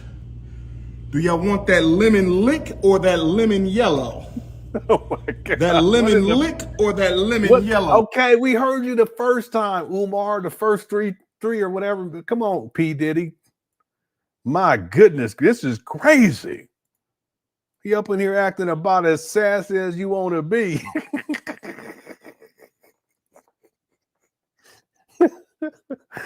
Umar, I ain't gonna do you like that though, but damn, come on, bro. Brothers and Let me let it play because we gotta be up out of here. Here you go.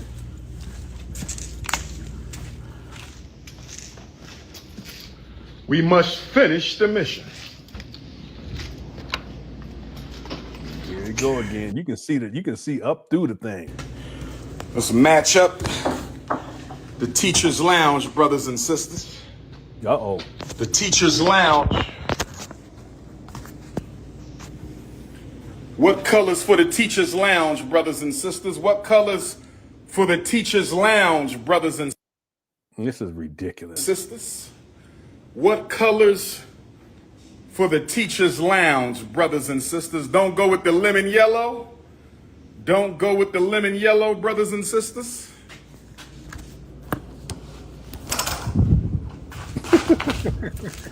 He just fumbling through.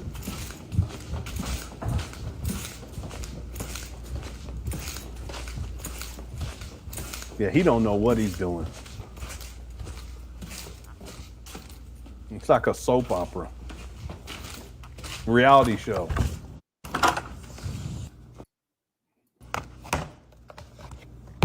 Wires hanging all out. Hit the PayPal, paypal.me/FDMG Academy. We got Now he's using the FDMG Academy. He's all over the place. First he was saying Umar the psychologist. to raise the money and pay for the tile in the cove base. Oh man, this is crazy. Where all the money go, Umar?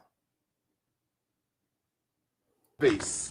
In the cold base, brothers and sisters. We got the...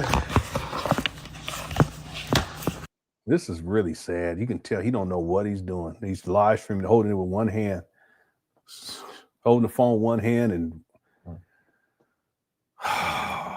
no, this video is from 2 days ago. I mean, but he's done this before. That's why it seems as if a lot of people, because he's done stuff like this in the past. Anyway, see how he's just fumbling around with stuff? He don't know what he's doing.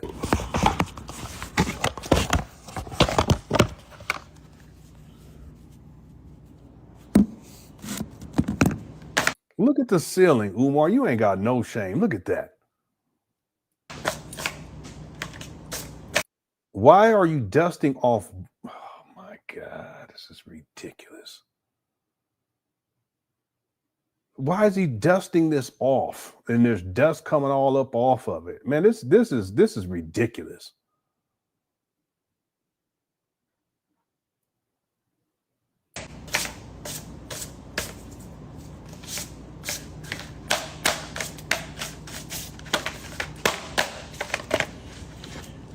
I could be on YouTube. You know what's crazy about this? These tile samples, they've been sitting in here for a long time. You guys realize that? Because they're covered in dust. Just like the gym, the damage inside of the gym, the what do you call it? The sabotage slash, what do he call that? Whatever he called that, inside the gym, it was all of his personal belongings.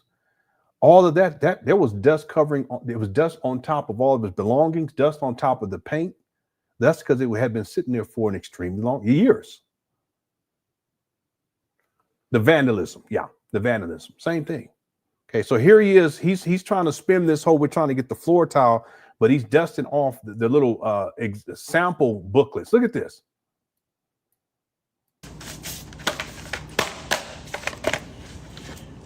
I could be on YouTube making videos. I could be on YouTube making videos, but I'd rather build. Look at this. You ain't doing nothing, Umar. You so goofy. He's so desperate for money. An institution. I could be on YouTube making videos. I wonder if his followers are believing this foolishness. This is ridiculous. Yeah, these are just props that he just brings, you know. But I'd rather build an institution, brothers and sisters. I could be on YouTube making videos, but I'd rather. He's so mad at me and Cookie Crush Chat. He's so mad. Build an institution. Look at this guy. It's a clown show, Umar, and he has no self-awareness. Look at this. Where are my Ifa Tunde Africans at? Where are my unapologetically African alpha males? Where are my 5'5" thick in the thighs, all natural head to toe? Beautiful African sisters, my continental queens, Caribbean queens, European, Asian, Canadian, Australian, South Pacific queens, my Jersey, my Florida, my Mississippi, my Philly, my Detroit, Chicago, St. Louis, my Tennessee. Yeah, this is a clown show. My Omaha, my Nashville, my Knoxville, my Memphis Queens, my San Diego, my Oakland, my San Fran, my don't put my city in that, please. Thank you. LA, my Dayton, my Little Rock, my Jackson, Mississippi. He high. He looked like he about to tip over. Queens. Here you go. Fake phone call. Oh, we gonna cross that finish line. We gonna cross that finish line. I wonder if his followers are believing this foolishness. Black August, baby. Black August. We gonna cross that finish line. PayPal.me/FDMG Academy. Hit the PayPal. Yeah, so he's using the PayPal for the school now in this video, but the other one he was giving out his personal one. So maybe he's trying to get money for both. That's what it is. Peace and Pan Africanism. Hold on a second. Yes, sir, just 1 minute left here, and we'll be done. Oh, we gonna cross that finish line. We gonna cross that finish line. Black August, baby. Black August. We gonna cross that finish line. PayPal.me/FDMG Academy. Hit the PayPal. Is that it? Looks like his Wi-Fi went out or something. Peace and power. August, baby. Black August. We gonna cross. All right, that's it right there. Okay. Thank y'all for tuning on in. I'm not going to play an outro because this went way too long. I was trying to do like less than 2 hours, but it is what it is. But I want to thank everyone for tuning on. It appears to me that Umar is having some serious issues with his bank accounts. I think that is true. Again, could it be that he just ran out of money? Yeah, that's possible. But just listening to his tone, I've been following Umar for years. When I say following, I've been covering Umar for years. Just listening to his tone and how he's kind of spun this narrative, most of which I don't believe anyway. But I do think that there's something going on that's serious dealing with his bank accounts, the FDMG bank account and his personal bank account. What that is exactly, I'm not quite sure. But I'm hoping that it's something that becomes public record at some point. And if it has anything to do with his IRS filings and his nonprofit, it should at some point become public record. We'll just have to wait and see. Time always tells the truth. We have to be patient.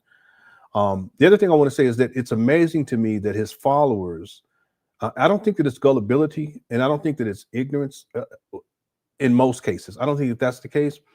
I just think that he manipulates people to such a degree to where they believe in something that is nothing more than a fallacy. Umar's fake. And he's been living like this for such a long time. I don't think he knows any other way to live. And he's mastered his craft of manipulation, just like Senator Palpatine did. And it wasn't just like he took a couple of months or a couple of years even. They'd been doing it for decades. Sauron in Lord of the Rings, same thing. They forged the master ring to rule them all. Well, that's what Umar has done. And it's not over a course of a month or the course of a year. He's been doing this for decades now. So that's all to say that when I see Umar with these types of shenanigans, this is nothing extraordinary, and it's not something that we have not seen before if we've been around long enough when we followed this Umar Johnson saga, right? Could Chris chat? It's just he recycles things over and over again. He gives the illusion of progress over and over again. And the thing that it's really striking is that he does have followers that he will give the illusion of progress that's really meaningless and insignificant in the bigger scheme of things, but they accept it as if he's made a major move. And now he's reduced himself to these little tiles and showing those and acting like he's doing work. There's no work involved in that, trying to pick out a color. What kind of man in the first place? That's not work. 6.5 years in, you trying to figure out a color scheme for a floor? What kind of man? He's not serious, but he has followers. They'll see this and they get excited, and then the cycle starts all over again. He's gonna disappoint y'all again. Mark my words. See? He's gonna disappoint you guys again, and then he's gonna pull something else up out his ass.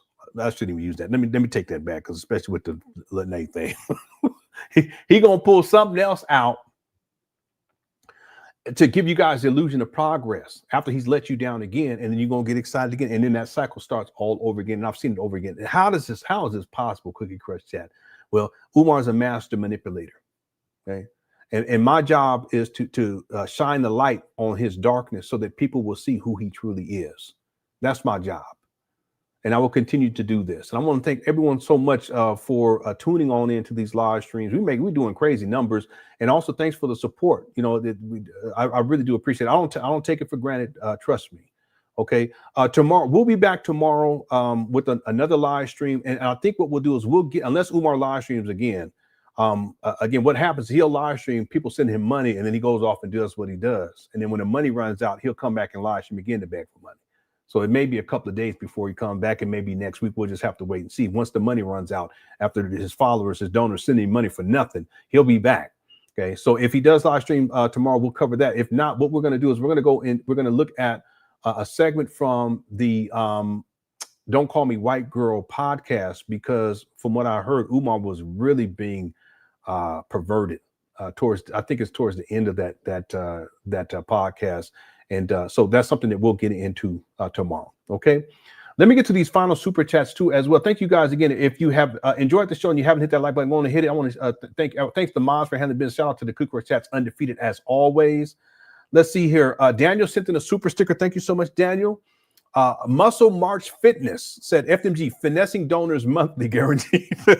yeah, that's the sad part. I think in Umar's mind, he knows that there is going to be someone who's going to send him money. In that sense, it's guaranteed.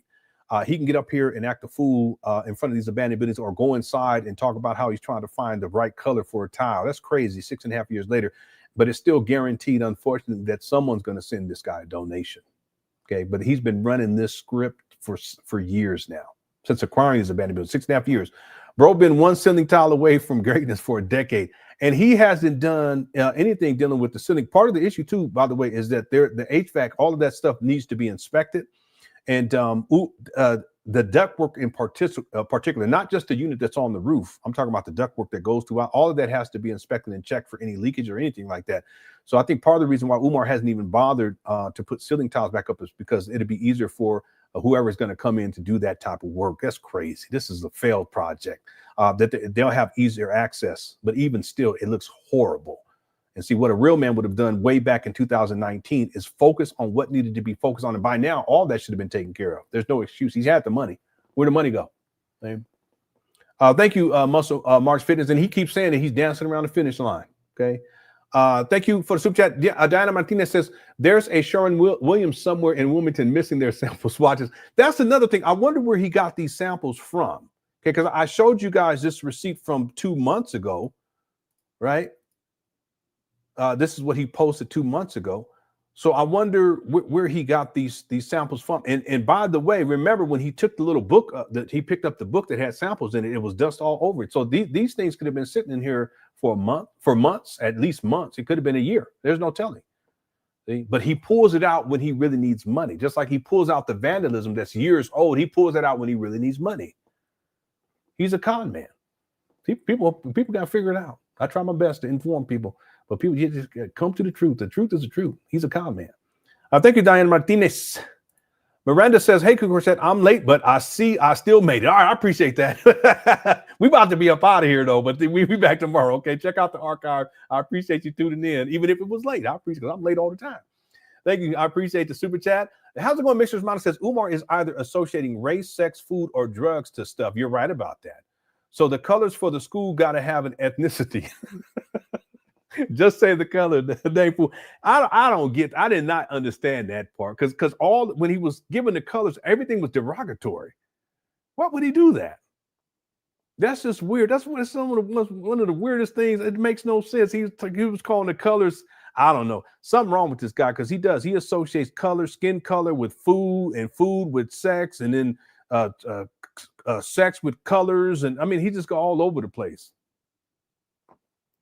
Something wrong with him. All right, thanks, Mr. Monica. I was trying to figure out what he was getting at right there, but in Umar's mind, I guess.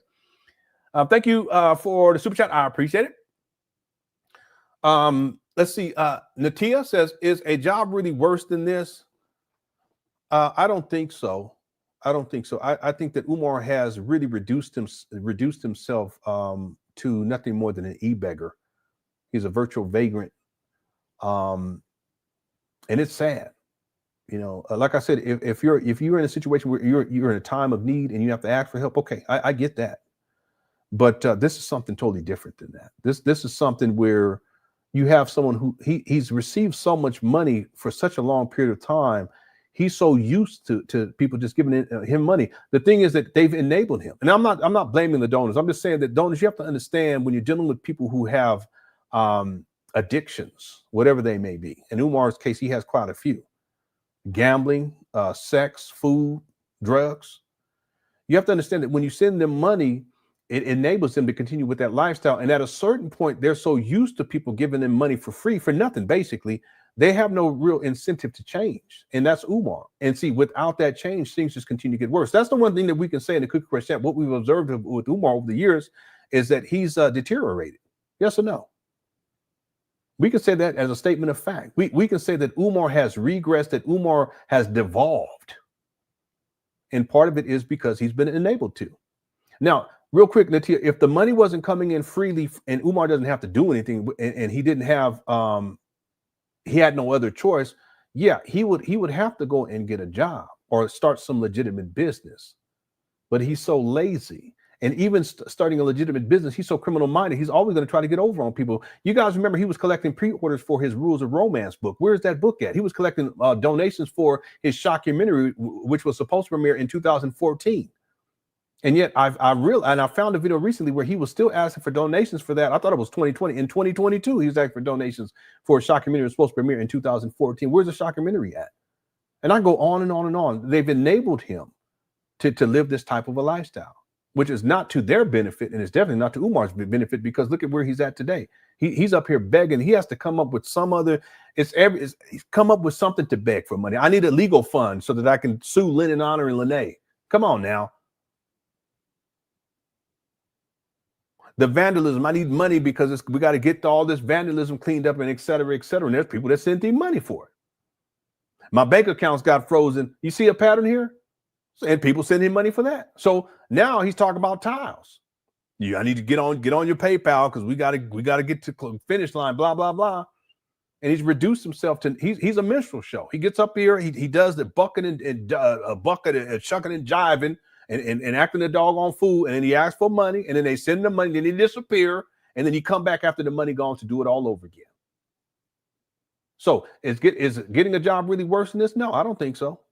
But he's lazy. And he's been so enabled that he doesn't feel as if he ever has to do anything. No, he's not a contributor to society in any significant. He's a taker. That's what he does. He don't produce nothing. He don't give nothing either. So he just run his mouth and he take. That's why he always saying, I need. Okay, thank you, Natia, for super chat. Kitwana said, I've helped start several African-centered schools. When me and my associates were first approached back in 2013, the first thing we asked was for his board of directors. I think you're talking about Umar, curriculum, mission statement, Vita. Of course, he refused to respond and off all contact. Let me explain, and I don't know if you were, and thanks for super. I don't know if you were a part of this, but there were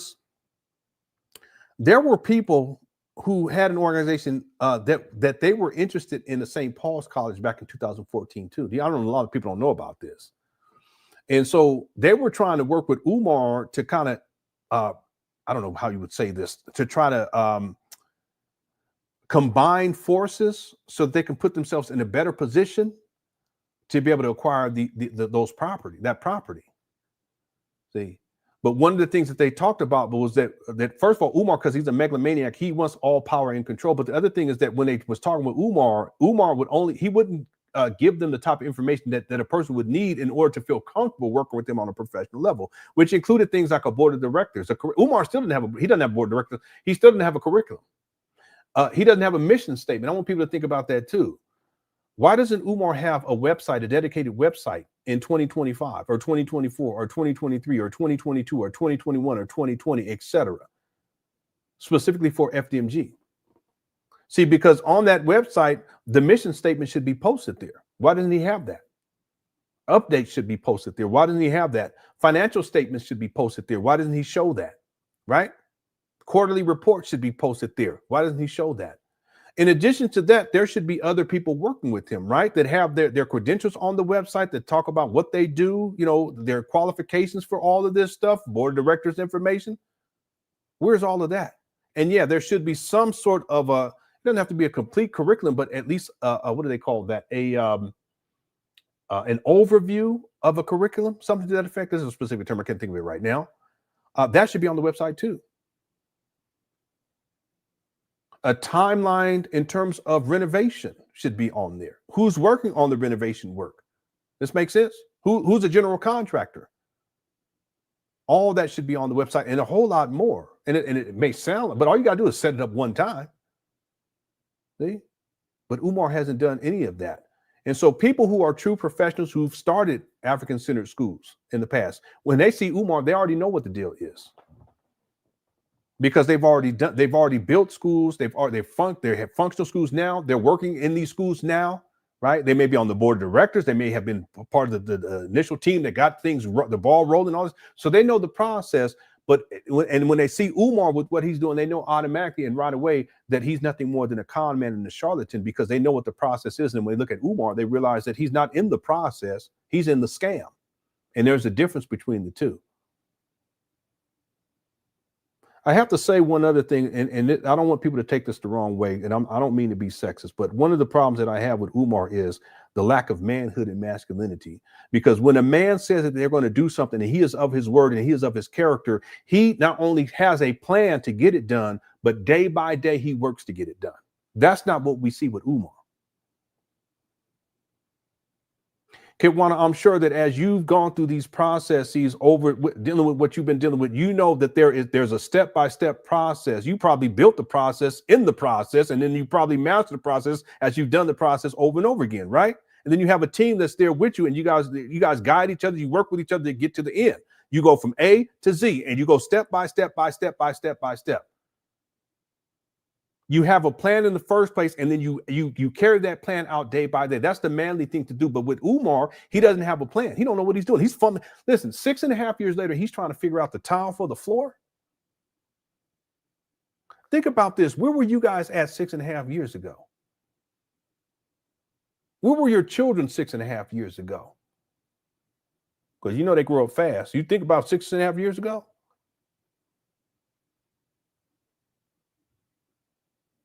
So why is it that 6.5 years later, Umar's up here shucking and jiving for change, up here trying to get money out of people, and he's talking about floor tiles?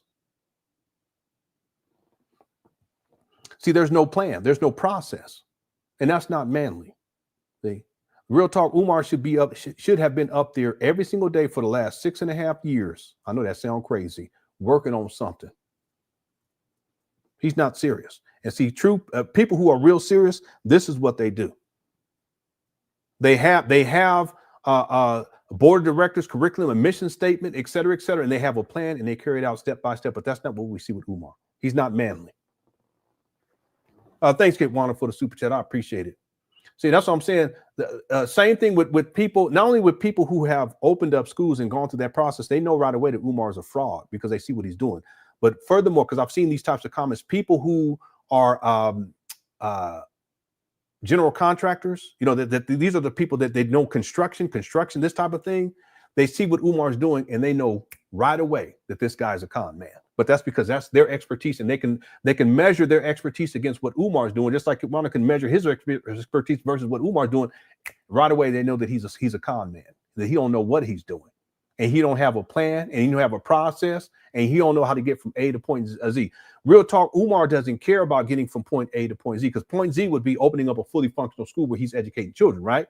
But that's not what he's interested in. What he's interested in is to extend this out as long as possible, because he don't have a job. He's not gainfully employed. Extend it out as long as possible. He's not a school psychologist. He's not a school principal. He's not a therapist. Okay, he's a bum. Extend this out as long as possible so that he can keep collecting money. And that's all this comes down to. Okay. A Sapphire says, my last chat, but why are you so, let's see, why are you interested in little boys and you don't take care of your dog? This is something that people should ask Umar, his father, and his followers I've seen them. They've been asking him about this. Because you see that whole fallout with his daughter, I mean, that really, he's had a tough year. But him doing that really revealed a lot to people when his daughter came out, and then how he responded to her, that revealed a lot too. And I'm a firm believer that if you don't care about your own kids, you ain't gonna care about nobody else's kids. You can't. See, truth be told, Umar don't care about anybody. He don't even care about his own mama, because if he did, he wouldn't have her living in filth. He wouldn't have her living in Section 8 housing while he's raising over $1.6 million since 2018. We're not talking 2014, 15, 16, or 17.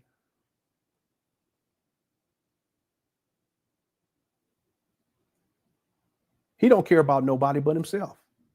So if Umar doesn't care about his own mother, if he pulled a gun on his brother, that's going to be coming this Friday.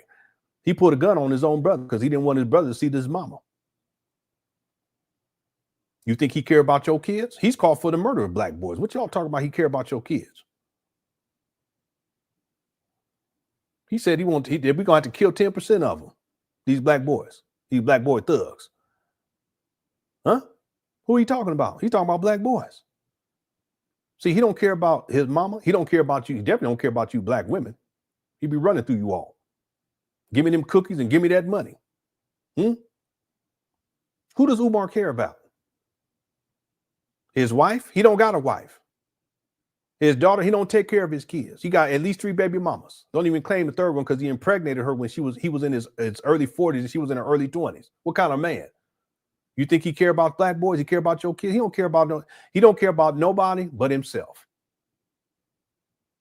That's why he's so greedy, and it's always about him. And I need. It's like a baby. You know, them babies don't care. There's everything I need. I'm hungry. Give me some food. I don't care. I need to be changed. I don't care what you're doing. I'm gonna keep whining and crying until you. That's Umar, because it's all about him. State of arrested development. He don't care about nobody else's kids. He don't care about his own daughters. People talk about he care about the little boys. I'm gonna tell y'all one thing. He ain't got no business being around children in the first place. Real talk. Now, thanks, A Sapphire. Okay, we almost done, everybody. My goodness, we went in today. Ginger Spice says, I say it again. You've been had, you've been took, you've been hoodwinked, bamboozled, led astray, run amok, and fat out deceived. You real talk. You Umar Johnson fault. You've been bamboozled. And I'm not going to say that it's okay. I'm saying that it's okay to admit that and then move forward.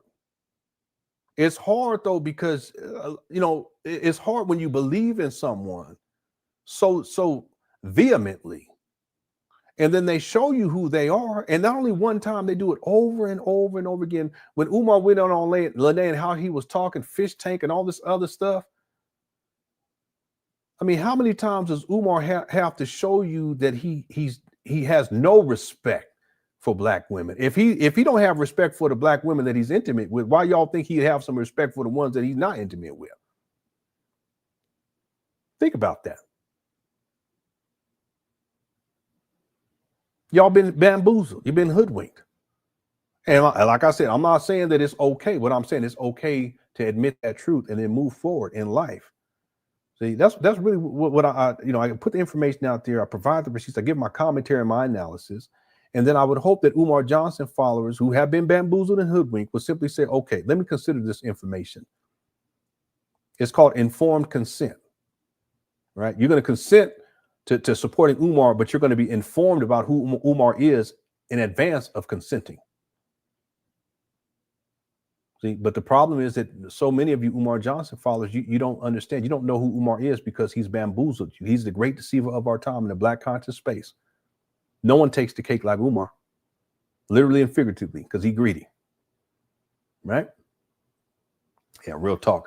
Real quick, Ginger Spice, if you go and look at, you can type in Google, you can type in Umar Johnson, UNIA resignation letter. And if you have the time, read it. But the main thing I want to make is if you go down to the bottom of it and you look how Umar signs off on it, he says, Umar Johnson, the modern day Malcolm X.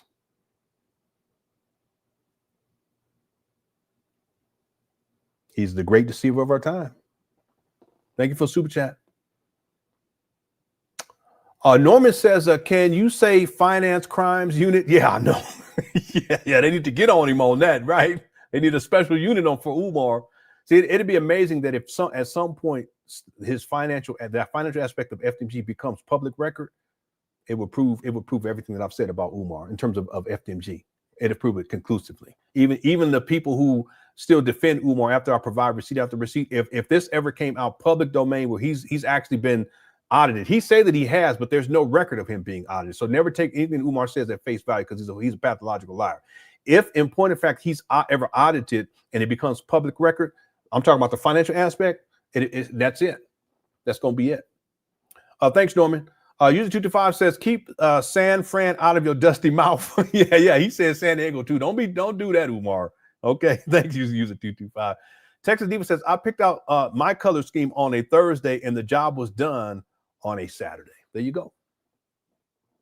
And you didn't collect the $1.6 million to do it either, did you? See, there's no excuse for this. Umar's been talking about this tile thing for a long time. Floors and doors and then tiles. I mean, he's been talking about this. He was on the last time he was on Breakfast Club, he was talking about this. I don't even know how long ago that was. It was last year, right? I think it was last year. Okay, but he's been talking about it for at least 2 years. And here we are 2 years later, and he's still talking about it. Real talk. It don't take no, because his followers, they be saying it takes a long time to open up. No, Umar conceptualized this in 2004. It don't take no 20 years. And it doesn't take 6.5 years after you acquire these trap bandos. Anyway, thanks, Texas Diva, for the super chat. Nick Colotto says, and I know what that mask is. How long do you think he can keep this con up? I'm going to tell you, I don't know. And the reason why I say this is because he's already proven me wrong on this. And he hasn't proven me wrong on a lot, I have to say. Okay. But he did prove me wrong on this. When Umar acquired these abandoned buildings, I was told everyone, I said, I think he can probably stretch this out for another 3, maybe 4 years. 4 years max. If memory serves me correctly, that's what I said. And the reason why I said this was because what was going to happen in 2019, February 2019, his followers are going to get so excited. And then they're going to send him even more money, and they believe, okay, he's finally really making progress. And then what would happen is 2019, 2020, 2021, and 2022. And then by the time we get to 2022, where people realize that, wait a minute, he's not serious. He's been sitting on these abandoned buildings for 4 years now, that was going to be when it would all fall apart. But I was wrong. I'll admit when I was wrong. We're 6.5 years into this. So how much longer do I think he can keep this con up? I can't even tell you, because my best estimate back then was 4 years, and we're 6.5 years in. I can't tell you. What I will say is I think that it's more likely that the scam will end not because of Umar not receiving money from his donors. Because I think that there's going to be donors who are going to be, if he can stretch this out for another 10 years, there's still going to be people that he's going to be able to find and give him money. We were talking about that earlier. I think that what would end the scam is that Umar in his personal life will get so bad. It's already bad, but I'm talking about it gets so bad that he can't even keep up this scam because he has so much other stuff going on in his personal life that he has to manage that's overwhelming at a given point. I think that would be what he would basically get to a point where it says, okay, he can't do this anymore. And ultimately what he has to do is sell these abandoned buildings, and he probably to take the money and do whatever he wants to with the money that he gets for selling the property. I think that's more likely than Umar saying at a certain point, hey, listen, I'm going to stop doing this. Okay? Because ultimately it's free money, and he's so greedy and lazy, and he's been living like this for such a long time. He has no incentive to change. If the money comes, okay, he'll keep doing it. Okay, we'll have to wait and see. Thanks, Nick Coloto, for the super chat. And then Norman says he really needs to open a grifting academy. yeah. He should have just opened up a website for scammers. www.umarsthescammer, something like that.com, and teach people how to scam. He would have made a lot of money that way. He scammed the people that he teach how to scam. Then he said, yeah, on Monday we're gonna do it. We're gonna do a class on Monday. It's gonna be a live class. It's $50, and everyone show up. He don't even show up. He scammed them, and then he come back the next one and say, that's how you scam. And then the people that signed up, his followers, like, oh, okay, I get it. Okay, now, all right, okay. Thanks, Norman Smith. Nice beard too. I could grow a beard in, but my beard is so great. I look like I'm 80. I'm already old anyway, but I look like I'm 80. Thanks, Norman, for the super chat. I should have at some point grow it in. Y'all probably clown me. Okay, thank you guys so much for tuning on in. This live stream went way longer than what I anticipated, but I think it was a great one. And I want to thank everyone inside the Cookie Crush chat for tuning on in. Thanks to the Mods for handling business as well. And I have a picture. I'm so tempted to show it to you guys right now, but I want to ask Lene if it's okay for me to show it first. I'm sure she's okay with it, but that's just how I am. If you enjoyed the show and you haven't hit that like button, go on and hit that like button. I would definitely appreciate that because it helped with the algorithm. And we had a wonderful show, a great turnout, and we'll be back tomorrow. And what I want to cover is at least a portion of Umar's interview on Don't Call Me White Girl podcast. Okay, that's the plan for tomorrow. Okay, so I will see you guys tomorrow. And as we always do. Oh my gosh, so you're fancy, huh? Yeah, Black community activist. Yes, ma'am. Okay, Yes, ma'am. Well, good for you. Thank you. Thank you. See your eyes shine, she's my soul money piece. In the winter light, so she's my sweet dust of cream. Touch to my nose, this lover's got is so raw. Make you go stepping out. All right, I'll turn this down so I can get some shout outs. Oops, sorry about that. All right. Yeah, thanks for subbing. I appreciate it. Real sassafras. Thanks for tuning on in. I appreciate it. Yeah, it's been a long time. Yep. Yeah, real talk. He don't care about no food. Thanks for tuning in. How's it going, God Little Princess? Thank you so much, dear, for all of your help as a mod handling the business. I appreciate you. Miss Amy is in the building too. Shout out to Brian Tisdale's in the house. Blue Moon, Key Logger, OG, La La Papa. La La Papa. How's it going, Sammy? Thanks for tuning on Nature Center for Meditation. Uncle Baby Billy. Okay. Natia, Snow Bunny. How's it going, Scott? Thanks for tuning on in. The Real Knowledge in the building. Whole Southern Cooks salute this. Thanks for tuning on in. I appreciate you. GS Alchemy, Sammy Ray, and Jaw from Michigan, and Patrick. Thank you for tuning in. The ones 85. Gabriela, thank you so much. A vibe called Yes, I like that name. That's cool. Yeah. Oh, you're gonna block the you gonna block the detractors? Okay. Thanks, Miss Amy. Thank you so much. I appreciate the presence. Tequila was in the building as well. Monster Hunter and Sonia always dancing. Always dancing. All right. Who comes? I can't read very well. Yeah. What's up, Black Mario? Binky's in the building as well. There's a lot of those videos. What you talking about? Talk about play the 30 video like there's only one of them. Okay. Thanks still Range for tuning on in. I appreciate it. Overt Radio, James, brother James, thank you so much. I appreciate it. Thanks for all your help too. I really do appreciate it. Just K's in the building. KX, SJ Talks, My Son Goddess, Whole Southern Cooks with the 8th of a jaw. That's hilarious. 8th of a jaw. Yeah. Future Engineer, thank you so much for tuning on in. Everybody else, Sue Alcindor and Texas Diva, good night to you. Good night to the Cookie Crush chat. We'll be back with another live stream tomorrow. And thank you guys so much for making dreams come true. Okay. I love you. All right. I'll see y'all tomorrow. Cookie Crush chat's undefeated. Y'all take care. Peace.